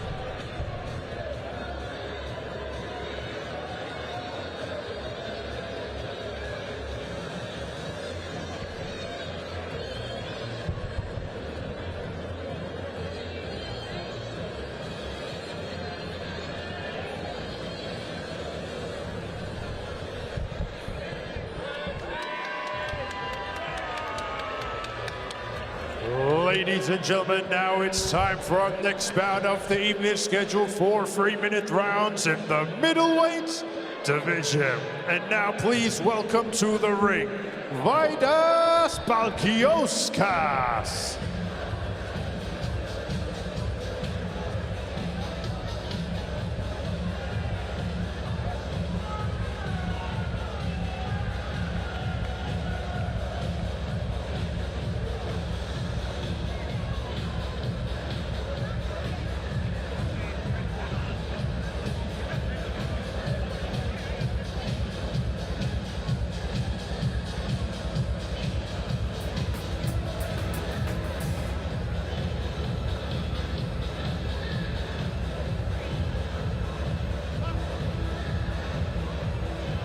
And now, ladies and gentlemen, please welcome to the ring, Louis Baker.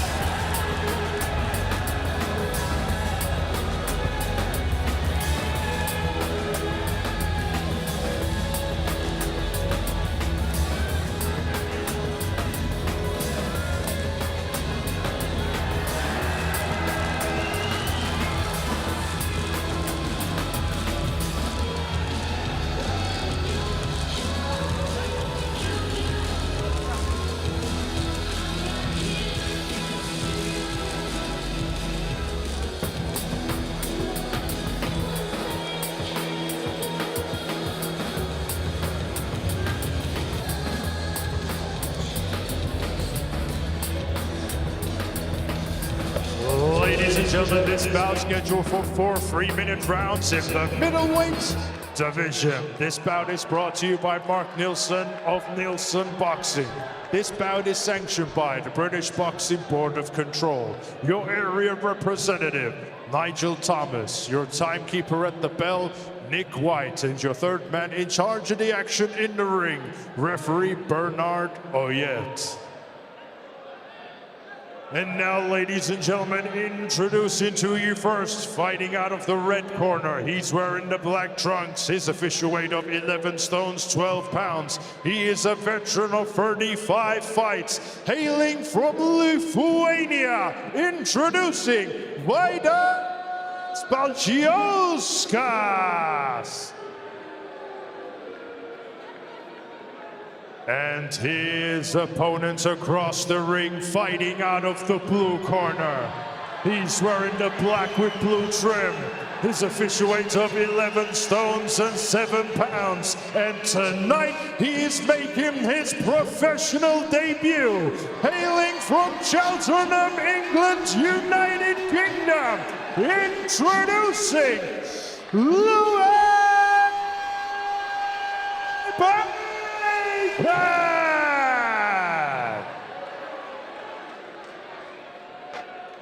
Gentlemen, let's make sure to keep this fight clean, stay professional at all times, and listen to my commands. When I call break, make sure to take a step back, all right? Good luck, Touch Club. So this is a middleweight contest, 4 3-minute rounds. The professional debut of Lewis Bacon from Cheltenham. The commentators, myself, Kieran Gibbons. I'm delighted to be joined by Toby Vermeer, who boxed earlier on this evening. Great to have you on the team, Toby. It's great to be part of it and see a fantastic night of boxing once competing earlier on. So as we say, this is Bacon's pro debut. He'll be feeling the nerves, he'll be feeling the pressure. He's fought at a very good level as an amateur as well, so we're expecting big things from him as a pro, and he's got a great team behind him. He's worked really hard. He's been a year out of the ring, and he's looking to make his stamp now as a pro. And one thing as well, I noticed there was a huge cheer when his name was announced. The place went mental as he's making his ring walk, so he clearly sells a lot of tickets as well. He's a very likeable guy. I had to spend a bit of time with him before fight night, and yeah, he's just a lovely, charming lad. So you can see why he's got a lot of support, and no doubt his following will grow and grow as the performances go on. And already his opponent, Valdas Balusikas from Lithuania, his forehead is starting to redden from the jabs of Bacon. It's a good test for Louis as well, because he's been in with some tough lads. He's gone the distance with the likes of Tyler Dinney, and he's been in with some durable boys. So we're expecting him to give Louis a good test for his debut. And immediately just watching Lewis Bacon for the first time, you can see he's got a good amateur experience. Lovely combination, picking his punches well there. Yeah, the big thing would be sort of setting his feet a bit more, and which he's had a year of training with Todd Roberts from Baker Street, and you can see that from the way he's moving now and the way he's setting his feet and landing those pro shots with a lot more venom than he would against the amateurs as well. Now, as we were saying, this is a very experienced opponent he's facing. Valdas from Lithuania, record 3 wins, 32 defeats. But don't be fooled by that record. He's a tough customer. He knows his way around a boxing ring. Sometimes boxing records can be very misleading.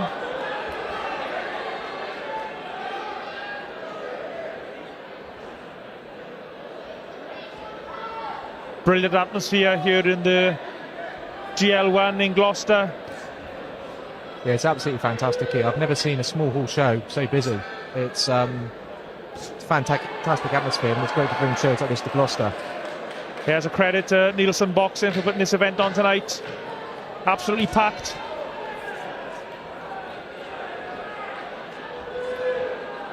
It's a good first round from Louis as well. He's using his jab. He's been doing well, and he's not getting too hasty and too panicky with his shots. He's a very, very good first round as a pro.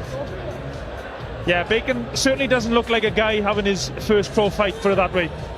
No, he looks seasoned, and I'll be honest, at Baker Street there's some real tough sparring there. Even some of the amateurs, they're fantastic. So he would have been drilled hard in that Baker Street camp, and we'll see the best of him as it goes on as well with Todd.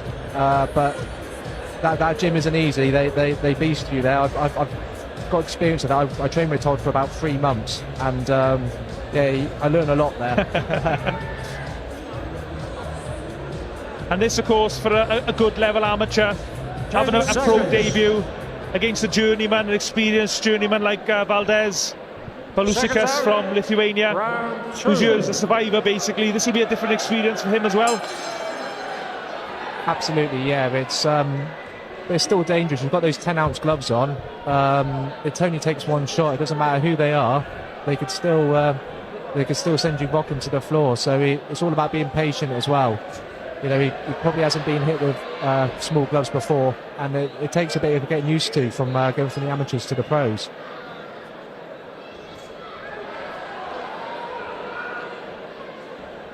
Looking very sharp, Lewis Bacon.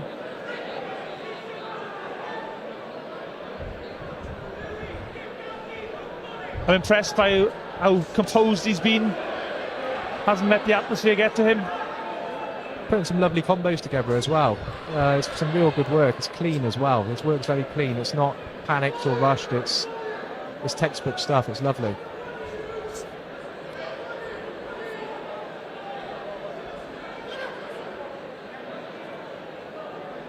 I noticed there Valdez, the Lithuanian, was holding on the referee's blind side, just trying to slow the action down a little bit. And who could blame him?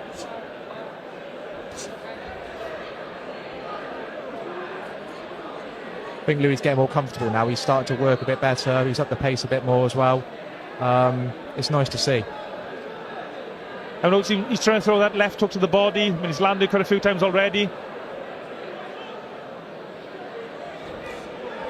Lovely shot.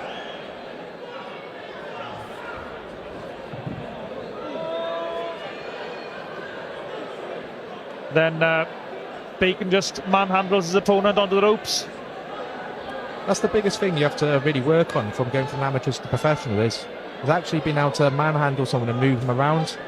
You obviously get broken up by the ref a lot in the amateurs, but in the pros you've got to work through it, and it can be quite a tough transition for a lot of amateurs. I struggled with it at first as well. In my professional debut against Ryan LeBourne, you just get manhandled. So, but again, Todd would have worked on that with him to get him transitioned right, and I probably had a year of learning how to manhandle and move. So, yeah, wise beyond his years, perhaps Lewis Bacon to a certain extent.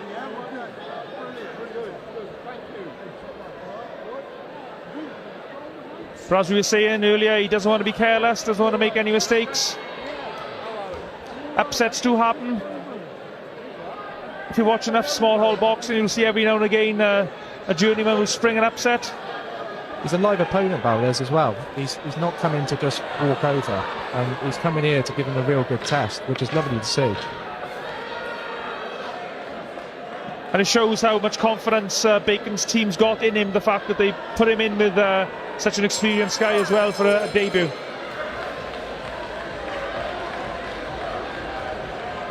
Another good round for Lewis Bacon. What do you think his training team are telling him, Toby? I think they're telling him to just do the same. Maybe just don't get drawn into a gunfight with him, because that's where it's dangerous. Take a step back, work well. Be patient. I know it's only 4 rounds initially, but the pro game's all about patience. You need to just calm down a little bit, let the shots flow, and then the openings come with the work. And that last round, he probably was a little bit more frantic, and he was drawn into a bit of a gunfight. So you probably get told just breathe in, take it calm, and go back into this next round and just get back to work, into the boxing basics. I think as well, when boxers transition from the amateurs to the pros, another thing is just getting used to a different pace. I know this is probably not the case now in a 4-rounder. I'm sure Lewis could fly through 4 rounds without any problems. It would obviously be different when he moves up to 6, 8, 10, 12 rounders.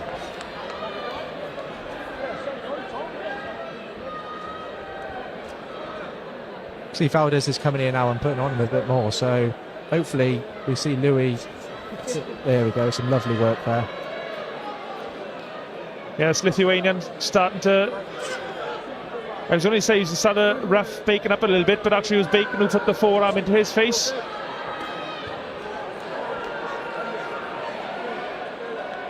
You can really see the venom in the shots now. He's sitting on them a lot better, Louis, now. He's getting confident to throw those big shots. He's got a very good defence though, this Lithuanian. He's got a very high guard, he rolls under a lot of punches. He's got lots of experience as well. There's a nice left hand from Bacon.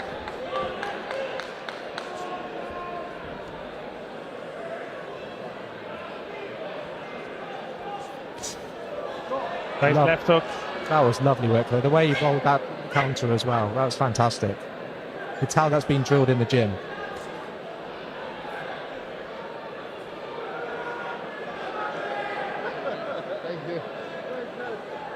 This is where I think Bacon should be just popping the jab out, and there it is. The jab's such a key weapon.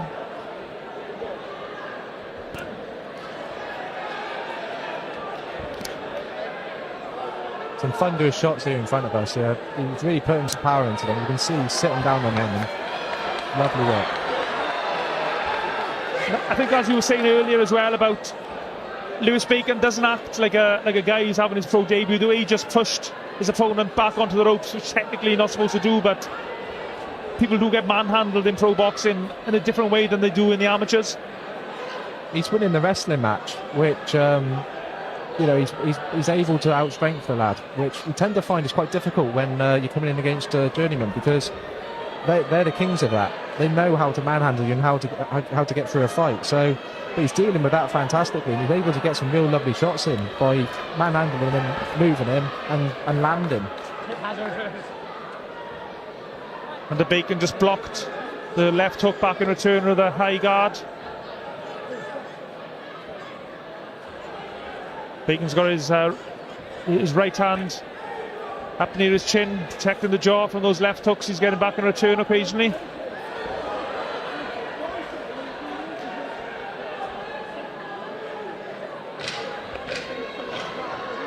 Last few moments of the round to impress our scoring referee.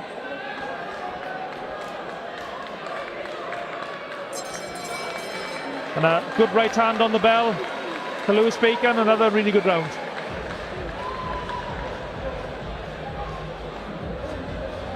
That was a fantastic round. That was the best he's done over the last few rounds. That was lovely. You can see he's landing the shots with a bit more venom now. He's getting confident. As you said, he's looking like a seasoned pro in there. He's not looking like it's his debut. He looks cool, calm and collected, which is brilliant to see. Sometimes with guys like this, it's difficult for promoters to get decent fights for them, because they want to be let off the leash early and they start to look impressive. But I mean, this is an experienced guy he's fighting right now, and he's winning the fight very comfortably. Yeah, it's a big learning curve as well, and you want the rounds as well as a prospect coming through. You want as many rounds as you can against these tough, durable lads, because they're learning more than you can imagine. Every fight, it's basically like going to school, and he's doing quite well at this exam. Yeah, I've been really impressed by Lewis Bacon so far this evening. Certainly doesn't look like a guy having his pro debut. But there's a good left hook. Just a little reminder. And there, as we said earlier, he spun his man, Lewis Bacon, once he got pinned on the ropes.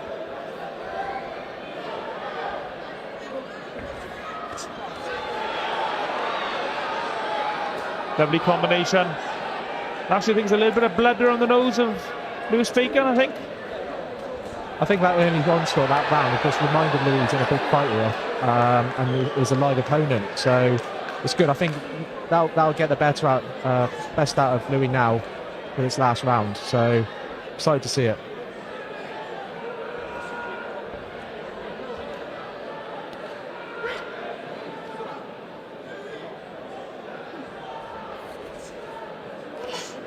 And credit to this tough Lithuanian. He's not stopped trying this whole contest, and the referee's not happy with something. Holding and hitting, I think. It's becoming a bit of a far fight, I think, for the Lithuanians, looking to rough him up a little bit, and Louis being shouted at from the corner to stay composed, and rightly so. He doesn't want to get drawn into a war, because that's when mistakes happen.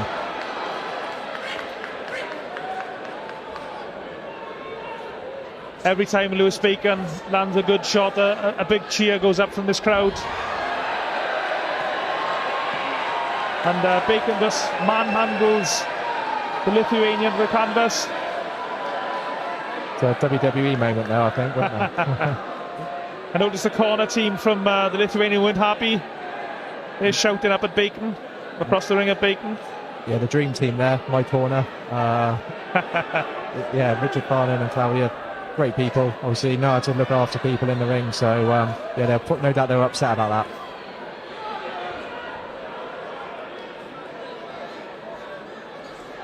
Less than a minute to go in the contest now. And it's been a really entertaining pro debut from Lewis Bacon.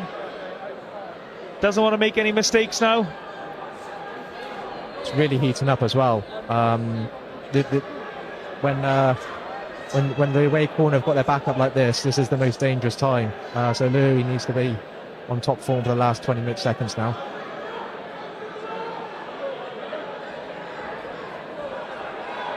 Bacon just moved Valdez across the ring without even throwing a punch then, just forced him back, walked him down. There's the combinations again, not sure how many of those landed on the scoring area, but no doubt they hurt. There's left hook to the body. Lovely combination, some real spite in them as well to end the round. Little cuffing shot around the back of the head from Valdez as well.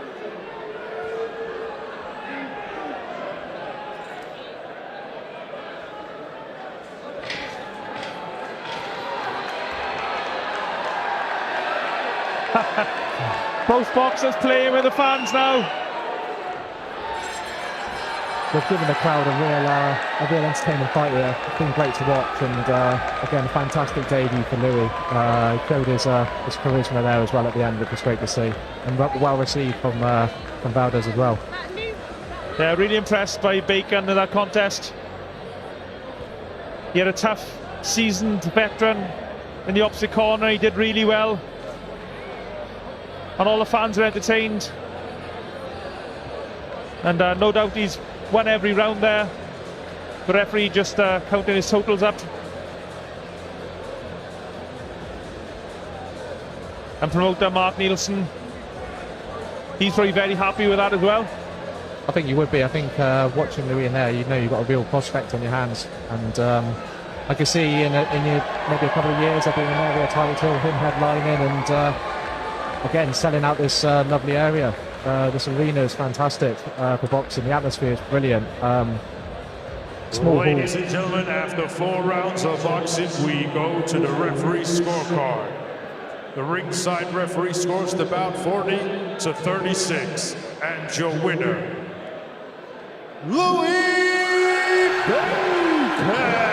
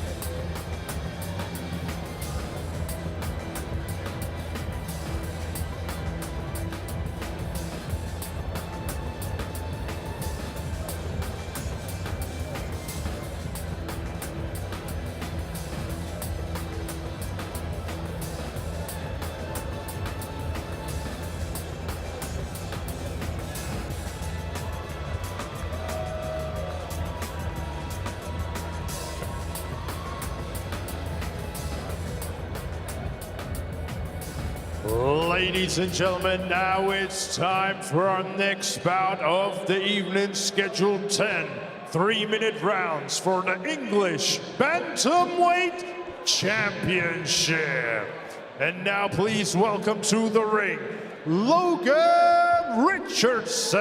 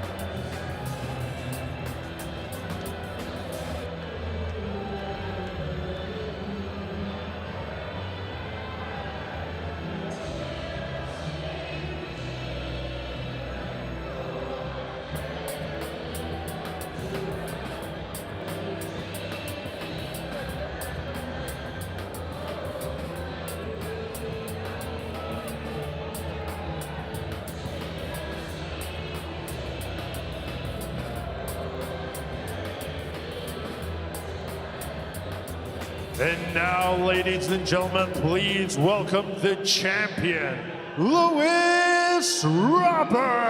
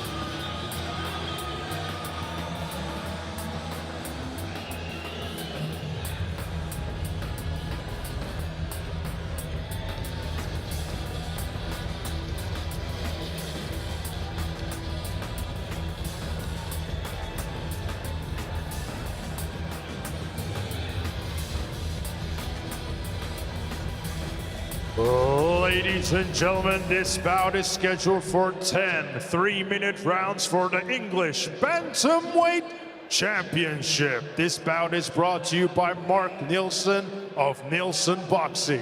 This bout is sanctioned by the British Boxing Board of Control, your area representative, Nigel Thomas, and your inspectors ringside, Brian Harradine, David Cash, Richard Gammon, and Callum Summers. Your timekeeper at the bell, Nick White, and your 3 judges scoring ringside, Lee Every, Christopher Dean, and Kieran McCann. And your 3rd man in charge of the action in the ring, referee A-star, Reese Carter. And now, ladies and gentlemen, introducing to you first, fighting out of the red corner. He's wearing the black trunks. His official weight of 8 stones, 5 pounds. He's currently undefeated with 5 wins, and one of those wins coming by way of knockout. Hailing from Hull, Yorkshire, England's United Kingdom, introducing Logan Richardson.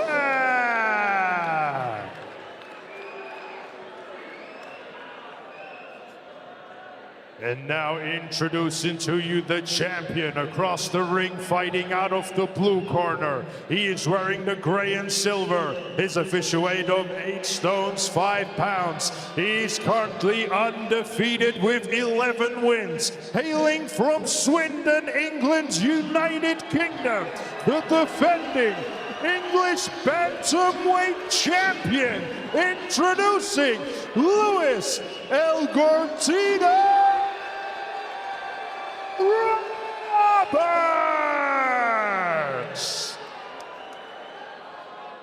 Okay, gents, we've already spoken in our respect. Keep it clean and you must defend yourself at all times. Good luck, lads. Shake hands. It's main event time. English bantamweight title on the line. The defending champion, Lewis Roberts, in the silver shorts. The challenger, Logan Richardson, in the black shorts. Your commentators, myself, Kieran Gibbons, alongside Victoria Perkins and Toby Vermeer. Absolutely electric atmosphere here in Gloucester for this one. And straight away, they're not wasting any time, getting down to action. Exchanging shots in the middle of the ring.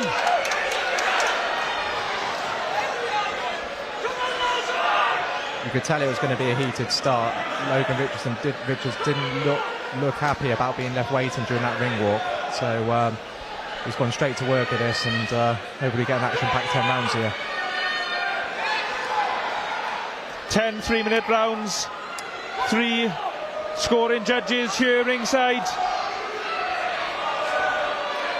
Referee Rhys Carter from Wales, so a neutral referee.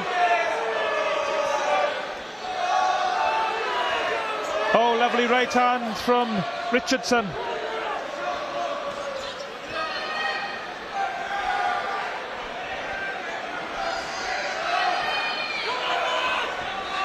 And a great blend of styles between these two straight away. No,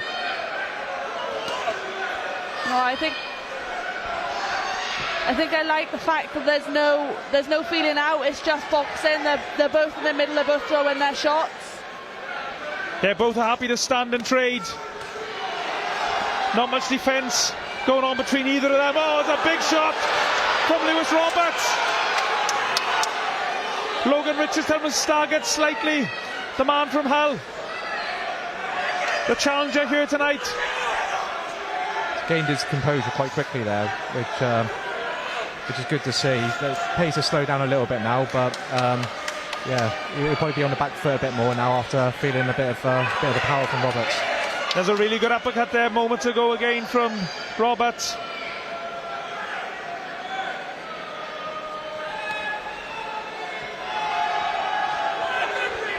And this round is almost exclusively being fought right in the middle of the ring. Hardly any backward steps. Just these two warriors getting straight down to action.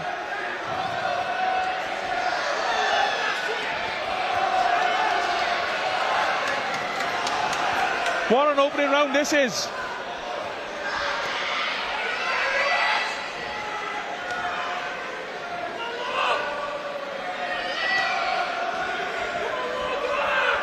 Even though it's fast-paced, you can see some real good technical work going on as well. So there's some lovely shots going in and some great combos.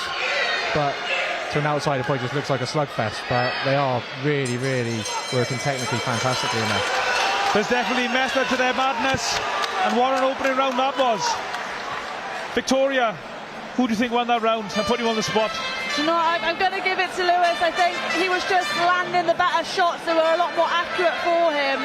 But you can't put out Richardson. He is there. He is throwing his shots as well. So it's going to make for a good fight.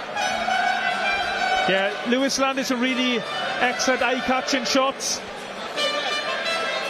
But Logan Richardson, he certainly fired back with shots of his own.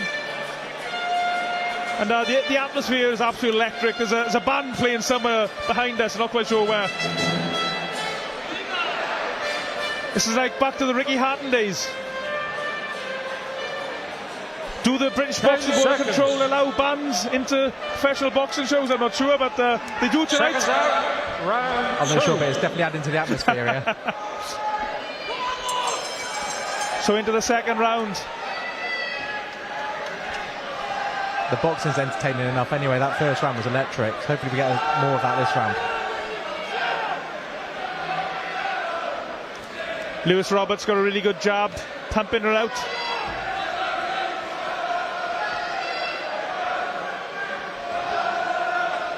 Logan Richardson in his last contest, he beat Jake Harrison with a huge left hook.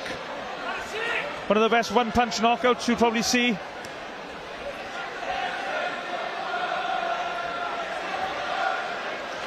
can see that Lewis has had a few more fights as a professional. He just looks a little bit more composed in there and just a little bit more calculated with his shots. But still, Logan's still firing some absolute belters, and like that one just there. Yeah, Roberts doesn't seem phased at all with the pressure, the relenting pressure that's coming at him.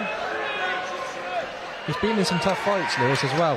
He had a real tough fight with Jack Hughes, which was stopped in the 8th round due to a cut. And I think he's used to having these high-pressure fighters on his toes, really trying to give him a hard night's work. So even though there's a lot of pressure on him here, he's working really well and he's used to it. He feels comfortable. The uppercut's really working well for Lewis Roberts, the defending champion.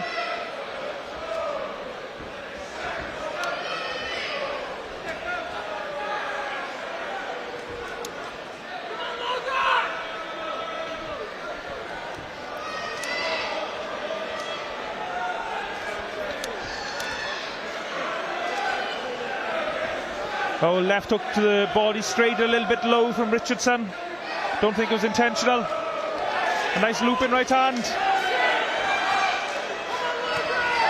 Oh, good shots from the man from Hull.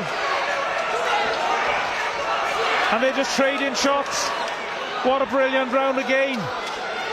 You can see the pace has slowed down a little bit. They're just really sitting on those single shots now, and it's... Oh, I won't get hit by them. Lewis Roberts has been really precise with some of his punches in this round. Logan Richardson's been a little bit more wild, but he has had his moments as well.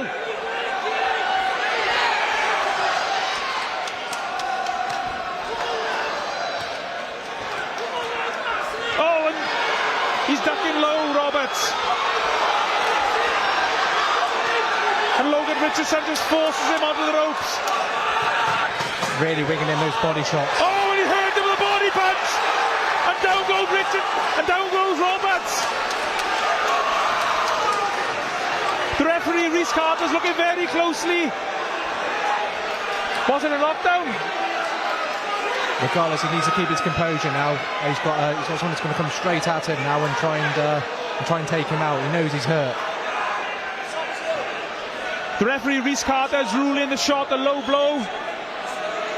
So I think I'm correct in saying Lewis Roberts will be given 5 minutes to recover if required. As far as him, I'll take this time now because that was a big onslaught that he's just had. And yeah, use the time and prepare because Logan's got his heckles up here. Yeah, the action was taken on the far side of the ring from us, so we couldn't quite see the action. Couldn't quite see where the punch landed.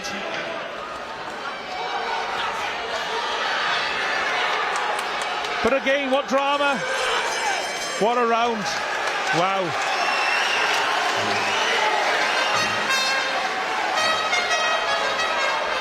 So, Toby, who won that round? Do you know what? I thought Lewis won all of that round apart from 15 seconds. And those 15 seconds turned the tide, unfortunately. I think that onslaught from Logan there just cemented that round because there was nothing definitive to give Lewis the round, but he was just boxing so nice. He was so calculated and smart with his movement. A lapse in judgment, those body shots come in, and yeah, I wouldn't say he was lucky, but I'd say that no blow, you know, getting that extra time, hopefully that bodes him well now and he can get back to work because the work he's been putting in is brilliant. And Vicky, do you think that's the breakthrough that Logan Richardson needed? I think he's seen now that he can't hurt him. I know it was a low shot, but the shots beforehand were seriously starting to do some damage, so I think he's going to use that to his advantage. And interestingly, Logan Richardson, he's only got 1 stoppage on his record out of his 5 wins. I mean, it was a massive 1-punch KO, but it just shows how records in boxing can be very misleading. For the weight as well, he's very stocky and stout, Logan. You can see he's got some big legs and a big back, so you can see he can definitely land a shot, and obviously we've seen the effects of it from Lewis when he's been receiving them. Yeah, Logan Richardson looks like a little tank, and he fights accordingly. Yeah, I was going to say, he definitely looks like the bigger fighter in there. He's the shorter man, but the bigger fighter, if that makes sense. Holds Javante Davis, mate. Do you think perhaps Lewis Roberts should just get behind his jab and try to have a calmer round this time, just to weather the storm? I think so, yeah. He's getting caught now. He just needs to go back to the basics, because he's outboxing. Oh, it's 2 big, so he could drop just 2, 3 big body shots, and there might be another low blow, I think. That's another warning from referee Reese Carter. And Logan Richardson has to be careful, because he could have a point taken off, and in what's probably going to be a close contest, if it goes the distance, a point deduction could be vital. This is what I think Roberts should be doing, just pump out that jab, try to keep Richardson at the end of it.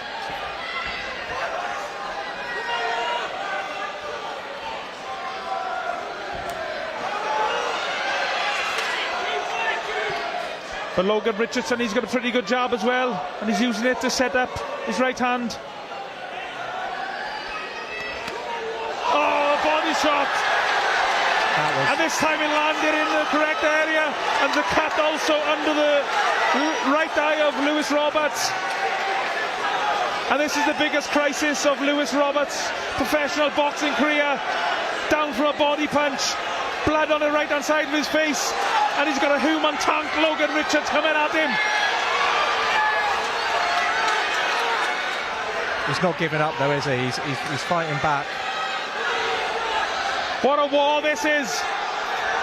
2 warriors going to battle.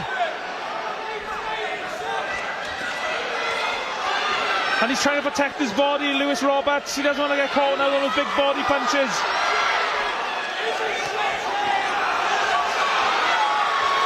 And he's swarming all over him. He's going for the finish here, Logan Richardson. Oh, huge right hand. Richardson's talking to him in there now. Blood all over the face of Lewis Roberts. Wow, what a round that was, Victoria. I would hate to be in there right now. Those shots that are landing are clean every time, and the drop was, I definitely do agree with it being a body shot. They are quite on the bounce, so they can be quite controversial, but that cut is going to be a danger. So the only thing positive from the cut is that the cut is actually below the eye of Roberts, so it shouldn't be a problem with blood running into his eyes, spoiling his vision. Just looking at the cut man working on it there now. I mean, what advice would you be giving Lewis Roberts here now, Victoria? I think he needs to go back to boxing. He needs to box smart now. He's probably now with that knockdown, it counts as 2 rounds down if you're giving it even. He kind of needs to be a boxer now. He doesn't want to stand in the middle and brawl. He wants to use his movement.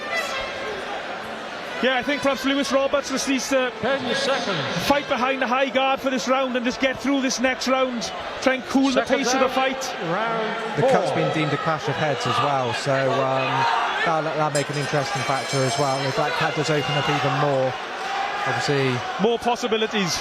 Yeah, it's a wild fight, and it's a wild night in Gloucester.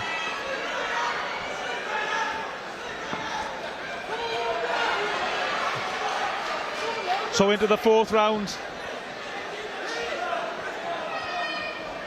An amazing fight so far.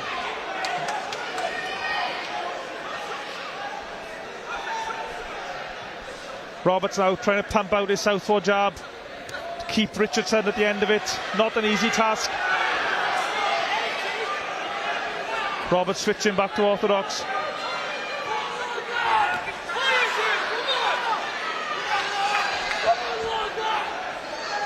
The pace has slowed down a little bit now. I think they both gave a lot in that last round. That's a really good... Sorry, go on. So I think we're going to see a bit of a slower pace, maybe a fast end here, but you can see it's really taken out of those first 3 rounds have been tough for both of them. And I think perhaps the slower pace might suit Lewis Roberts a little bit more. He's definitely been able to box a lot better now with the rounds, with it being a lot slower. He's taking his shots a lot nicer and they're landing. And Richardson is putting a lot into all these punches, and some of them are missing, and they are probably taking his energy out of him as well.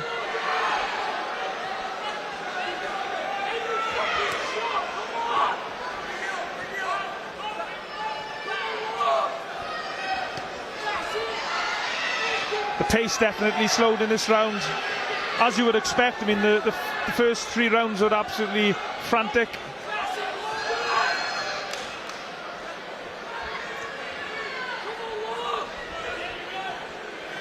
Roberts throwing 3-4 jabs there.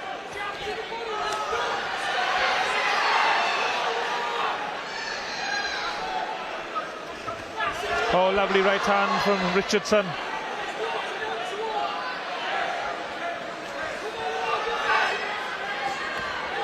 Oh, lovely timed jab. Snapped the head of Richardson back.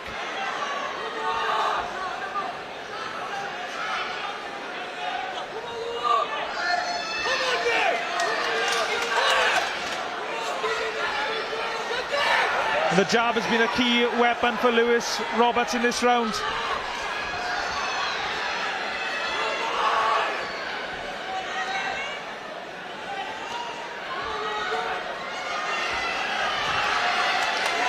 Impressive how Lewis Roberts has managed to get his boxing back together. He's definitely showing that he is the better boxer in that, but not necessarily the better fighter, as we discussed previously. He's picking his shots, they're landing really well, and this is how he needs to dictate the rest of the fight. He's definitely got himself back together now, which is nice to see as well.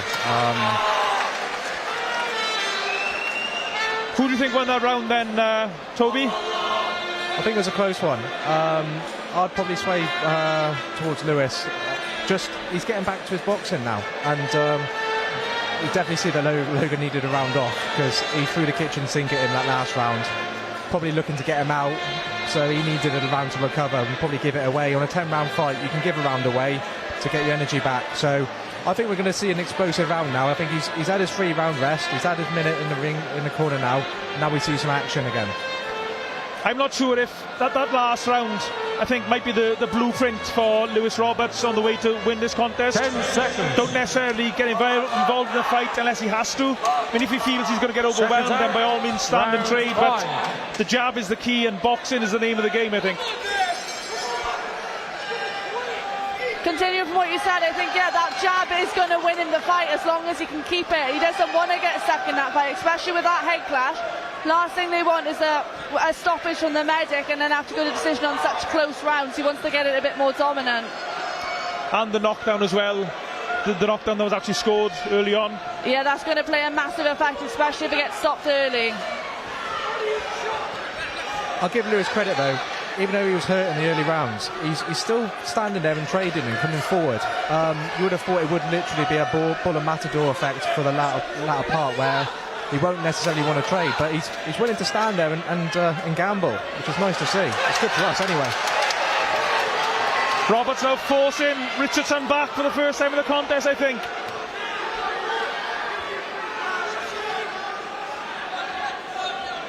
These two warriors fighting for the English bantamweight title, a real title, a chance to become champion of their country. Oh, nice little uppercut inside from Lewis Roberts.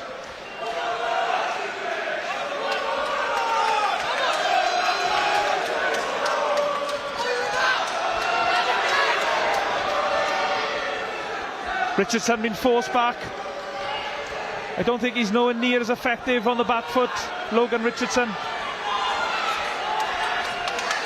And just as I said, he landed a couple of good hooks.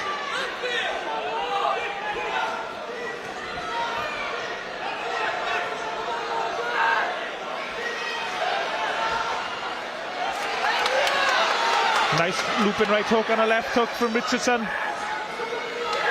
Couple of shots seem to stray low again there from the man from Hull.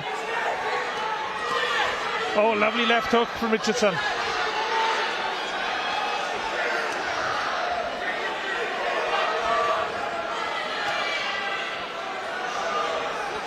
And the boxer's just happy to stand in the middle of the ring, just trade in shots. Not much thought given to defence.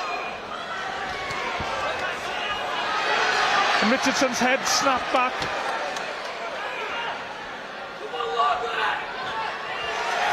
We've seen a lot more now of Lewis. He's picking little angles. He's throwing his shots and he's taking little steps to the left and to the right, and just trying to stay out of that firing line. And it's working well for him here now. This round's been nice. I know he's taken a few shots back, but he's dodging a lot more than he's taken. Let's just say that. What a brilliant, brilliant contest. These two warriors going toe to toe.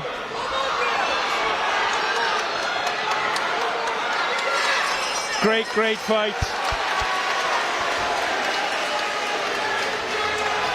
So, Vicky, if you're in Logan Richardson's corner, what are you telling him? I think he needs to up the pace back. He needs to go back to like he was in round 3. I think he's dropping the rounds now because Lewis is just boxing him. He needs to get in, he needs to throw the shots, he needs to smother Lewis, he needs to put him on the back foot. A tactic and a style that will take a lot of energy, a lot of fitness. So yeah. It's been a grueling contest already. Yeah, he's gonna have to use the output if he wants the bout, which is obviously that's why he's here. He wants to take home that English title. He needs to be showing that. He needs to be putting the effort in.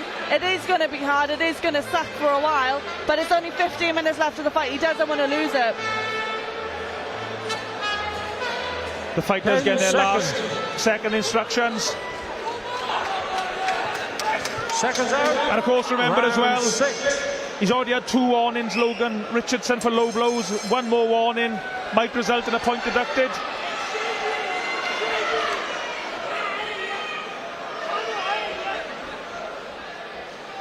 Lewis Roberts' right eye starting to swell up.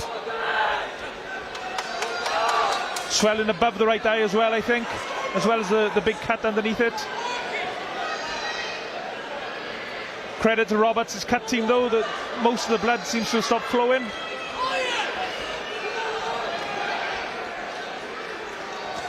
Oh, lovely shot from Richardson. He's digging those body shots in. There's no quitting him, and down goes Roberts.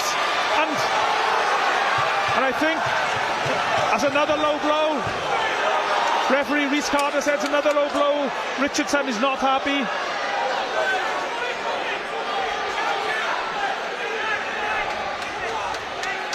Lewis Roberts will have 5 minutes to recover if needed.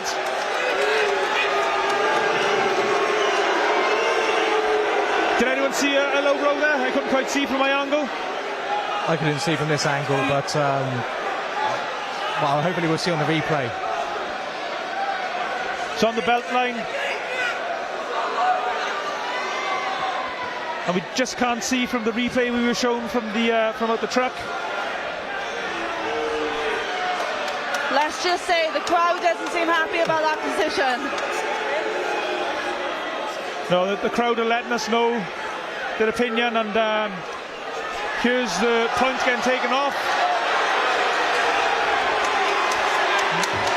So that point deduction evens out the earlier knockdown, so still all to fight for.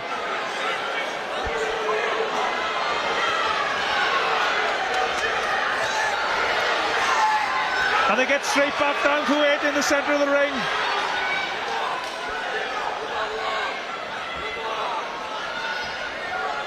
He's using that jab well, Roberts.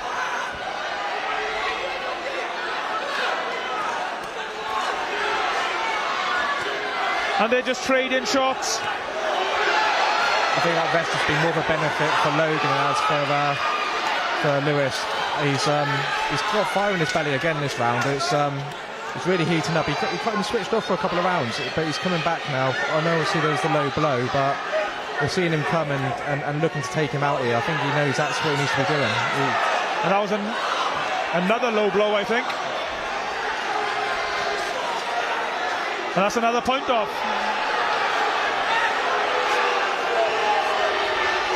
And Richardson's cornermen, as you would expect, are imploring their fighter to keep his punches up. The referee, Rhys Carter's obviously got his eye on it now.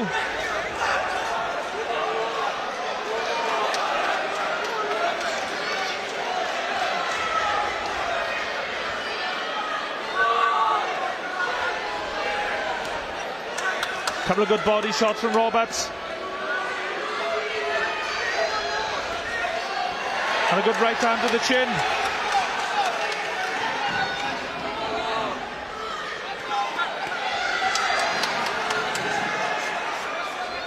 Fair play to Logan Richardson. He just keeps on going forward. He walked onto the right hand there and a couple of jabs. I think we're going to see him headhunting a little bit more now as well, because winging any big shots to the body, he's at such a risk now to be disqualified. So he needs to be so careful here now. Yeah, I don't think Logan Richardson can afford to throw any body shots now. One more body shot, or low shot I should say, could result in a disqualification. The only problem obviously for Richardson is I think body punching is so much part of his game.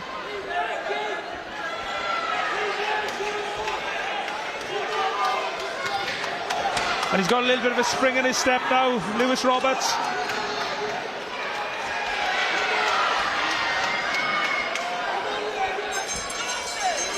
Another wild round. But is that a pivotal moment in the contest? Do you know what? I think those two point deductions are going to make a massive difference, especially with the fights being so close. But I think Lewis is just going to use it to his advantage. Any sort of low blow, you may see it kind of go either way now. What do you think Richardson's cornermen are telling him now, Toby? Keep the punches high. He's getting great success winging the overhand shots as well. So they're probably going to be working to, again, headhunt a little bit more. Be careful to the body. But realistically, he's lost 2 points there. He lost the round as well. He's going to have to be thinking, I need to take him out to win this. So, again, I think we're just going to see more fire going into this next round. And we just saw on the replay there one of the low blows, and it was clearly on the waistband. Round 7. So into the 7th. English bantamweight title on the line. Defending champion Lewis Roberts. The challenger Logan Richardson. Been an absolutely amazing contest so far. We don't have the punch stats to hand, but these two have thrown so many shots.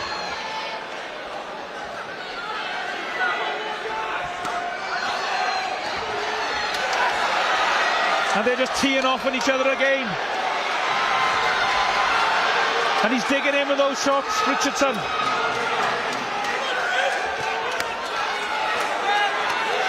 And he's just in front of opposition here, Lewis Roberts. Oh, he takes a big right hand and a left hook. Oh, and down goes.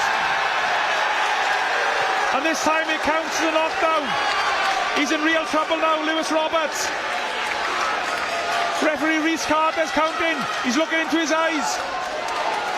Plenty of time left in the round for Logan Richardson to put the finishing touches on this. Just got to take his time now, Logan Richardson. He's recovering that deficit from the last round, so it's a good start to this round for him. Love the way Richardson just moved his feet there to make space for that left hook. Oh, huge right hand. Roberts took it well. I think Richardson may believe that the only way he's going to win this fight is by stoppage, so he is giving his all now, and it's good to see. And on the flip side as well, Roberts is going bang for bang with him, so we're getting the entertainment we want here. It's definitely a good watch. Oh, huge punches! How is Lewis Roberts staying on his feet? I think he kept him up with that uppercut there as well. He looked like he was going to go down, and the momentum kept him up. So he just needs to get on his bike now. He needs to move. He's in real trouble now. Oh, referee's going to stop it, and it's over. It's over. The new English champion, Logan Richardson, on a 7th round stoppage on a fight that he's probably behind on the scorecards. What a fight! One of the best I've ever commentated on. Joe, just look how much it means to him, though. Look how ecstatic his corner is. And I think he knew that that's what he needed to do to get that win. So he's given his all and it's paid off for him. Yeah, you said, Vicky, didn't you, that you thought that he was going all in to use a poker term on trying to get the stoppage. And, well, he backed himself and he got the stoppage. What a gamble. He's gone in there and he's given it all, and I'll be honest, I want to see that fight again. I think there's going to be a lot of controversy around it because of the points deduction and the body shots. They, you know, although he's getting the point deducted and Lewis is getting his time to rest, it does take it out of you when you get these low blows. So I think we need to see it again, really. But what a stoppage. That was fantastic and great work by Richardson. He really put on a show for us today. And we're just watching back on the replay, and it was the body shot that put Roberts down. And then Richardson put the finishing touches. The replay we got, just for your viewers to know, was on a slight delay from what you're watching. And Richardson just going for the finish. Once he had Roberts hurt, he never let him off the hook. And let's give a shout out to the referee, Rhys Carter. Did a good job stopping the contest when he did. No point Lewis Roberts taking any more punishment.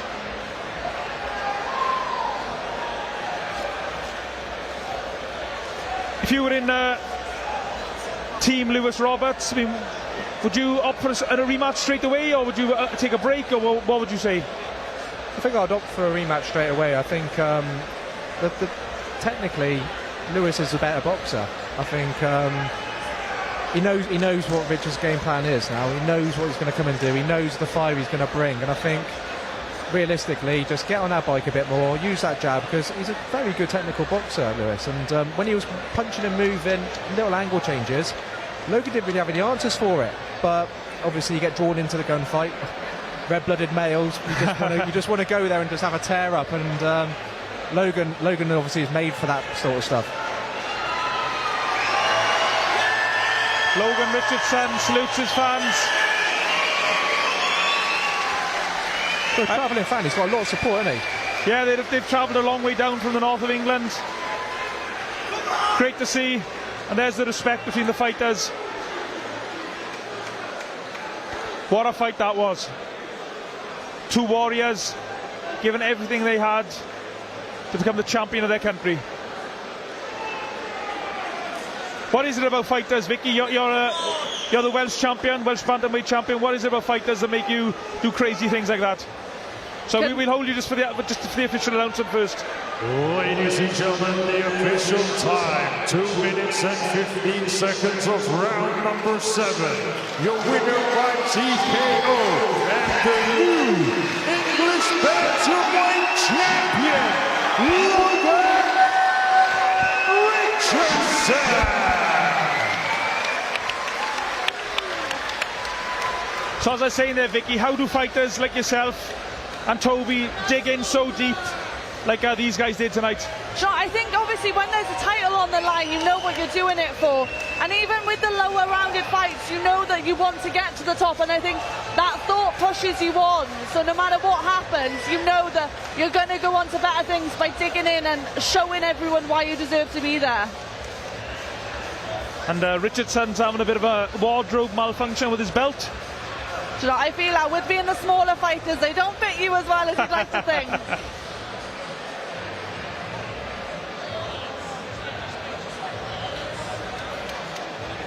One absolute brilliant contest. Credit to the two warriors. Absolutely amazing stuff.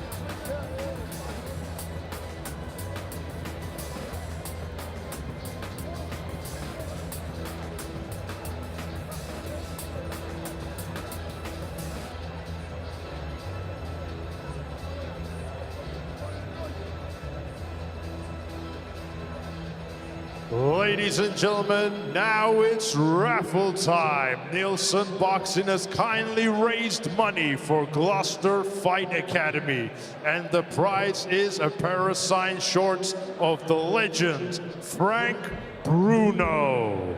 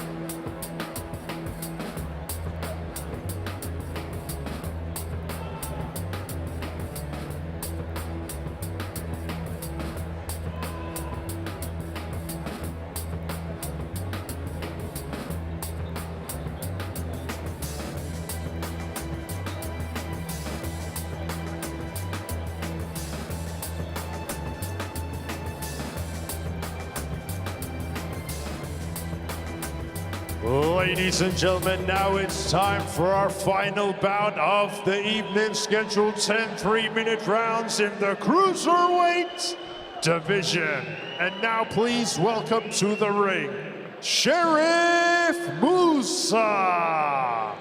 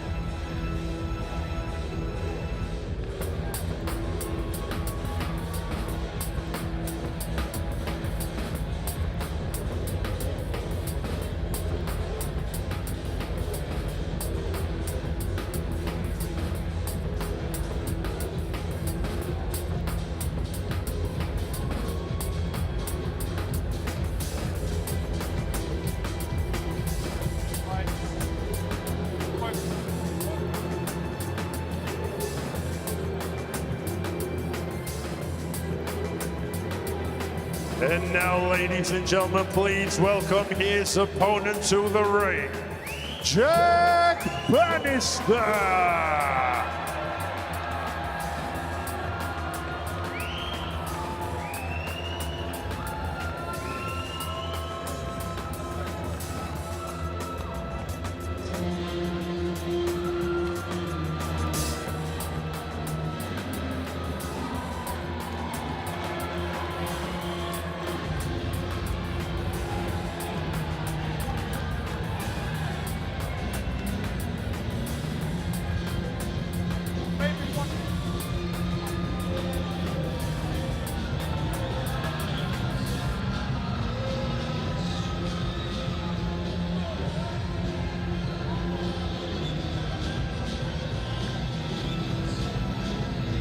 Ladies and gentlemen, this bout scheduled for 10 3-minute rounds in the cruiserweight division. This bout is brought to you by Mark Neilson of Neilson Boxing. This bout is sanctioned by the British Boxing Board of Control, your area representative, Nigel Thomas, and your timekeeper at the bell, Nick White is your third man in the ring, in charge of the action. A-star referee, Lee Every. And now, ladies and gentlemen, introducing to you first, fighting out of the red corner. He's wearing the blue with white trim. His official weight of 13 stones, 5 pounds. He is currently undefeated with 4 fights, 1 draw, 3 wins, and 1 of those wins coming by way of knockout. Hailing from New Barnet, London, England, United Kingdom, introducing Sherif Musah!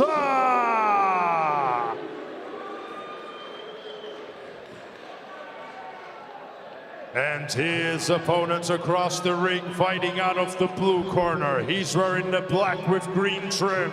His official weight of 14 stones, 1 pound. He is currently undefeated with 4 wins, and 2 of those wins coming by way of knockout. Hailing from Gloucestershire, England, United Kingdom, introducing Jack Bannister!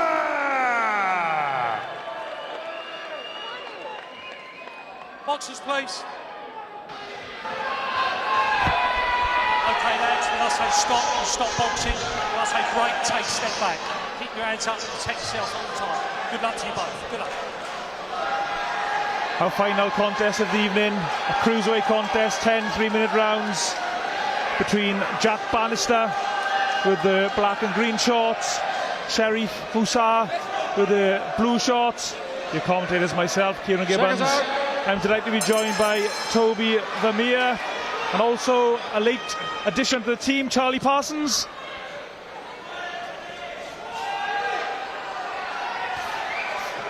Straight away we can see the height advantage of Bannister. Bannister has a lot of support in here this evening.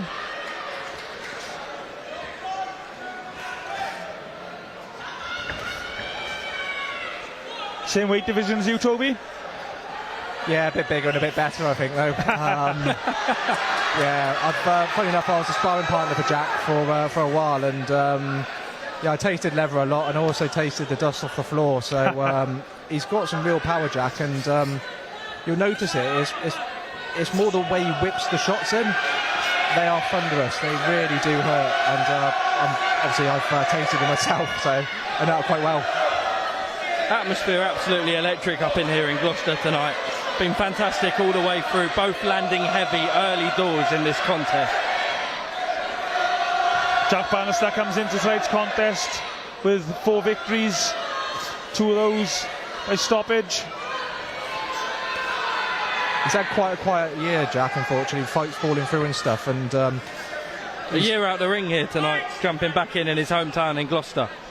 And wow, he's jumped in with a really live opponent here, someone who's not coming here for an easy night. He's coming here to win, and a win in this fight skyrockets either of them up the rankings and onto, I'd say, an English title level probably. Yeah, very even records. Sherif got a record of 3 victories and 1 draw coming into this contest, so virtually identical records. Good nice job from Jack Bannister.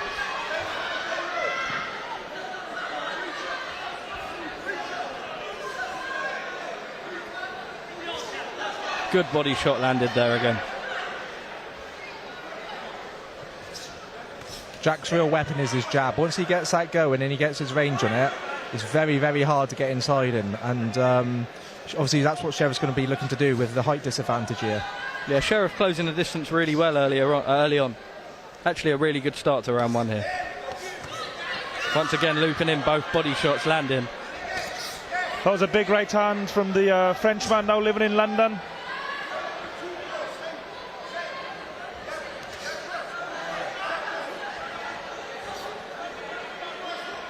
Jack's a very clever boxer as well. There we are, great uppercut landed and the right hook to follow it up.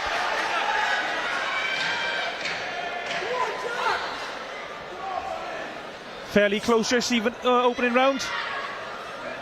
It's hard to split it. Yeah, really, really good opening round actually, setting the tempo for the fight. 10 rounds of this, we're in for a treat, lads. So there we are, Charlie. Who do you think won that opening round? Really, really good early round. We see Jack coming out, flinging that jab out, but Sherif actually coming in and showing there's 10 rounds of him there, sticking it on him, landing successfully. But actually, that's where Jack likes to be tested. He'll come in. We saw him throw that counter right with a right hook behind it. You know what? I hate to be that guy and fence it, but for round one, I'm going 10-10. That's sitting on the fence. Blatantly sitting on the fence. It is blatantly sitting on the fence. But 10-10 first round. I think both men done really well there. It's a real feel-out round, wasn't it, from both of them? I think we'll see the cards being put out as we go further on. But yeah, I'd probably say 10-10 is probably fair. Musah's on his feet a good 10-15 seconds before the start of the round. He's clearly ready to get back into action. Round 2.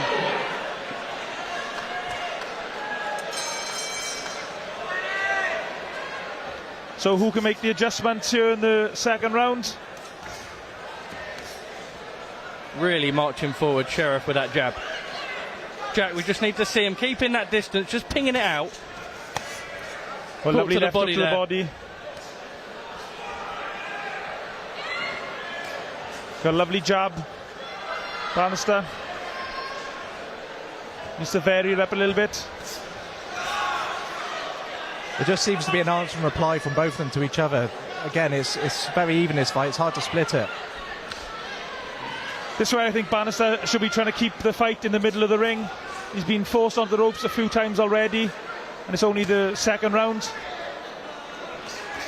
That's better from Bannister. Nice left hook. Counter left hook there from Jack Bannister. And a right hand. Good left hook lands there from Sherif. Just want to see Jack reset a little bit here now. Take a step back. Take a little bit of time. He's almost a little bit trigger shy. Yeah, there we are. Good counter left to the body there, land from Jack. He's kind of waiting for him to throw and then throwing with him. And don't get me wrong, he's getting success with it, but you're then being quite negative. But again, Jack's a clever lad. He's definitely got a game plan here, and we'll see it go into fruition as the rounds go on, I think. I mean, this is my concern for Bannister, the way he just gets manoeuvred onto the ropes fairly easily. I think he's just got to take a bit of time. Look when the shots are coming in, look to reset.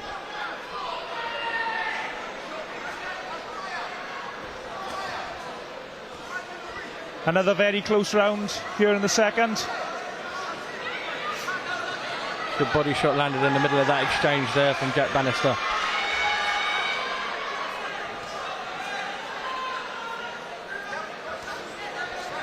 A little bit more success there on the ropes from Jack Bannister, actually. There we are, that's nice. Sherif landed a good left to the body just in front of us here. Bannister just seems a little bit sharper. There we are, nice left to the body, body, yeah. Think he's easing him, finding it a little bit more comfortable on the rope, seeing he can soak the power up. There we are, say that. A good right hand and a great left to the body.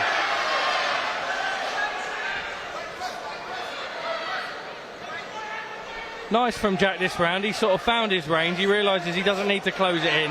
Countering with ease, actually, as Sherif marches forward.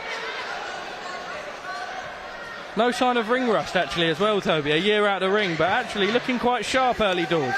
Well, there we are, and again. What a great round this is. Both boxers just trade in shots. He's been on back-to-back camps. He's had a lot of hard training and a lot of hard sparring throughout the whole period. He's been in with some very, very good lads. He's been up with Ben Whittaker quite a bit over his last couple of camps and the Liam Cameron camps. And Trey Dubry as well. He does a lot of sparring with him. So he's in there and being tested in sparring. So even though he hasn't been in the ring for a while, he's used to the heat. And those boys do give the heat in sparring. I mean, what do you think Bannister's trainer's telling him there now?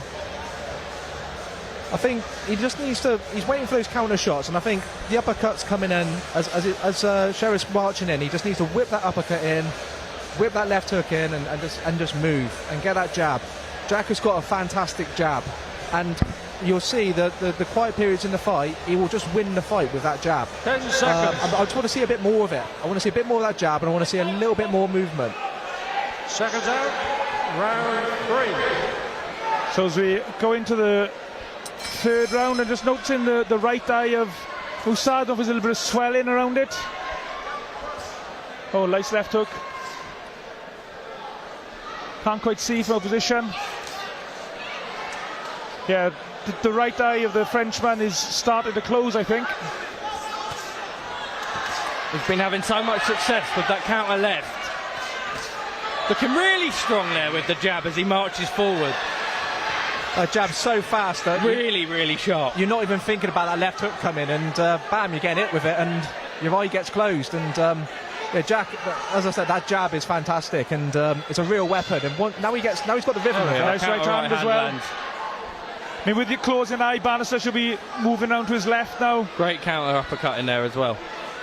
Oh, that left hook is landing fantastically every time he throws it. He takes a little step back, resets on the counter when he comes in with a right hand. The thing is as well is Sherif's getting a bit concerned coming forward of that jab, and then Jack's just landing that looping right straight over and getting success with that. So he's getting success all over the park here, Jack, this round.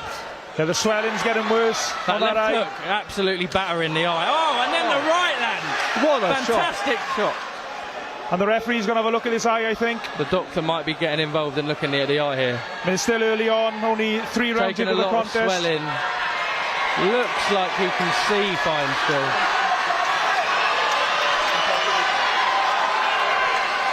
And the doctor's been called up to ringside.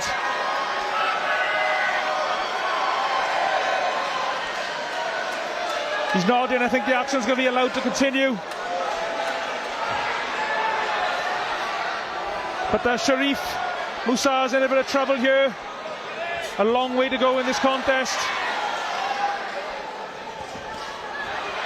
We haven't seen the best from Jack yet as well. He's just warming up, so that eye is going to be a real trouble as Jack gets warm in this fight now. The fighters exchanging hooks to the body. Really sharp counter punching from Jack.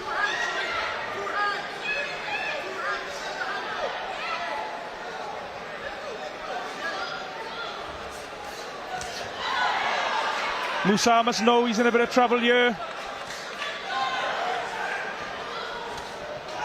Great jab there landed on the outside. You can see he's got the respect as well with that jab, and Sherif's now a little bit tentative about coming in. He doesn't want to fully commit because he knows that jab's going to be coming straight down his throat. And probably the visibility as well. He probably can't see it coming from the left-hand side of Bannister.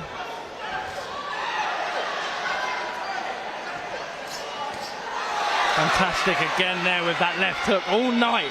Landing successfully from Jack Bannister. Happy to box off the back foot and pop it out. And again.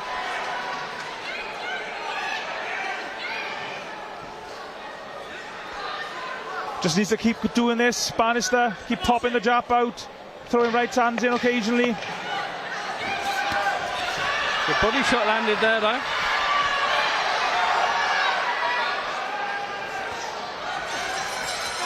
Jack's been absolutely fantastic on the back foot. Really good. Great round for Bannister. What should Sherif Musah be doing? Well, the eye is actually totally swollen up now, just looking for our position. I don't think he's going to be able to see out that eye. Yeah, I'd be very surprised if we see this go any more than a couple of rounds. I don't know if he can see now, actually. No, I think this is going to get stopped. As soon as the referee sees this, he's going to call the doctor in. Well, the referee had a look. He seems happy. I think he's indicating the eye was caused by a punch, which is good news for Bannister. What advice would you be giving him here now, Charlie, the Frenchman? I think at this point you know that you're going to struggle to see that. You kind of have to go a little bit hell for leather, knowing that you've only really got a couple of rounds. But with saying that, he's been marching forward, and Jack's had an answer for everything. At this point, you've just got to be saying, go in there, stick, bite your gum shield down. Surprised that the doctor's not having a look. I think that's what the referee's signalling to now, to be honest. Yeah, doctor's getting called in again. I can't see this being allowed to continue. It doesn't look good. Musah's a one-eyed fighter at this stage. Just looking on the screen here, lads, I don't know if he can...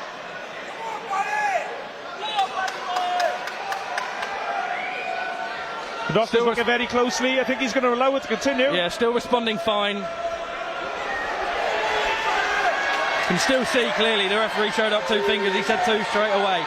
But he'll be looking to stick it right on him this round. Yeah, and again, the left hook.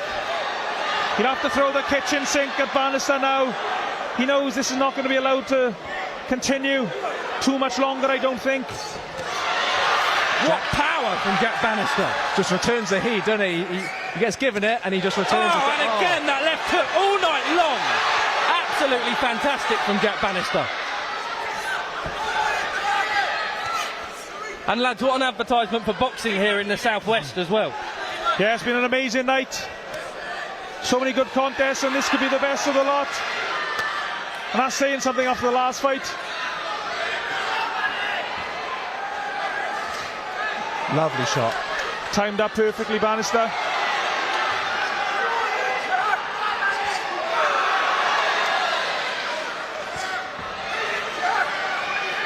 Bannister just picking his shot, so he got caught by a left hook though. He's got to be careful, and the gum shield's out.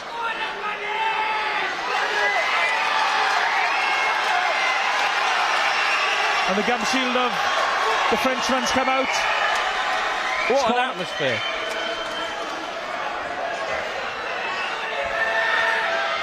And blood now coming from the nose of Musah as well.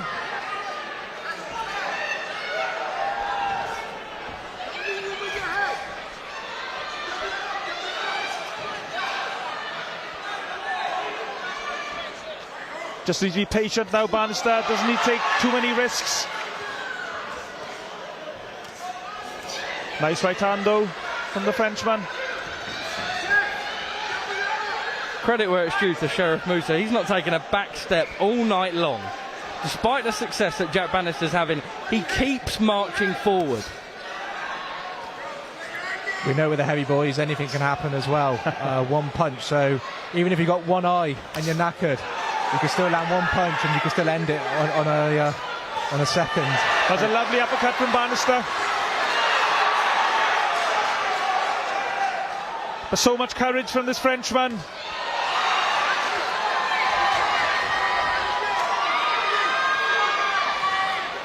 What another great fight this is tonight.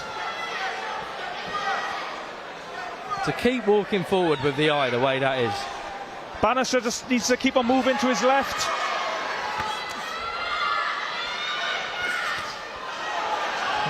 That left hook again, all night long. And again. The action just taking place above our comedy position. We can see these shots thudding in. Currently getting a shower of sweat and saliva. Yeah, we are. Oh, and again. Jack Bannister has looked absolutely mustard so far.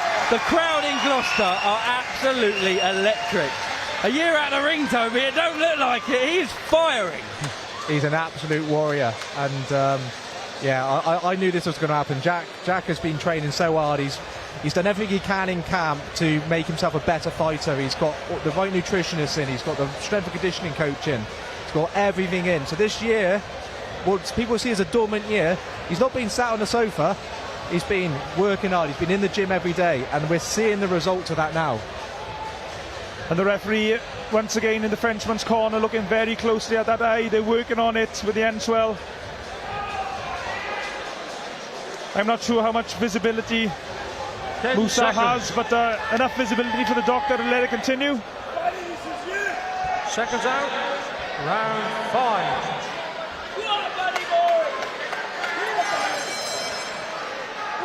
So into the 5th round.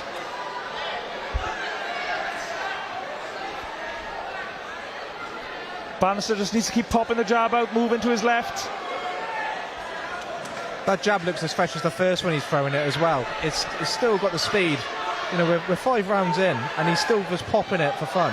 You know what? It's funny you say that, Toby. I just see the corner there. Fantastic work, saying you're landing with success, but keep popping the jab out. The jab's such a key weapon.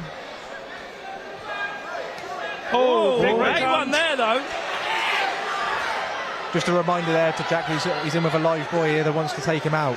He's getting success, but anything can happen in this division. Bannister doesn't want to take any risks. This fight is there to be won. He needs to keep a high guard, stick to his boxing. Yeah, just going to say, needs to reset a little bit here. Do what works. Get on that back foot, fling the jab out.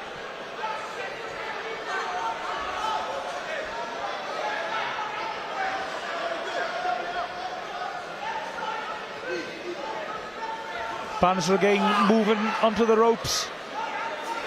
Setting some great traps there. You could see what he's trying to do. He's trying to set the traps, lure him in and bang. Get those counters in. That eye looking really swollen from commentary here. Oh, big right hand lands on the inside. With the eye closing as well, the Frenchman's probably struggling to find his range to launch his own attacks. Good from Jack. Reset, fling the jab out. Oh, lovely right hand, timed it really well on the uppercut.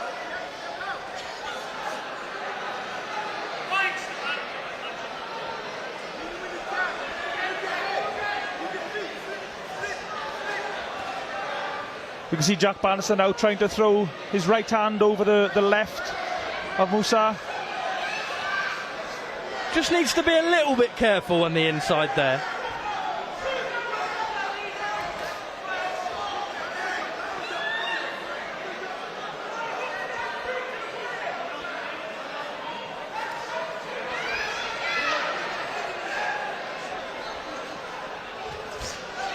Nice right hand again from Bannister, timed it really well as the Frenchman tried to close the distance. I'll tell you what, nothing but respect for Sherif in there, because he has not taken a step back as Jack Bannister lands that left hook for what feels about the 100th time in this contest. He has not taken a step back. The more that eye swells up, the more he just marches forward. Yeah, he's taking lots of solid left hand and a solid right hand there again and again. A bit of blood sprayed out of the mouth of Jack Bannister there, just on the bell as a left hook landed. Sherif Musah's not out of this contest yet. I mean, what advice should you be giving Jack Bannister here, Toby? Keep on that jab, keep moving, don't get drawn into a gunfight, because at the moment, Sherif is looking like he's starting to throw the punches, knowing that he's losing the rounds, and he knows he's got to land the big shots. And we saw some of that early on in that round. So for Jack, it's get on that jab, move in, land those lovely counters that are coming in, and just keep having that success that he's having. Bannister's corner to our left seems to be indicating throwing the uppercut and the right hook. 10 seconds.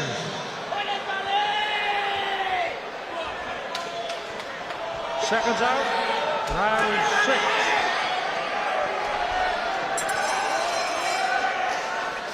Into the second half of the contest. To be honest with you, I never thought this fight would reach this stage with the state on the eye of Musah. Surprised they've not called the doctor up again, to be honest. I mean, at one point it almost looked like the referee was telling the doctor to stop the fight, but the doctor said, nah, you can see.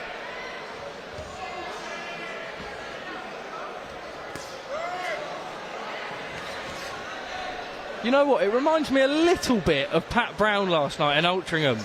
You had a few people say off the back of the debut he soaked up a few too many shots. But actually, when you start to move up the division and you can take the power as well, and you know you can give it back and it's not hurting you, you can soak them up sometimes to have that extra success on the counter. That's exactly what Jack needs to do as well. So he's very much a counter puncher, and he's very, very clever. He's such a smart lad in that ring. And what looks just like a bit of a lull or whatnot, he's waiting for his shot, and he's going. So you do get caught, but the shots he's landing, Sherif's coming forward and he's getting hit, and it's twice as hard when you get hit when you're coming forward. It really does hurt, and that's why we're seeing the serious damage to Sherif's face here, because those counters are just absolutely destroying him. The pace slightly slowing in this round, probably will suit Bannister. To be honest, I'd like to see Jack start to take a little bit more control of the ring now. I think both of them are obviously starting to going into the second half of the fight. Feel the pace a little bit. We can see that he can bang. He's landing the harder punches of the exchange. Ping that jab back out. Make yourself the bigger man. Push him on the back of the ropes.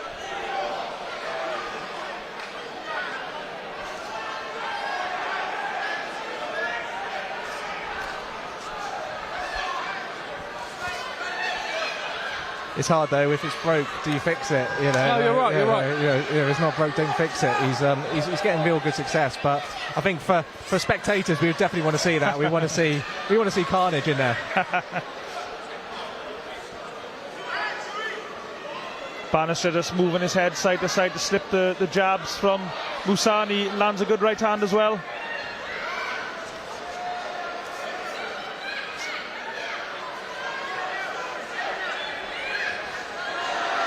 One thing that goes unnoticed in boxing, and you can see some real good work here from Jack, and it's typical for Baker Street's gym, is the way he can manipulate the body and manipulate him coming forward and get control of the arms and manoeuvre himself so he can stay safe.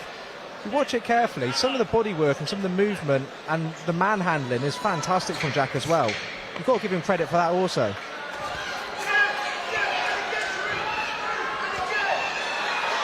Could hear the shots thudding in just above us. Another really good round for Jack Bannister.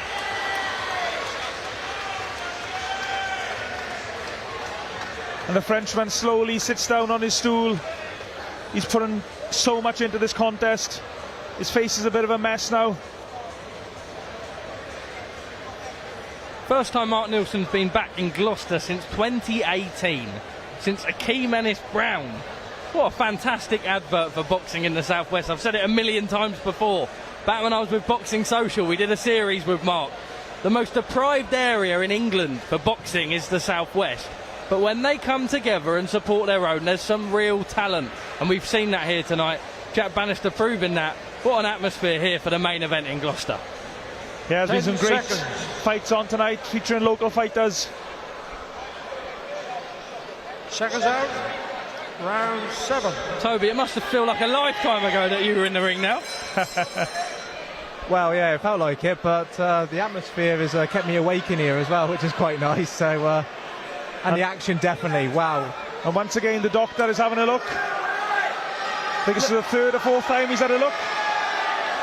From what I can see here, Musah's saying he can see, and I don't think the doctor has a reason to disbelieve it. The referee looks...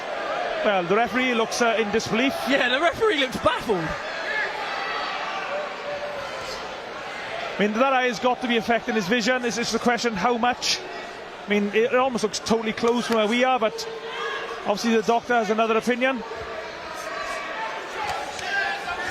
Oh! Great right hand to the body, landed on the exchange there. Just like to see Jack bully him a little bit there. He's landed a bit, push him back. Picks his shots really well, Jack Bannister.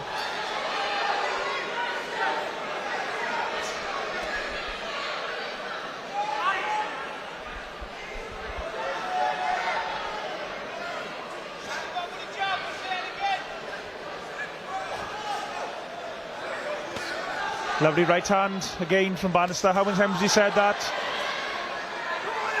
He's coming to the body now more, Jack. He's really working that body. He's giving that eye a bit of a rest for Sherif, luckily. But I'm sure he'll come back up and he'll take advantage of it. Get those hands low, Sherif, and then just whack that left hook in. And yeah, we just see that more of that magic from Jack.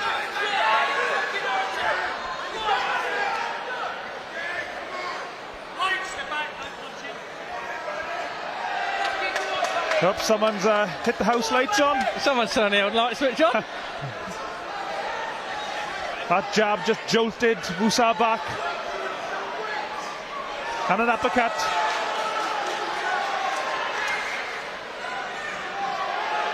Be nice to see Jack Bannister put the finishing touches on this contest now.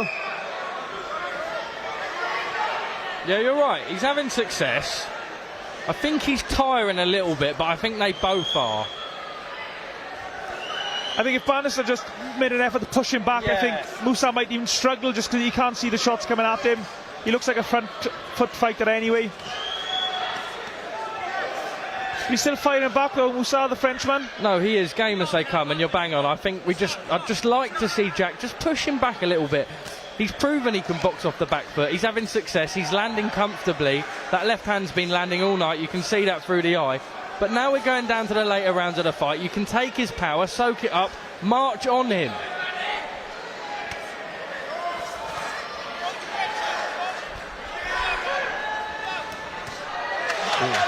Lovely three-punch combination from Bannister.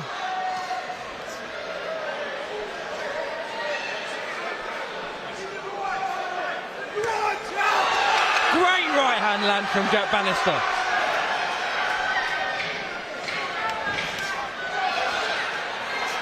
The shot variation from Jack now, he's getting so much success from that left hook. We thought he was going to be doing that all night, but he's been hitting the body, he's been throwing that right hand over. He's been giving him the full package of punches. It's lovely to see. Jack Bannister's probably wondering what he's got to hit this guy with to put him over. He's taking some massive shots. He's a very tough lad because, as I said before, I know how hard Jack hits, and he's really sitting on those shots, and he's still standing after taking probably about 100 plus of them. Wow, what a man. Yeah, and you can't see the shots come in from the left-hand side due to his right eye being partially closed. Credit to both men in here, by the way. The fact that Sherif Musah is still on that stool. I have to say, I gave the first one 10-10, like I said. I've not given him anything in the fight since. Yet there's not an ounce of quit in him. I think the best thing as well is we're seeing two undefeated fighters come here and give it their beans and give us a show. In the fight game, it's quite hard to find two warriors like that, but these boys have put everything into this. They know how much it means to them to get this win. And it's interesting there, Bannister's cornermen actually shouted to the ref to stop it due to the eye. The referee shouted back, I told the doctor, and he wouldn't stop it. Yeah, I'm quite surprised at that myself, if I'm honest. I mean, from the conversation I saw the last time the doctor got up into the ring, he can see. But when you're not winning the rounds, you think the corner or the doctor are going to say, at what point do we pull him out? Yeah, we've probably all watched boxing matches that have been stopped with injuries less than that. Yeah. Lovely jab. The corner are probably hoping on a puncher's chance here, which is sad to see, you know, but maybe they trust their man to get that, and the shut eye, they think he can probably work through it, but realistically, there's no harm in losing a fight like this, and he could get that eye sorted and fight another day quite easily and not take this punishment that he's getting. You mentioned in between rounds about the matchmaking. This is what it's all about. Match them tough from early doors. It's how you get people into boxing from a grassroots level. Put your undefeated records on the line early doors. And this is where I think Bannister now should try to be pushing this guy back. I wish I knew what an undefeated record was, Charlie. I haven't had one of them. Hey, your story's good enough, my friend. Your story's good enough.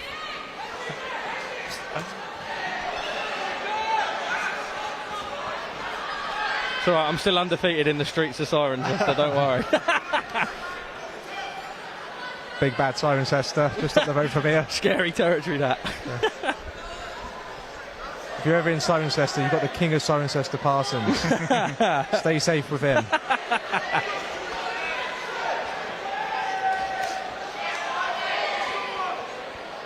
It's interesting, I heard Jack Bannister say in an interview a while back that cruiserweight is his division. He's got no intention of moving up, whereas a lot of cruiserweights treat the division almost as a stepping stone, whereas he feels this is the division that he's strongest at. This is the division he plans to try and win titles in.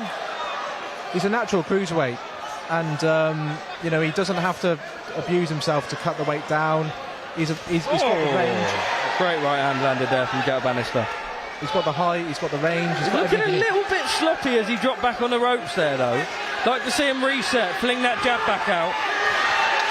He's caught a big right hand there. He's getting caught here. Needs to just reset, go back on that jab. This is the best couple of moments of the fight for Sherif Musah in a long time. Needs to keep the pressure on. Wow. Fair play, because that man's eye has been closed up from about round 2 or 3 we first mentioned it. The doctor came up at round 3, and he has all his success in the later part of the fight. You cannot buy heart. Fantastic in there from Sherif Musah. And Jack Bannister to our left, breathing very heavily. Water going down the front of the shorts. Yeah, I think Jack was struggling a little bit with the pace towards the end of that round. He's boxed at a really, really high pace throughout the fight, Toby, so far. Just settle now. There's 2 rounds. You don't spoil it. You've won every single round on the card so far. Stick to what you know. Get back on that 10 jab. seconds. I think, as we were saying earlier, when you go on the back foot, you're inviting someone onto you. Seconds out. If Bannister perhaps planted his feet a little bit more, it would hold Sherif off a little bit. But by going backwards, you're inviting the guy onto you. Oh, lovely right hand. See, he's getting caught. He needs to just reset a little bit. I think the end of that last round was a bit of fire in the belly for Sherif. Yeah, it was. And he's coming down. He knows he can hurt Jack. Yeah, he's got 2 rounds here, and he can clearly whack. But Jack now is signed and sealed if he just stays careful. Yeah, Jack's just got to box sensibly here. Don't make silly mistakes. Stick to what you know.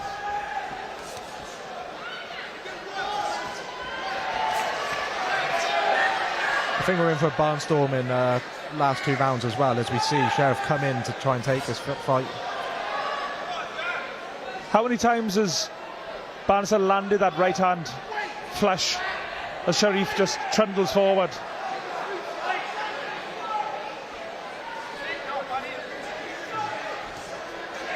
I am so impressed with the Frenchman's ability to just keep walking forward. Gum shield out there. I'm sure both fighters will be glad of the little break.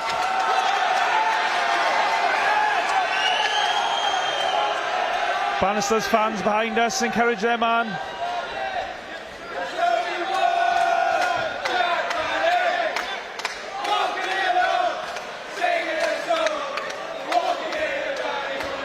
Back to the jab. Back to controlling the fight now for Jack.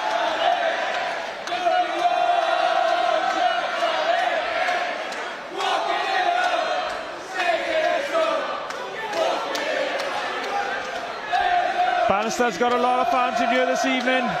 Get him behind their man to get him through his last couple of rounds.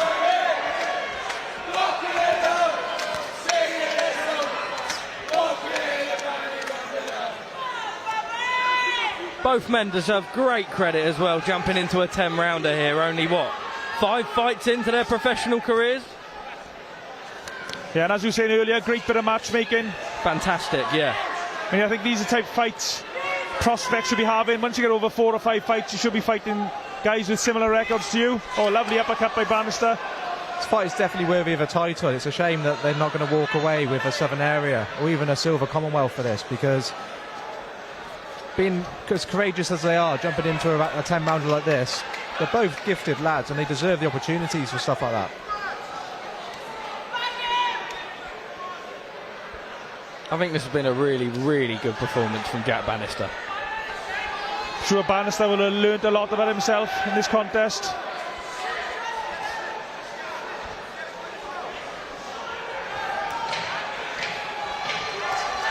Final 10 seconds of the round here. He's using his feet well in the last 20-30 seconds, Bannister. Just doesn't want to get stuck on those ropes, though. What a fight. Fair play to these 2 warriors. I can just tell the scorecards will not give Sherif Musah the credit he deserves in this fight, because he has been relentless from the first bell. He's not taken a step back. Despite just having the better of, Jack's been that little bit slicker, a little bit faster, counter-punched him. He's just not taken a step back. Tremendous heart shown. I think it shows that you mentioned that there, that how misleading scorecards can be. I mean, you could have 10 rounds, and in this case, Bannister might shade each round, and it makes it look lopsided, whereas in reality, it's been an absolute carnage, hasn't it? It's been a real good viewing for us, especially from here. And again, and as you're a cruiserweight yourself, you've got to be tempted for future sparring. I know my level, and unfortunately, seeing these shots being landed, I'll go back to the sofa with a bar of dairy milk, thank you. So 10th and final round, what's been a cracking contest. Bannister surely is a mile ahead on the scorecards. Just needs to be careful this round now. I think the corner are going to be saying to Sherif that you've got to throw the kitchen sink at him now, and you know, he just needs to be clever, get through this round, and victory will be his. But he's in with a lad that's game, coming forward and just wanting to take him out. And also let's give a shout out to the Frenchman's Corner team. They've done a great job just trying to keep that swelling down as much as they have, keep their guy in the fight.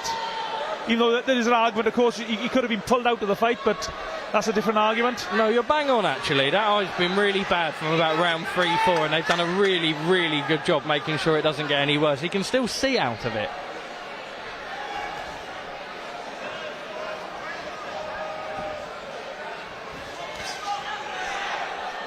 Good little counter right hand on the inside there from Jack Bannister.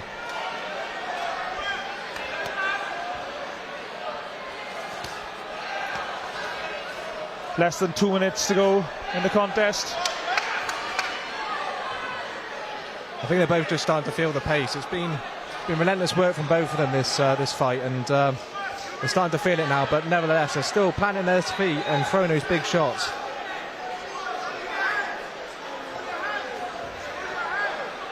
A brilliant night of boxing this has been tonight during Gloucester, especially the last 2 contests, this and the fight before, the English title fight.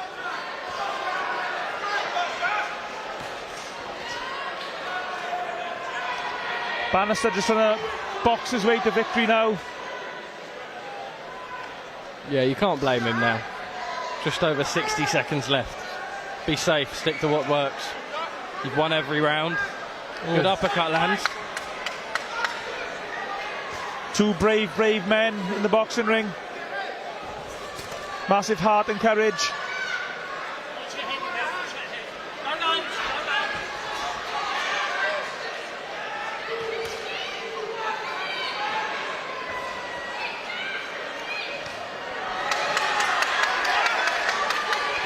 I think it's fair to say that both these men are going to be feeling sore tomorrow morning. What a fantastic return to the ring for Jack Bannister. A year out, but like Toby says, he's stayed busy, he's kept himself in the gym. He's looked fresh as a daisy from round 1. It's a real homecoming for Jack, and also an outing as well. I think his name's going to be rung around. Oh, wow. Big right uppercut lands. He's got time as well to finish this. He's got 10 seconds. Can he force a stoppage? Sherif so good at tying him up, and he throws back about 1 million times over. That is it. Well done to both fighters. What an absolutely brilliant contest. 2 warriors in there. What a fight.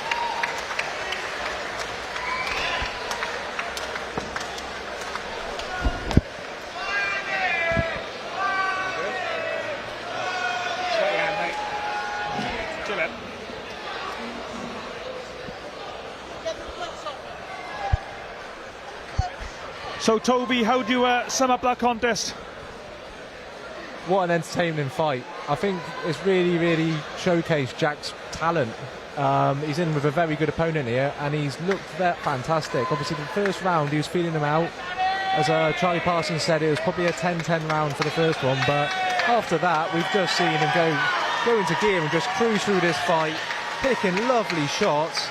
And not just that, though, what an entertaining fight. And Sherif, credit where credit's due, he's just come forward and just gave him a real tough night's work. But wow, great fight. And also credit to Bannister for taking such a tough fight on a comeback. I mean, he could have easily asked to go in with someone, a journeyman with a losing record. He didn't have to take this fight. He could have fought someone and ticked over. Ladies and gentlemen, after 10 rounds of boxing, we go to the referee scorecard. Referee Lee Every scores the bout 97-93. And your winner, Jack Bannister.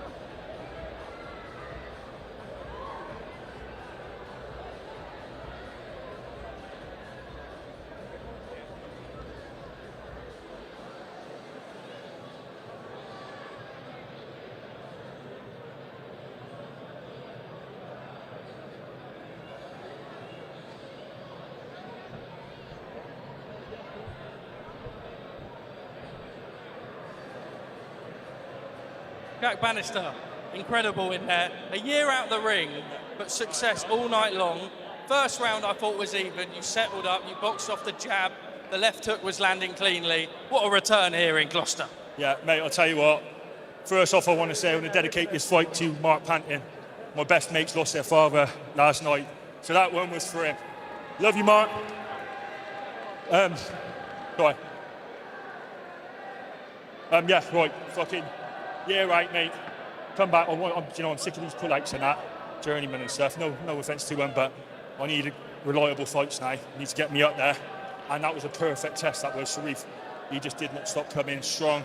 It's hard, and he underestimated his jab and his boxing really, but really tough challenge, and enjoyed every second of it. On to the next one. A year out the ring, he said, Mark, but from what Toby was telling me on commentary, he's stayed busy. He's been unlucky, but he showed tonight his level. By the way, credit to Sherif, because he did not stop marching forward all night long, and he boxed fantastically in there. Keep him active, keep him busy. Credit stepping up to 10, just 5 fights in. Hey, look, credit to Sherif. He took the fight. He's been out active, not because he didn't want to fight, because it's difficult to match him. People don't want to fight him. You know, he's having some brilliant sparring, Ben Whittaker and the like, and everyone knows what his calibre is. So he wanted to step it up in a 10-rounder against an undefeated opponent, and he's a tough guy, right? Because Jack was sticking in some big, heavy punches all night. He was sort of beating him up in there. I thought he might have him out of there a bit earlier on, but, you know, we're looking at big things. Jack don't want to hang about, don't want to be fighting journeyman, wants 50-50s and wants to crack on and fight for titles. This year's going to be a massive year for him.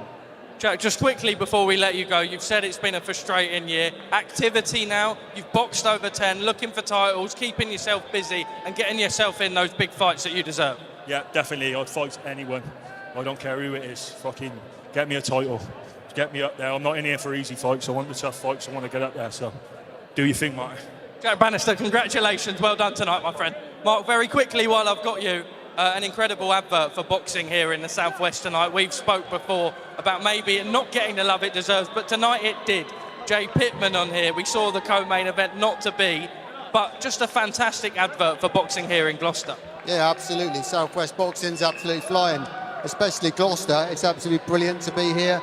You know, you've got Baker Street, you've got Fight Factory here, just like production lines of fighters. So of course we're going to come in and put their fighters in front of their home crowds.